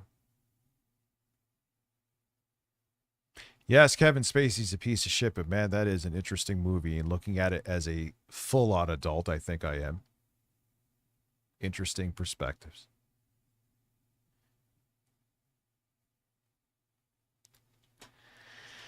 Anyway, dude, his fucking lips are a science experiment. Over sick Trump fetish claim revealed. Yeah. Oh my God. Quantum TV is at least bisexual, if not full-on closeted and gay. Especially with how obsessed he was and like how gay people were going to ruin the fucking, like, remember with Last of Us 2? There was that nightclub in Florida that there was a mass shooting because the guy was looking to go to a gay nightclub to do it, to destroy people's lives. And he's like, I wish that happened to the characters in The Last of Us 2 or people who directed it. Why do you care so much? You only care so much because you are closeted and ashamed of it. So you think being horrible and negative and wanting to hurt and ruin other people's lives for being the same thing you are, but they just have the strength to be themselves. You think that'll, one, justify like, oh, you know, I am that too, but I can make up for making other people ashamed of it. So I'm doing God's work. Interesting that you say that. It's all about, I've had another point to make with that, but it's that they're just ashamed. They're also, yeah, they're also just what I was gonna say. They're also jealous because they're brave enough to admit it. And they don't have the strength to do it. They have to live a lie, pretending that they're straight when they're not. So they're jealous of these people that actually could be themselves. And they rather accept being free and being themselves because they feel, probably because of family too. And oh my God, you're gay, and their whole town would never talk to them again, especially if they're from a deep red state. They rather ruin you than be true to themselves. Because if they can't be themselves, why should you be allowed to? Because human beings are terrible, and they rather, like, misery loves company. It's a big motivator for a large percentage of people, unfortunately. Anyway, I'm done preaching. Well, no, I'm not. That's a lie. Senior officials weighed whether to publish a retracted accusation about the president's sexual conduct. Senior Trump officials sat in a secure bunker at the White House and debated a discredited accusation that the president is fixated on women's nipples. The discussion unfolded during a crisis meeting in the Situation Room late August over the... If it wasn't about such a dark, if the context wasn't so grim and dark, man, there's so many jokes I can make about this, but I can't. You know what I mean?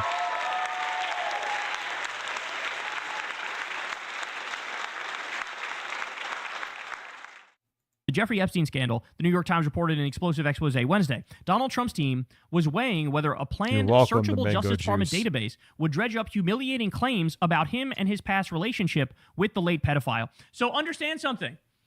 They're just admitting to covering shit up now. So I don't know if you guys recall this, but in the first grouping of stuff they've been admitting to covering shit up.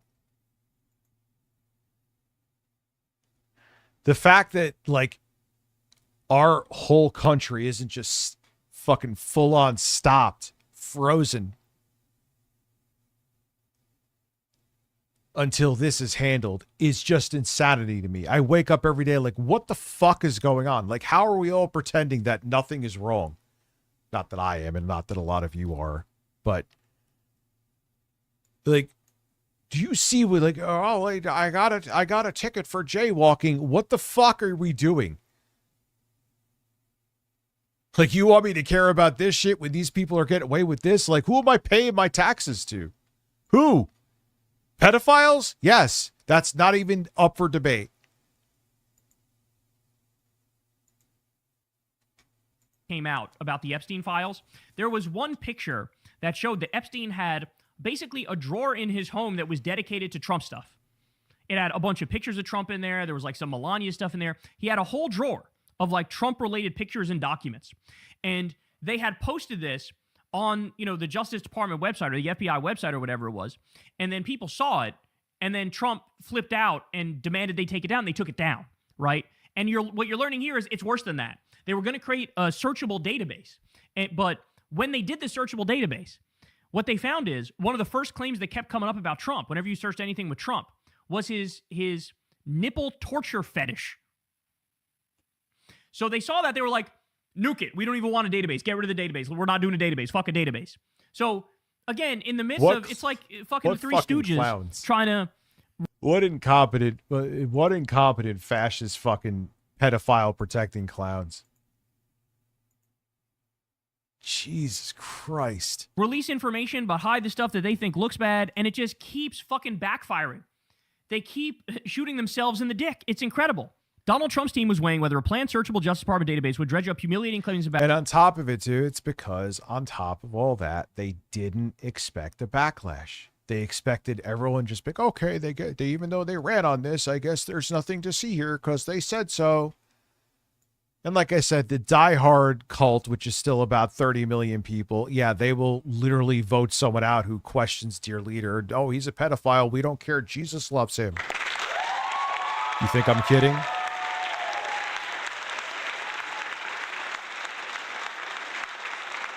A lot of other people, I know I'm repeating myself, but it's so fucking true. Like, nah, man, what the fuck is going on with this fucking weirdo?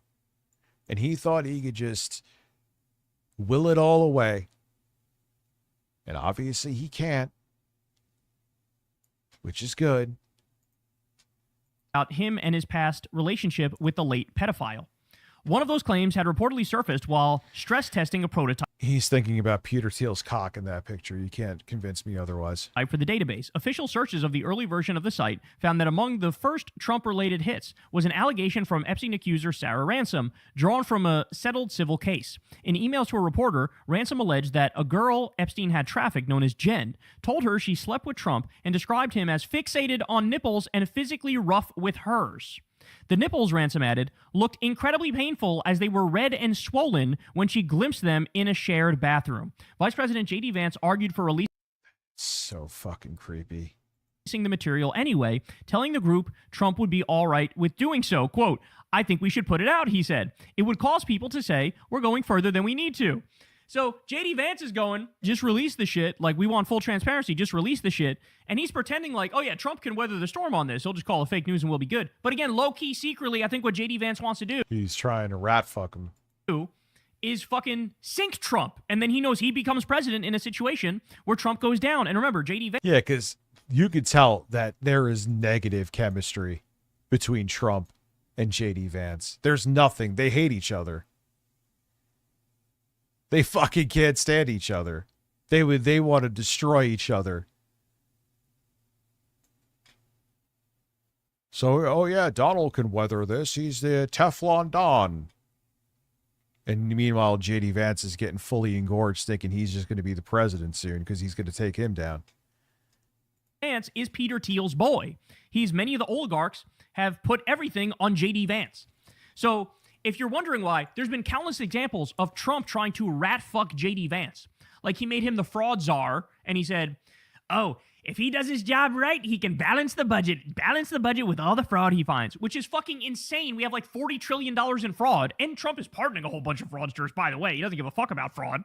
But, like, he's giving him specifically something to tank him in the same way that, like, you know, Kamala was the border czar under Biden or whatever the fuck it was. Like, this is the president rat fucking their vice president because they don't want anybody to threaten their power. And so you look at that and you go, damn, Trump's rat. And Joe Biden had a huge fucking ego, man. We know that. It's part of the reason that we're here. And also let's turn the other cheek, even though Trump tried to incite an insurrection. Overthrow democracy. Let's just look away. I blame the Biden. That's a big part of the reason we're here too. If they actually went after Trump the way they were supposed to, Merrick Garland did his fucking job, we wouldn't be here. But again, they're all fucking paid opposition playing on the same team. Rat fucking him. But what you didn't know is, behind the scenes, this is JD rat fucking Trump also. This is him going, oh yeah, let's release it. Trump will be fine with releasing the thing about his nipple torture fetish. I don't think so, son. I don't think so. Okay, Susie Wiles, Trump's chief of staff, shot back that the president would not be fine with it, ending the debate. One official called it surreal to have been discussing the president's alleged sexual preferences in perhaps the most heavily fortified location in the country. An official had already flagged that the claim was effectively public. Quote, this is out there, the person reportedly said. They're going to make a huge scene of it, even though it's not true and everybody knows it. Well, let me pause to point out, they weren't going to make a big scene of it. Unfortunately, I found that the Democratic Party is immensely weak in talking about claims of Trump and the Epstein files. The media as well is pretty fucking weak with talking about these things. Because I am sure AIPAC makes phone calls saying, shut the fuck up about this. And because there are a lot of people on the Democratic side that have taken AIPAC money, they listen. It's that simple. It's paid opposition. They're all, a lot of them are fucking batting for the same fucking team. Make no mistake about that. Guys watch this show, you know I'll go there. I'll tell you everything that's in there. But most of the time they avoid it. And so this is J.D. Vance assuming there's a competent opposition, which there's not. If there was a competent opposition, they would bring this up. Fucking nipple torturing underage girls seems like kind of a big deal. If there was any allegation against any Democrat of anything like that, Republicans would never shut the fuck up about it. Ransom's account carried heavy caveats. She had separately claimed to possess sex tapes of powerful men, then walked that back, citing fears for her family. Nothing about that is weird to me. That seems perfectly reasonable. That's what happened with Katie Johnson. Much of the room treated the nipple allegation as long discredited, the Times found, while some aides were hearing it for the first time. The accusation was never charged or independently verified. Trump's director of communications, Stephen Chung, previously called Ransom's claims baseless accusations that have been fully retracted because they are simply false and have no merit. That's not true. The Daily Beast has contacted the White House for further comment on this story. Let me guess. They're going to go ahead and not respond to it, is my guess. Okay. So Der Spiegel, English, says, a young woman from Germany vanished without a trace 11 years ago. Now her name makes several appearances in the Epstein files. Her family wants to... And then you think when you hear shit like this that they just vanish, you think back to Epstein Island and one of the doors there, or one of his mansion there, whatever the fuck it is. They had a trap door that led out to the ocean. What do you think happened with that? Come on. Finally learned what happened to her. My guess as to what happened to her involves sulfuric acid and involves Jeffrey Epstein's pedophile island. That's my guess. Remember that? I love how we learned that Jeffrey Epstein had a trapdoor underneath his mansion on... I swear to you, I didn't see this yet. ...his island that led to the water. And the day we learned he was being investigated, he bought like a... whole bunch. Yeah, he panicked and bought a whole bunch of sulfuric acid. Gee, I wonder what was there he was trying to melt away. As far as I know, I believe sulfuric acid even goes through bone. Giant vat of sulfuric acid, more than any person would ever need. And, I'm sure there's nothing weird there. I'm sure that there's no sketchy things happening there. I'm sure that's all on the up and up. But yeah, how many innocent little girls or women ended up murdered because of Jeffrey Epstein? And what's with, there was stuff in those files that is just can make you lose sleep, bro. Learning about the fucking kinks and the weird shit, the blood rituals, and going into that other video. That's what, oh, Rich, this is all insane conspiracy. Oh, really? What's going on here? You sure about that?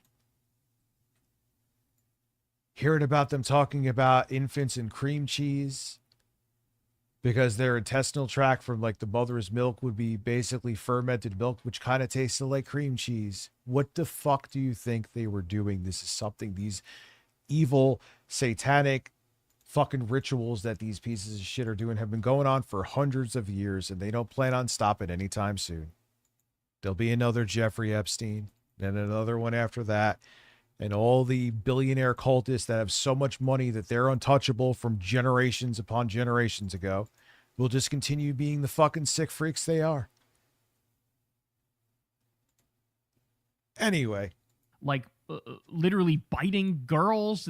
And there's a famous billionaire who is on that list where he allegedly would get off on biting these girls. Like this, there's some dark ass shit that's in there. And so how many women are missing? I don't know. How many girls are missing? I don't know. I wouldn't be surprised if that number is very, very high. Okay. So here, as part of that New York Times piece, they did a video. What? Catter? Where they talk about this. Let's watch. If you were watching the Trump administration in 2025, you would have gotten the impression that the Epstein files were a relatively minor issue. President Trump suggested that nobody cared. He said that the Epstein story was boring. That this was a hoax. These files were made up by Comey. They were made up by Obama. But what we learned while we were reporting our book, Regime Change, was just how much the Trump administration, up to the highest levels of the government, were paralyzed over how to deal with a growing crisis. Their biggest obstacle was Donald Trump. Trump wanted it buried. He didn't want to release the files. His stuff. Yeah, no shit. No, yeah, the conservatives turning around going, oh, well, he signed the Epstein Transparency Act because he had to do the theatrics for it. Because how do you, we want to hold pedophiles and terrible people accountable. Yeah, I don't agree with that. What was he gonna do?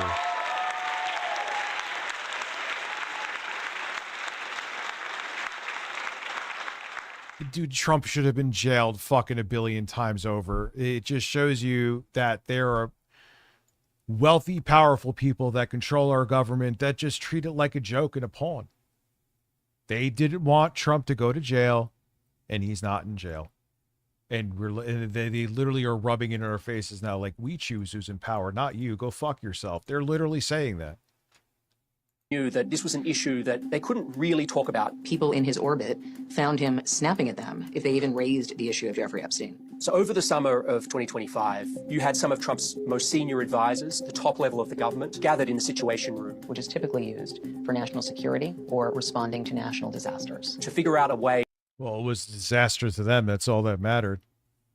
To spin their way out of this. Not with the president, but among themselves. It was an issue that came back to bite them, because many of the same senior people who were in the Situation Room were very strong advocates for releasing the Epstein files way back even before the 2024 campaign, and potentially a client list, a list of powerful men who were, the rumors had it, involved in sex trafficking with Epstein.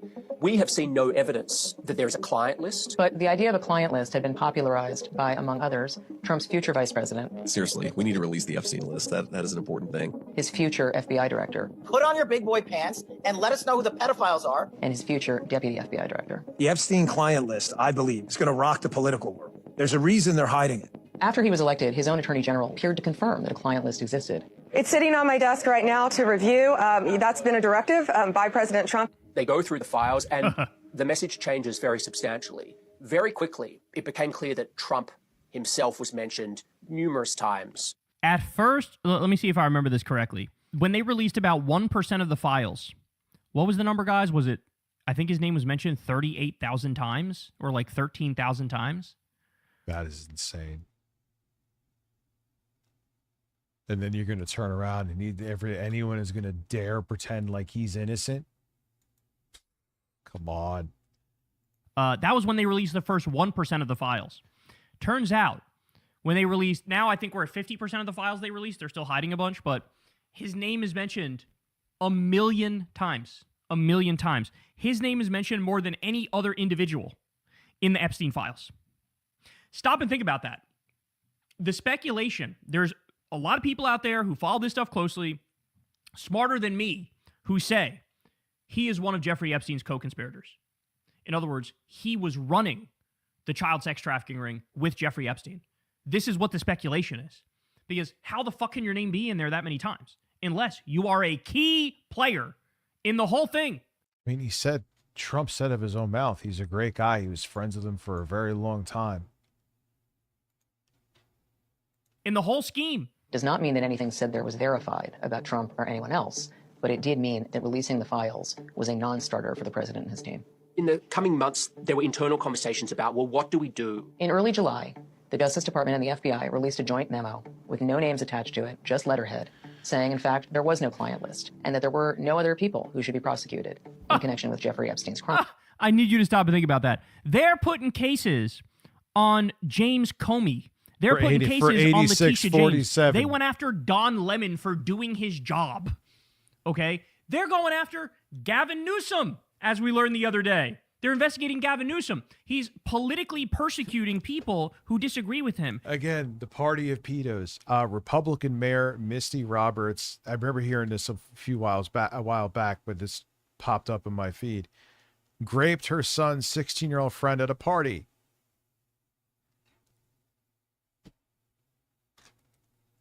Didn't Jeffrey Epstein, I believe, in the file said he wanted to normalize pedophilia too? Why? Look at what they're doing. Oh my God. These people are fucking demons, man. They all need to be held accountable. And who stand up to him and who tell the truth. But there's not one person in the Epstein files who's been taken down for the crime of child sex trafficking or actual pedophilia. Nah, son. Nah. We see what this is. This is a criminal organization. That's what this is. This is not a White House. This is not a government. This is not a cabinet. Yeah, that's how I look at it. We don't have a federal government right now. We don't. It's a rogue regime. This is a regime. This is a cartel. I swear to fucking Christ, I did not watch this video. I'm not just like A criminal organization. That's what we're looking at here. And all of a sudden, many of his voters who thought that they were electing a president and people around him to get to the bottom of the Epstein story were suddenly feeling that they were actually part of a cover-up. How many of you are satisfied with the results of the Epstein investigation? During this whole period, Trump was just getting more and more fed up. He was very used to telling his base what to think and having them believe him. He accused his supporters of being weaklings. He said he didn't want their support anymore. He used thinking for yourself as being weak. No, the other way around, dude.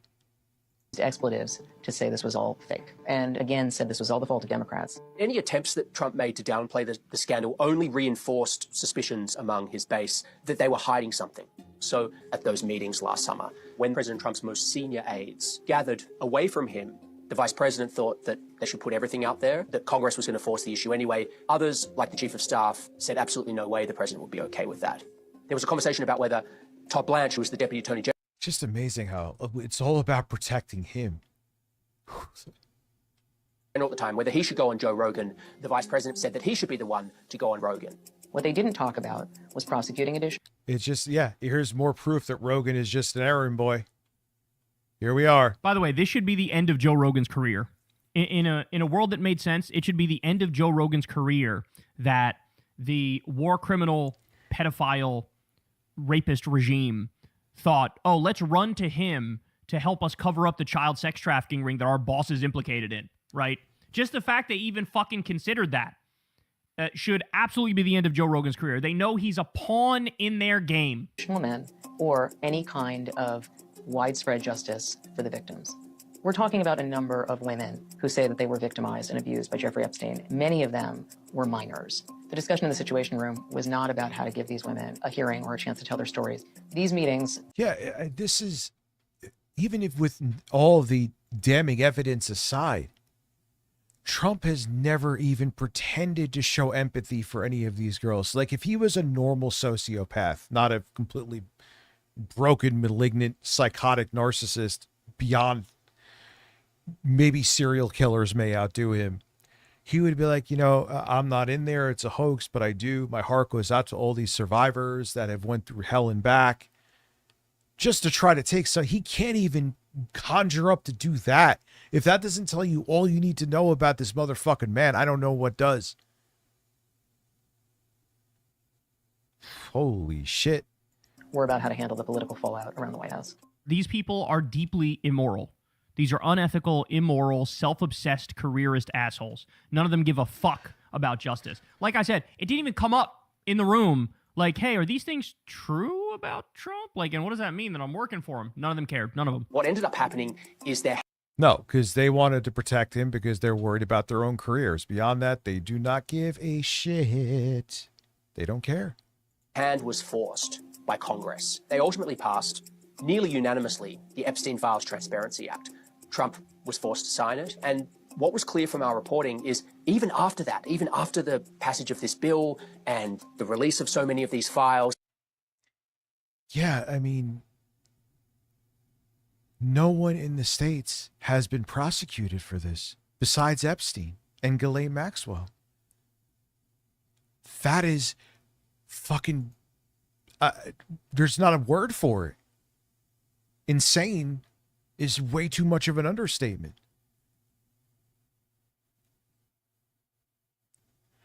Holy shit. The issue didn't go away at all. Maggie and I obtained a document written by President Trump's top pollster, Tony Fabrizio, which described focus groups that were conducted in March. Thank God I blue state. It was the sixth most important issue raised by voters in this focus group. Head of crime and safety, the military, data centers. I mean, these are really potent political issues that ranked below the Epstein files. More than a year after they first started to try to deal with the Epstein crisis. He just simply could not make it go away by telling his supporters they should believe him instead of something else. Here's the thing. He's in there. He's in there a million times. There's so many horrid things about him. The more he objects, it's a... Elon Musk made it like, I've never been to the island. Yeah, because you didn't get the invite. He kind of brushed you off. You were licking your chops, you Nazi fucking pedophile, trillionaire, piece of shit. You were dying to go there. Fucking hate these people, dude. Now that guy he's the wealthiest man and it's not even close. Second place is like 300 billion. Das protest too much moment. And everybody sees it. Everybody gets it. Everybody goes, oh, well, hold on. Why? Why are you so intent on moving past this? Okay, so here we have the pod save guys, and they get into a little bit more detail on the nipple torture kink. A girl in Epstein's sex trafficking ring named Jen who said she had sex with Trump. Ransom also claimed that Jen had told her that Trump had a predilection for nipples and that he had aggressively flicked and sucked hers. Ransom wrote that she had seen evidence when she shared a bathroom with Jen. Quote, they looked incredibly painful because they were red and swollen, and I remember wincing when I looked at them, she wrote. Gross. Gross. The P-tape is out. Nipplegate is in. The Nipplegate is... So the context here, this is according to Maggie Haberman and Jonathan Swan, two of the best reporters of the New York Times. They have a new book out called Regime Change Inside the Imperial Presidency of Donald Trump. This email is apparently one of the primary reasons that the Department of Justice never created a searchable database of the Epstein files. So the Trump administration built an internal version of the database. They tested it, and the nipple thing was like the first document that kept coming up. So they just spiked the whole idea because they were solely worried about like Trump's exposure, not transparency, not about putting the story to bed. So did you expect to be talking about nipples this morning? I did not. Well, it's Donald Trump, so you never know. I did like in the piece, they had the line, one official would later describe. I got it. Not because of it just... Nipple, nipple, nipple.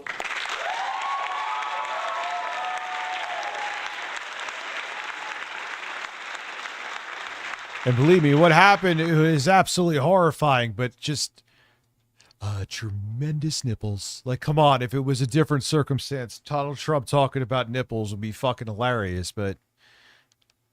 It as a surreal experience to be discussing nipples in the White House Situation Room. That's the other great thing about this is like all right, just come on, they're in the Situation Room and Trump is like, we need to make the nipple story go away.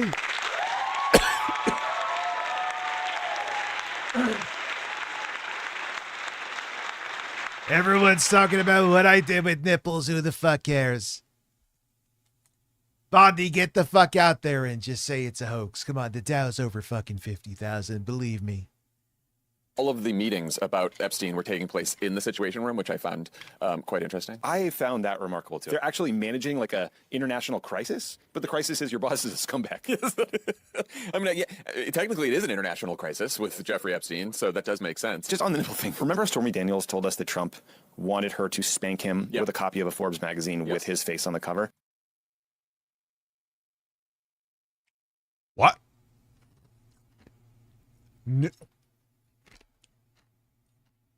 Why am I even going to say no? Why am I going to waste the fucking breath saying no? Of course he did, because he's fucking... Talk about he didn't like an article in this magazine and he wanted to be spanked with it or spank her with it. What a fucking petty fucking loser. Nah, I never heard about that shit. No. Oh, no, I had forgotten about that. Trump wanted to be spanked with a Forbes magazine with his face on the cover. Let me tell you something. Psychologists are going to have a motherfucking field day with this man, bro. A field day. And speaking of psychologists, I got more on that in a little bit because I got an amazing update about how the Iranians have to deal with Trump, okay? But, bro... when you learn this, it's like, how is he not out of power yet? How is he not impeached? How is he not hit with the 25th Amendment? How is he not in handcuffs? How is he not behind bars? Like, this is... because the elites wanted him in office so they could do what they wanted to do. That's why. And they knew he was compromised. They knew he was very corrupt and fucking evil, and he would play ball with what they want. There you go. Simple answer. Fucking mental, what we're looking at here. This state of affairs cannot hold. And now people learn about the nipple torture king. And let me tell all you people out there, if you haven't yet, learn about the Katie Johnson allegation. Do yourself a favor. If everybody in this country knew about the Katie Johnson allegation, we would be living in a fundamentally different country right now because we would not tolerate Donald Trump continuing to remain in power. It wouldn't happen. The Katie Johnson allegation is fucking stomach churning. And I covered the whole thing. She gave some testimony and blurred her face out and used an alias, but she gave some testimony about what she personally went through with Trump and Epstein, and as a 13-year-old, she was raped, okay? And she gets into horrid specifics about, somebody... It is horrible But to lighten things up,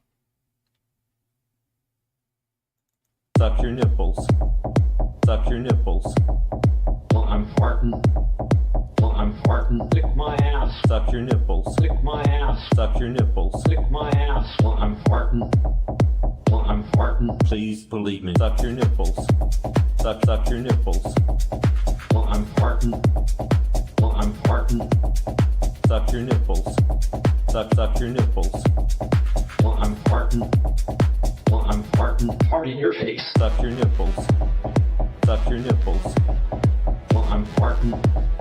Well, I'm farting. Lick my ass. Suck your nipples. Lick my ass. Suck your nipples. Lick my ass. Well, I'm farting. Well, I'm farting. Please believe me. Suck your nipples. Suck your nipples. Well, I'm farting.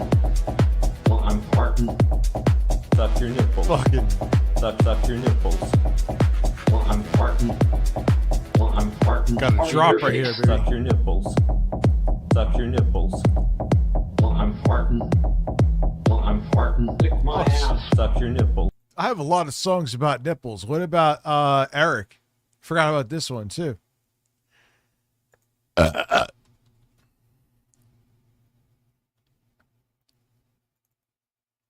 I sucked Boogie's nipple. Oh, wow. I sucked Oh, that's loud, son. Boogie's nipple. I sucked Boogie's nipple. I sucked Boogie's nipple. I sucked Boogie's nipple. I sucked Boogie's nipple. I sucked Boogie's nipple. I sucked Boogie's sucked. I sucked Boogie's nipple. I sucked Boogie's nipple. I sucked Boogie's nipple. I sucked Boogie's nipple. I sucked Boogie's nipple. I sucked Boogie's nipple. I sucked Boogie's nipple. I sucked Boogie's sucked. I sucked Boogie's nipple. I sucked Boogie's nipple. I sucked Boogie's nipple. I sucked Boogie's nipple. I sucked. All right, we'll finish this up and we'll get off of politics for a hot minute because it is fucking horrifying and exhausting. Maybe that's why I needed to get stupid right there. Trump demanding a blowjob from some other underage girl, and she uses her teeth, and then he fucking hits her, and he also has like racist fantasies as part of his fucking kink, and he would. When there'd be these Epstein orgies, he'd sit in the corner and jack off and then have some underage girl come and try to finish them all. I mean, this is like horrible, horrible stuff that we're talking about here. Just disgusting, disgusting stuff that we're talking about here. And it's all out there. It's all out there. The Katie Johnson allegation is all out there. If you haven't yet, look it up on my channel. Type in Secular Talk, Katie Johnson, and everyone's just asleep. There are still not enough people who are waking up to this.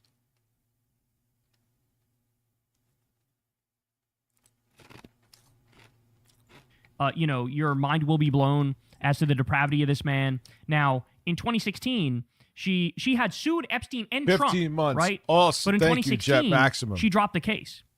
And the speculation was it's because there were threats. It's because there were threats. It was either There massive definitely were payoff or threats. there were threats. And so that went away. But that doesn't reflect on the truth value of what she claimed. And she had a very specific and detailed story, which is consistent with other stories that have been told about Trump. Okay? I don't even know. Do people even know that Mar-a-Lago was subpoenaed in the Ghislaine Maxwell investigation because they thought that was the hub of the child sex trafficking, bro? They thought it was the hub of the child sex trafficking. Why is it that we know Jeffrey Epstein knew everything about Mar-a-Lago's financing, including mortgage fraud and money laundering? That Epstein brought this stuff up in his emails, right? Do people realize that there's a Jeffrey Epstein email from 2011 where he's talking to somebody and he says Trump is at his house with one of the victims? Which means there's pictures and videos of Trump with underage. And this is before he was in politics. So he was just being a... He can't say it was a fucking business meeting. You know what it was about. Girls at Epstein's house from way before he was president. So they have this as blackmail, right? And then you look at the current state of geopolitical affairs and you go, huh. Just well, this pay is some probably children. used as blackmail over him to get him to do their bidding because he would do anything to prevent those pictures and videos from getting out there. So this is crazy, bro. This is crazy. But y'all, do me a favor and like and subscribe. Yep.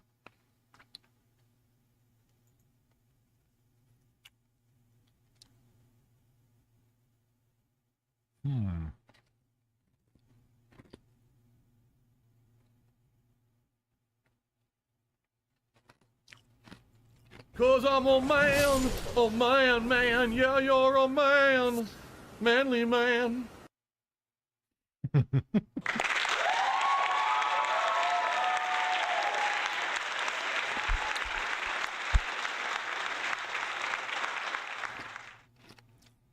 we go. You're a man. I love classic Resident Evil, and this is considered one of the classic games.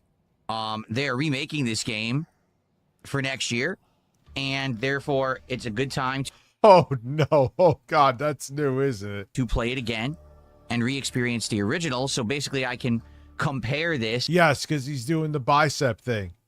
to the new one. If I didn't do this, I likely wouldn't remember much of the original, and therefore this will give me the frame of reference next year when we play the remake. I'm very excited to chill with all of you. We're going to do a chill morning show where we hang out and we build up attendance. And all right, I'm just going to run and use the restroom. I forgot about this. Quickly, and then I'm going to come back and we're going to begin chilling, hanging out, I love how small his head is here, too. having a good time here on the morning show before Resident Evil begins. Okay? Thanks, That's always his I'm being funny face. guys. I'll be right back. Enjoy the spooky vibes. See you in a sec. Good morning, everybody. Hello and welcome. It's time To see a man whose hairline is going back at least a centimeter each day. for the DSP morning show here on DSP Gaming. I'm actually a little early today.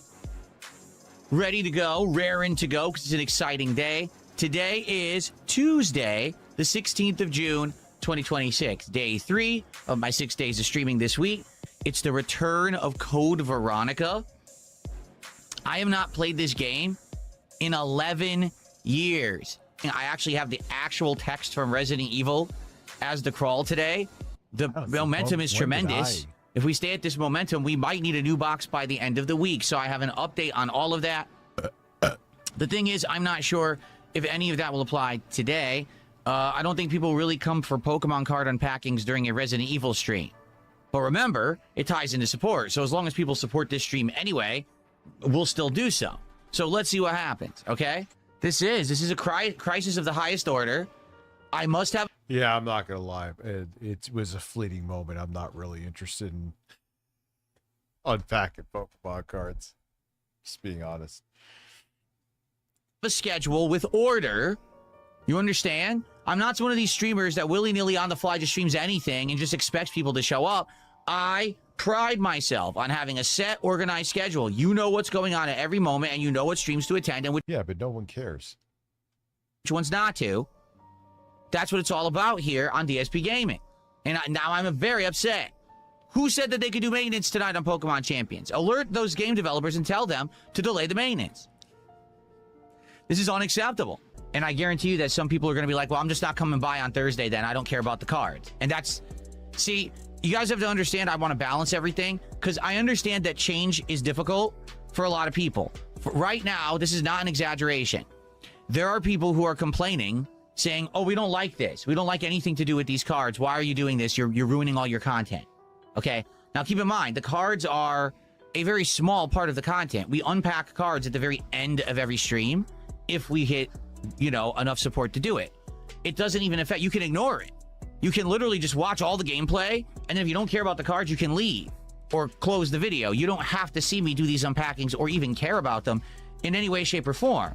So it's a moot point. Like, there really is no point there when people are complaining about it. However, there are some people that just are afraid of change, right? If you remember 2 years ago, I did a collab with Kino Casino for a few months there. Oh, no. And everyone was worried. Oh my... No. What the fuck? He's going to make it like it was an exciting adventure, isn't he? God, Phil is doing drama content and he's changing for the worse and he's going to ruin everything he's built over the years. And I assured everyone, listen to me, everyone. Don't worry. I know what I'm doing. This is for the best. It's going to work out. Overall, I'm not going to change as a person. He can't let it go. He can't let it go. He's still making it like that was a successful experiment. Phil, we were here. We saw. You can't pretend something different happened. Well, yes, you can. You always do.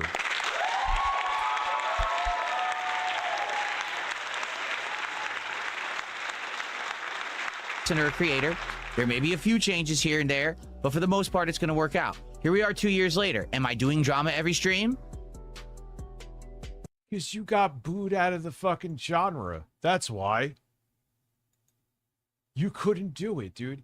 You would have totally stayed in the react. You would probably never fucking touch your controller again if reacting worked out for you. If drama worked out for you. If political commentary worked out for you. It just didn't. That's why you're back here. It's not because you're holier than thou. Come on, man. No. In the case of the Pokemon cards, yes, I understand the last 2 to 3 weeks, there's been a lot of hoopla about them. I even have them in the set and everything. But you can literally ignore it. Right? It's the end of every stream when I open the packs. It's not a big deal. So you don't have to really worry about it, okay? It's funny how he's slowly bringing back the gamer shirts, though. I guess his bruised ego, he finally... Oh, he had... what was it called? DS Politics. I wonder... He, like, rushed out this, I guess, thumbnail or DS Politics...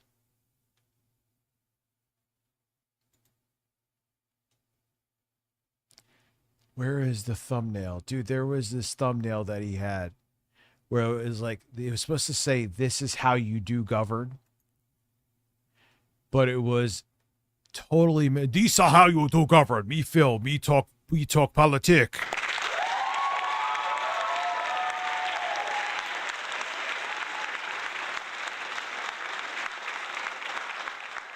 And he was only doing that because of Kino Casino. He had no interest. I remember always the thing I bring up was the opiate crisis, and he thought it said the OBGYN crisis. It's insanity. So he tried all of it. It didn't work out. And he was like, oh, I stepped away from drama because I knew you guys didn't want it. No, you stepped away from it because you sucked at it. That is actually why you stepped away. You pretended something different because your ego got bruised because you did suck and you can't come to terms with it.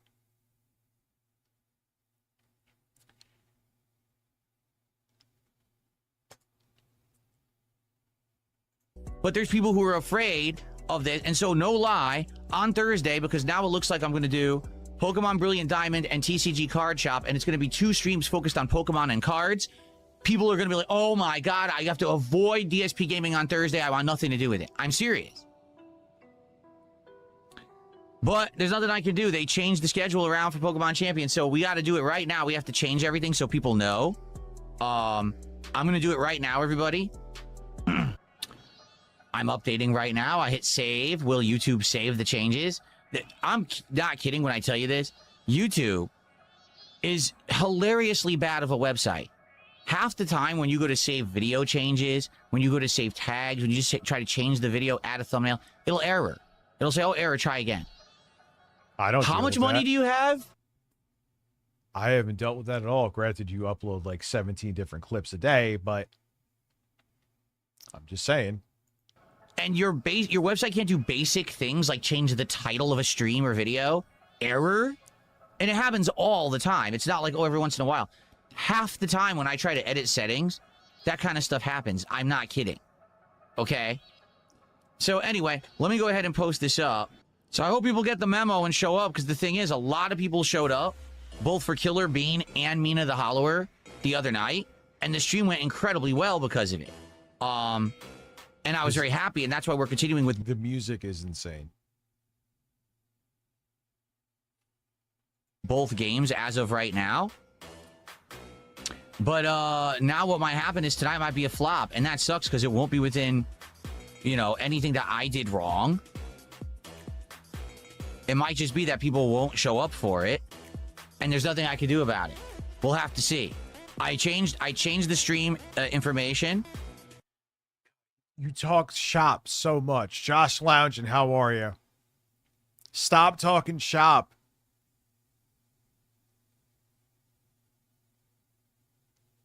Just do shit. So now it shows as, you know, a different stream tonight. And I just posted up both on X and on the post tab of the channel. So everyone should know, but they might not, because the schedule last night said something else. So, you know, it might all be screwed up now. Yeah, I know it's the wee hours of the morning, basically. That's man. Let me get this video done. Yo, why is it taking forever to install this game? This shit's been stuck on Dune the Dark Ages for like 3 years. What is that about?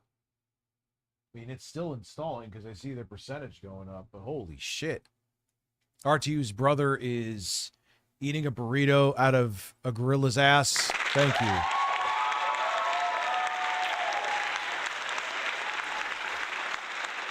And I got a $1.50 tip. Seems like Pokemon cards are bringing in financial success. Are these openings translating to views and a boost in the algorithm? Could this be DSP Renaissance 2.0? No. Okay. All right, so if you like the content today, please support it.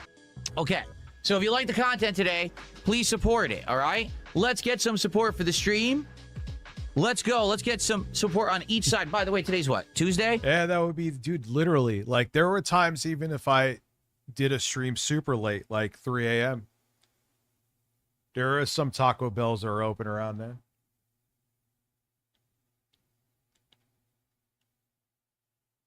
I'm actually it's like, oh, Rich, you're on Manjaro. You're not. No, I'm fucking starving right now, champ. I am starving. But I just won't do it.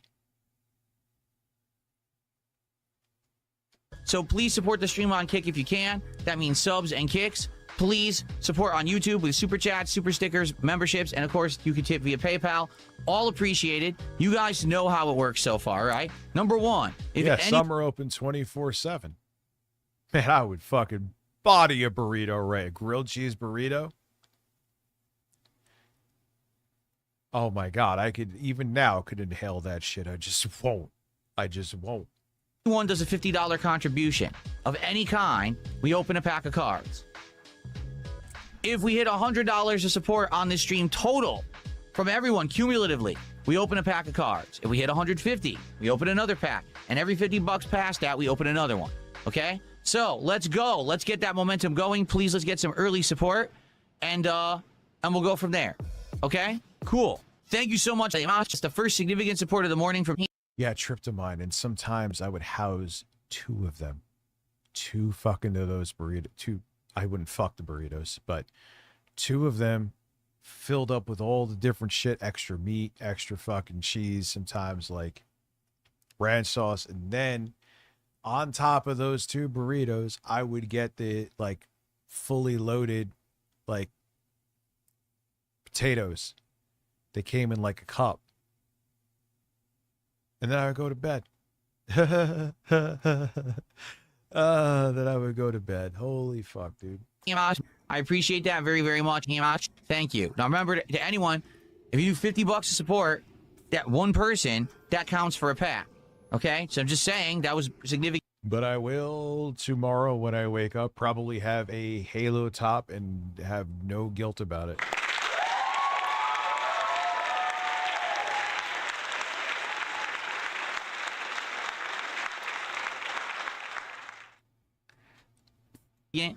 If you give more today, we hit $50. It's a bonus pack. Okay? Cool. No, 5 memberships is not $20. It's $20 for you. YouTube takes a pretty good cut. So I count it. It's every membership counts for $3 on YouTube. That's how it's always been. But it's just funny to this day. He still tries to go, oh, you know, I tried the drama, but I felt that wasn't good for my community. Yeah, bullshit, Phil. It's such a lie. You tried so hard, and you thought were being buddy-buddy with Kino Casino, even though they were just playing you like a fool. You were hoping that would have been like, okay, now I could be a commentator and stop playing games. You'll never admit this. I get it, but you were dying to never pick up a fucking controller again, or maybe do like what I do, where I very seldomly, like I'll do the stream of benchmarking with the more spec like a Steam Machine computer,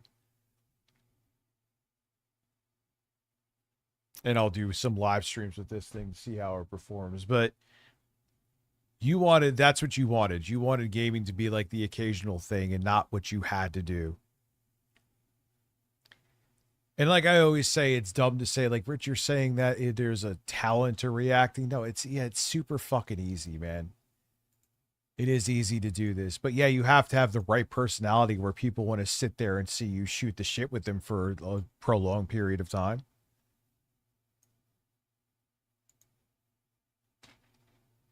And Phil doesn't have one, because Phil is too insecure and he can't, like, one thing I think what people find entertaining with reacting is where you could like self-reflect and relate and also see your own flaws and bring up your takes, because you could see yourself for what you see in the mirror and correlate it to the content you're watching. You have to have a sense of self-awareness to make reacting not boring. Does that make sense? He doesn't have that. The nacho, oh, dude, I used to rock those nacho fries with the cheese sauce. Oh.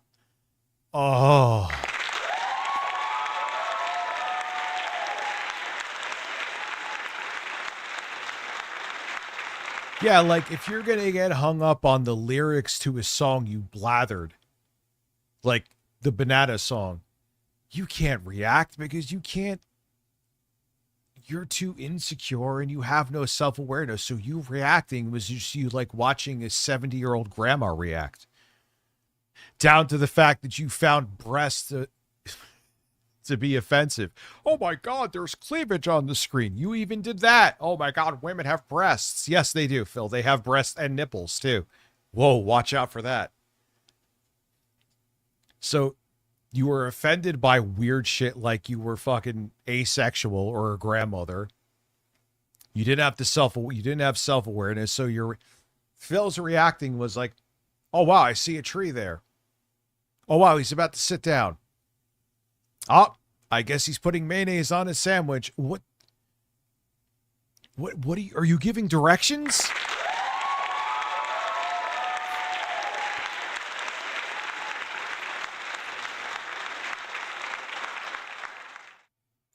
So the whole thing of you being holier than thou is bullshit, dude. You just couldn't do it. Which I know everyone's like, Rich, that's so insane. It's just react. Yeah, I get it. But Phil couldn't do it. I always remember when he was trying to make jokes about Ethan Ralph.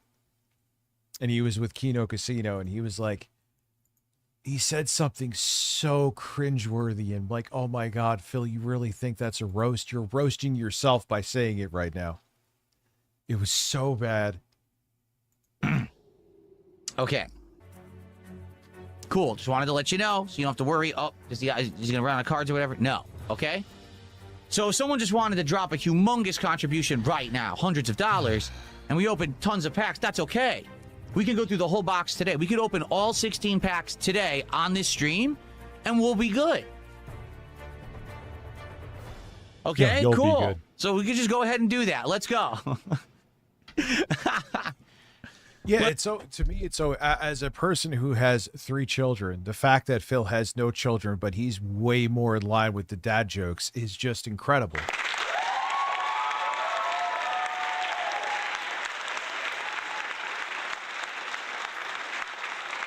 It's kind of crazy, man. Let's go. Come on. Okay, so I've covered all the topics I wanted to cover. Sadly, we had a schedule change. Nothing I could do about that. I do hope that we get people tonight on the late stream despite this last-minute schedule change. Now I open it up to you guys. What would you like to talk about for the rest of the show? Please tag me in either chat. We'll do a little bit of Q&A and, back and forth. He's better off growing a full beard and shaving his head. Yes, I know it'll be like it'll be like a light bulb, but it is what it is. He can't change the shape of his skull. Before we start with Resident Evil, okay? Zoznaj says the AI thumbnails got to go. All right, Zoznaj. So since you've now offered to hand draw me thumbnails and design them yourself, since you don't like the AI thumbnails, get to it. Send me some thumbnails and I will get rid of the AI ones. Oh, God, you're so butthurt. Phil, I'm not incredible at making thumbnails. I use a hybrid. I would say 70% me. 30, like I'll go put into Grok on my sock account where I'll like get rid of this logo. Or I'll make this person, I'll get an actual image and make Peter Thiel look evil. Then I'll add it to other shit in the thumbnail. And so it's like, yeah, you use it as a tool. You just use AI thumbnails like every other fucking dork out there. And it's so obvious. Why is it such a tall order that he's asking? Like, yeah, they don't, when you just use an AI, I tried it like two different thumbnails. And I added like Bill Gates' face or something like that and Peter Thiel's face myself. But the rest of it was AI and they sucked. So I only did it with 2. You know, the thumbnails I make myself and maybe I'll use AI for some assets, but I still am making the thumbnail. It's just why you can't fucking learn Photoshop. If my dumbass can, you can. But now he's going to berate him instead of saying, all right, maybe I could ease up on it. Immediately. Sounds like a plan. Thanks a lot for offering. Okay. So again, please tell. How could you act like that, Phil? And then, hey, guys, I want your feedback. Proceeds to give constructive criticism and feedback. All right, you make me the thumbnail and go fuck yourself. Glad you took the feedback to heart, Phil. Totally seeing how you've grown as a person over the past decade and a half. You totally aren't the same person as you were back then, except you are. Tag me in either chat. Let's see what you guys want to talk about. We'll hang out for about another 20 minutes or so, and then we'll begin with Resident Evil Code Veronica X. Hopefully now with no audio desync. And come on, let's get some support early for the stream. It would be great to get some early support for Resident Evil today and to get the stream excited. Let's go. My head looks giant compared to the rest of my body. That's because of the perspective of the camera. In perspective of the camera, my head is closer to the camera. He's insecure about it. So now he has to give you an actual technical reason as to why his head is big. This is why, Rich, why do you always go back to Phil? He's repetitive. Yes, I agree with you. It is still fascinating, his repetition. But then he says things like this. He's going to explain to you why you see his head as large and mean it. Camera than anything else on my body. The camera is right there. There's my head. You see, everything else is behind behind my head. So, see, if I sit back, it looks better. I'm sitting forward like this, so my head looks big. Phil, people were saying they thought I looked like Heels versus Babyface before. I don't really care. I made some jokes. You are getting insecure.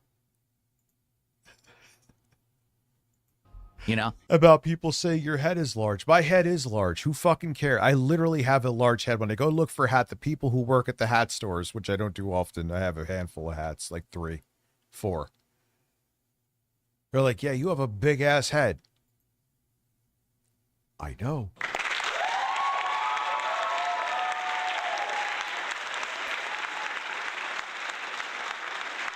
If I sit all the way. Who cares? I have a big head.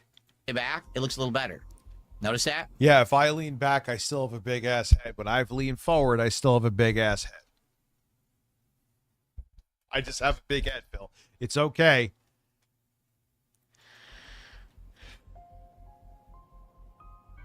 It's called perspective, and it's a forced perspective with one lens. If there were 2 lenses and a 3D perspective, it would look more realistic. But everyone's films with 1 lens, not 2. Yes, gameplay soon. We're just about to the time when we're going to end the morning show. In fact, I would say last chance if anyone wants to chat about anything, tag me in chat. Let's have our final conversation and we'll wrap this up. And we'll start with Code Veronica X. All right, guys. So please support today's stream. If you like retro throw. Imagine if like the more Phil's hair recedes, the more like his cranium gets big. So he ends up looking like Pinky in the Brain with a comb over. Back stuff. If you've been craving classic Resident Evil, if you're happy that I'm playing this to prepare for the remake next year, please support today's stream. I would appreciate it to have a well-supported premiere stream of Code Veronica today. Would be great. Thank you in advance. Thanks to the few who did. We had Hema, we had Darity, And we had Psychic Airfield who contributed so Why is he reversing the names? That's a first. I haven't heard of that one, but what the hell's that about? far, and I appreciate that. Please, let's get support rolling for the zombie action. Okay? All right. Let's finish this, and let's get started. Thank you guys for chilling. Okay, sorry, I got distracted. Thanks for watching. See you tomorrow. Okay, I got distracted, everybody. Hold on one second. Big Juicy Turds just tipped me $2. Thank you to Big... Smash JT's green screen. My wife totally did not kick me out, and I'm still at home, guys. Nothing to see here. He said zombie action. He's such a cornball. Juicy Turds. That's our biggest tip of the day, if you can believe it. Thank you, Big JT. And I do feel that, like I said this morning, I think you missed the first segment. Nothing here. There are people, I'm not kidding, they are deathly afraid that my content will not be overtaken with collectibles. Dude, Phil, yeah, he's going to become Megamind. And stuff like this, and that now I won't be a gamer anymore. I'm serious. Like, I've got people leaving comments on my videos now. I don't hate this. I'm so afraid. Why isn't he just gaming? Why is he doing something else? We don't like this. Oh, man, I really... Who's actually saying that, Philly? You've been doing other shit for ages. May not work out, but you have been. I think what you're saying has a valid point. Like, right now, people are like, well, why don't you just research the whole thing about grading your cards, and why don't you do this and that? Because I already stream 6 days a fucking week. I'm already working full-time putting out this content. He's getting stressed. His ears going up. The more stressed Phil is, his ear is like... I don't have additional days to magically pull out of my ass to have time to research the proper way to do all this. That's why I talk with you guys about it on stream. This is my opportunity to do it. I don't have extra time off stream. I'm married. I have a life, a family. I don't have time for this shit. When I'm out of here, I'm doing real life stuff. Okay? So that's why.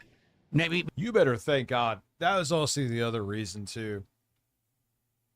I started making other content again, is because no audience, no live stream audience or any audience stays around forever. It's like having a restaurant and never advertising. You may have a dedicated audience that really, or dedicated customer base that really likes your food, and you could be making great food, but who knows? Audience moves on, or some customers may move out of state. Some customers may just get bored of your food. Not to be grim, some customers may pass away. And then because no one else knows that you exist, no one new will walk through the doors. The only reason you beat that and have a cheat code, Phil, is because there's so many people that clip you that they're doing the free, even though you hate them and say they're stealing your content, and even though you'll never do the same thing they're doing with your own content, and you think they're the bane to your existence, they're actually literally the reason that you could still do this for a living, because if they didn't clip you to put out how much of a dumbass you are, no one would know you exist. I don't have that, at least to the degree you do. So I'm like, I have to make content again so people know I'm on still on this fucking platform, or even if they don't know all the bullshit behind me, surrounding me, that they may just want to watch me. In a way, I'm envious of all the people clipping him, because he gets some free advertisement. Because I'm telling you, he literally wouldn't have an audience now if it wasn't for all the people that clip him. As much as he hates it, that is the fucking truth. I mean, having a dedicated show where we talk about this could be beneficial, right? So maybe you're onto something. But again, what I would say is we have now been doing these cards for 3 weeks. If you're not aware, this is week 3 of me unpacking cards live on stream. It's going well, right? It really is. Like right now, 10 packs a day for the last 2 days has been wild. Now today, we're not. Yes, he literally just explained to you why his head looks big. You know, like Phil, you know why my head looks big? Because it's just fucking big.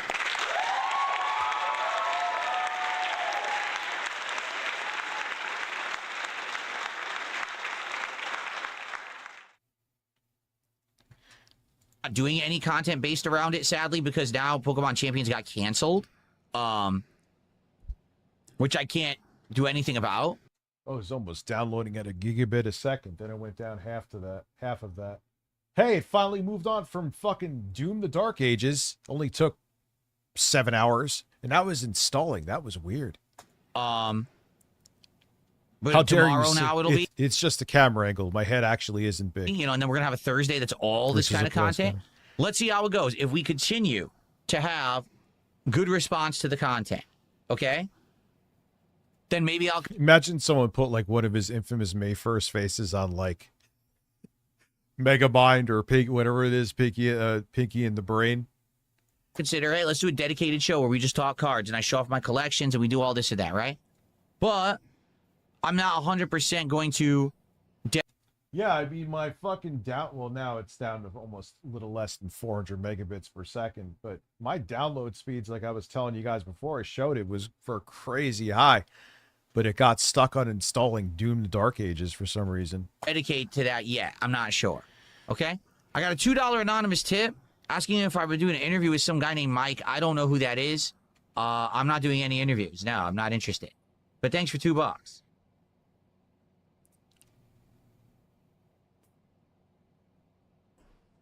Well, hello, everyone. Welcome to a blast from my past.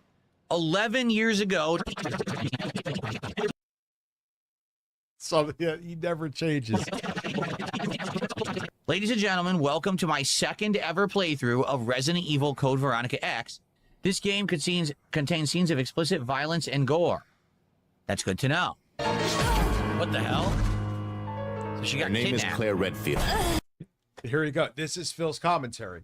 When he was doing React content, it was the same thing. He just sees what he says to you what he sees on screen. That is his reacting. They used a chopper to stop her with miniguns. This is like the scene from Terminator 2. That's exactly what this scene is. They completely copied the scene from Terminator 2 with Arnold, you know, running from the chopper that's shooting as he drives through the building.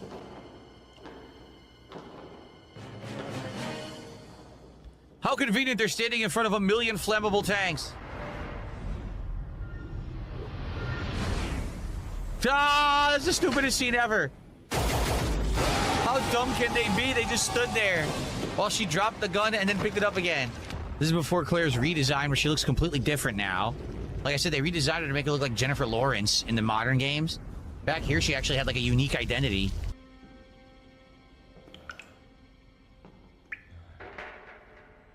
She's got a stomach ache.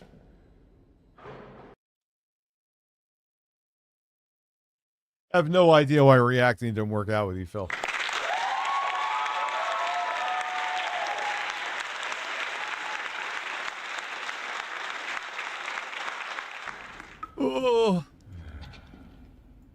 Oh, man. He's got it bad. Look. He ate too many BTS Oreos. Exploded in his stomach. What? What's with his face? There's like particles on his face. Did you see that? There's like little specks. This guy's ripped. Look at his body. Perfect. What was that? Go on. His Get out of here. He ran out of his digestion medicine. All right, here we go. He ran out of his digestion medicine. All right, we're going to have to watch this, Nick, because this is actually better than I thought. It was boring me for a bit, but...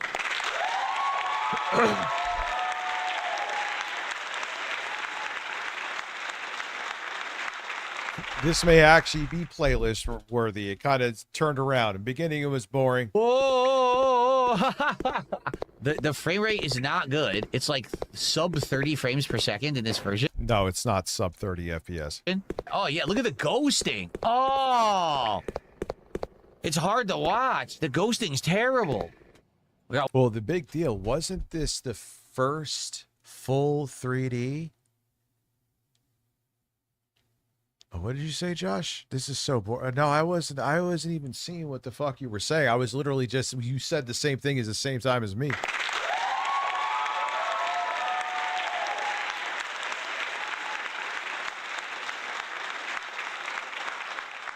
I'm pretty sure this is the first with no pre-rendered background, so they were figuring out the formula. One ink ribbon, so obviously we'll save our game. Okay. Walking on broken glass. Are we walking? This was Dreamcast exclusive in the beginning, wasn't it? So slow. Yes? Is something happening? No. Who touched your gravestones? Yikes. Oh, Jesus! Scared me. Yeah, this was exclusive to... They brought it to the PS2, I believe, later on. Oh, fuck. It's already almost time to close shop. I might as well switch up the screen. Yeah, this was a good stream, man. Good fucking stream.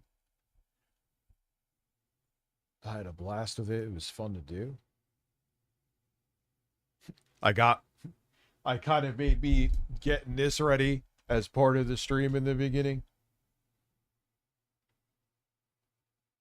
which was a smart choice because having these games downloaded will be good so I could just wake up and do the benchmarks on them, and then all I got to do is edit the video. All I have to do. Famous last words. That's a lot of editing, but I at least triple backed everything the fuck up. Zero cool, thank you. It is backed up and backed up and backed up on top of the backups, and that's the way it fucking should be. That MacBook video is still goddamn coming. The MacBook video is still goddamn coming. Let me get this up because I need to get it to Boss Game. They want it up. I need to get this out for Boss Game, I mean. And, yeah, I'm actually excited for this video. He is not eating a burrito right now. I am not going to be. No, this is already like I have to get the video up this week for Boss Game.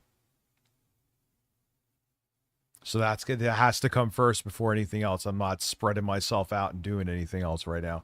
I have all the raw footage for the MacBook video, MacBook Air. That's all done, I think.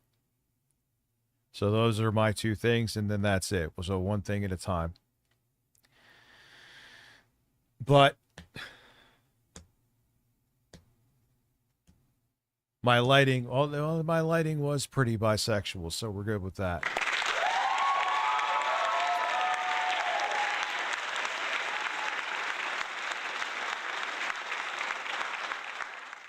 Well, I told you this story on the MacBook Neo.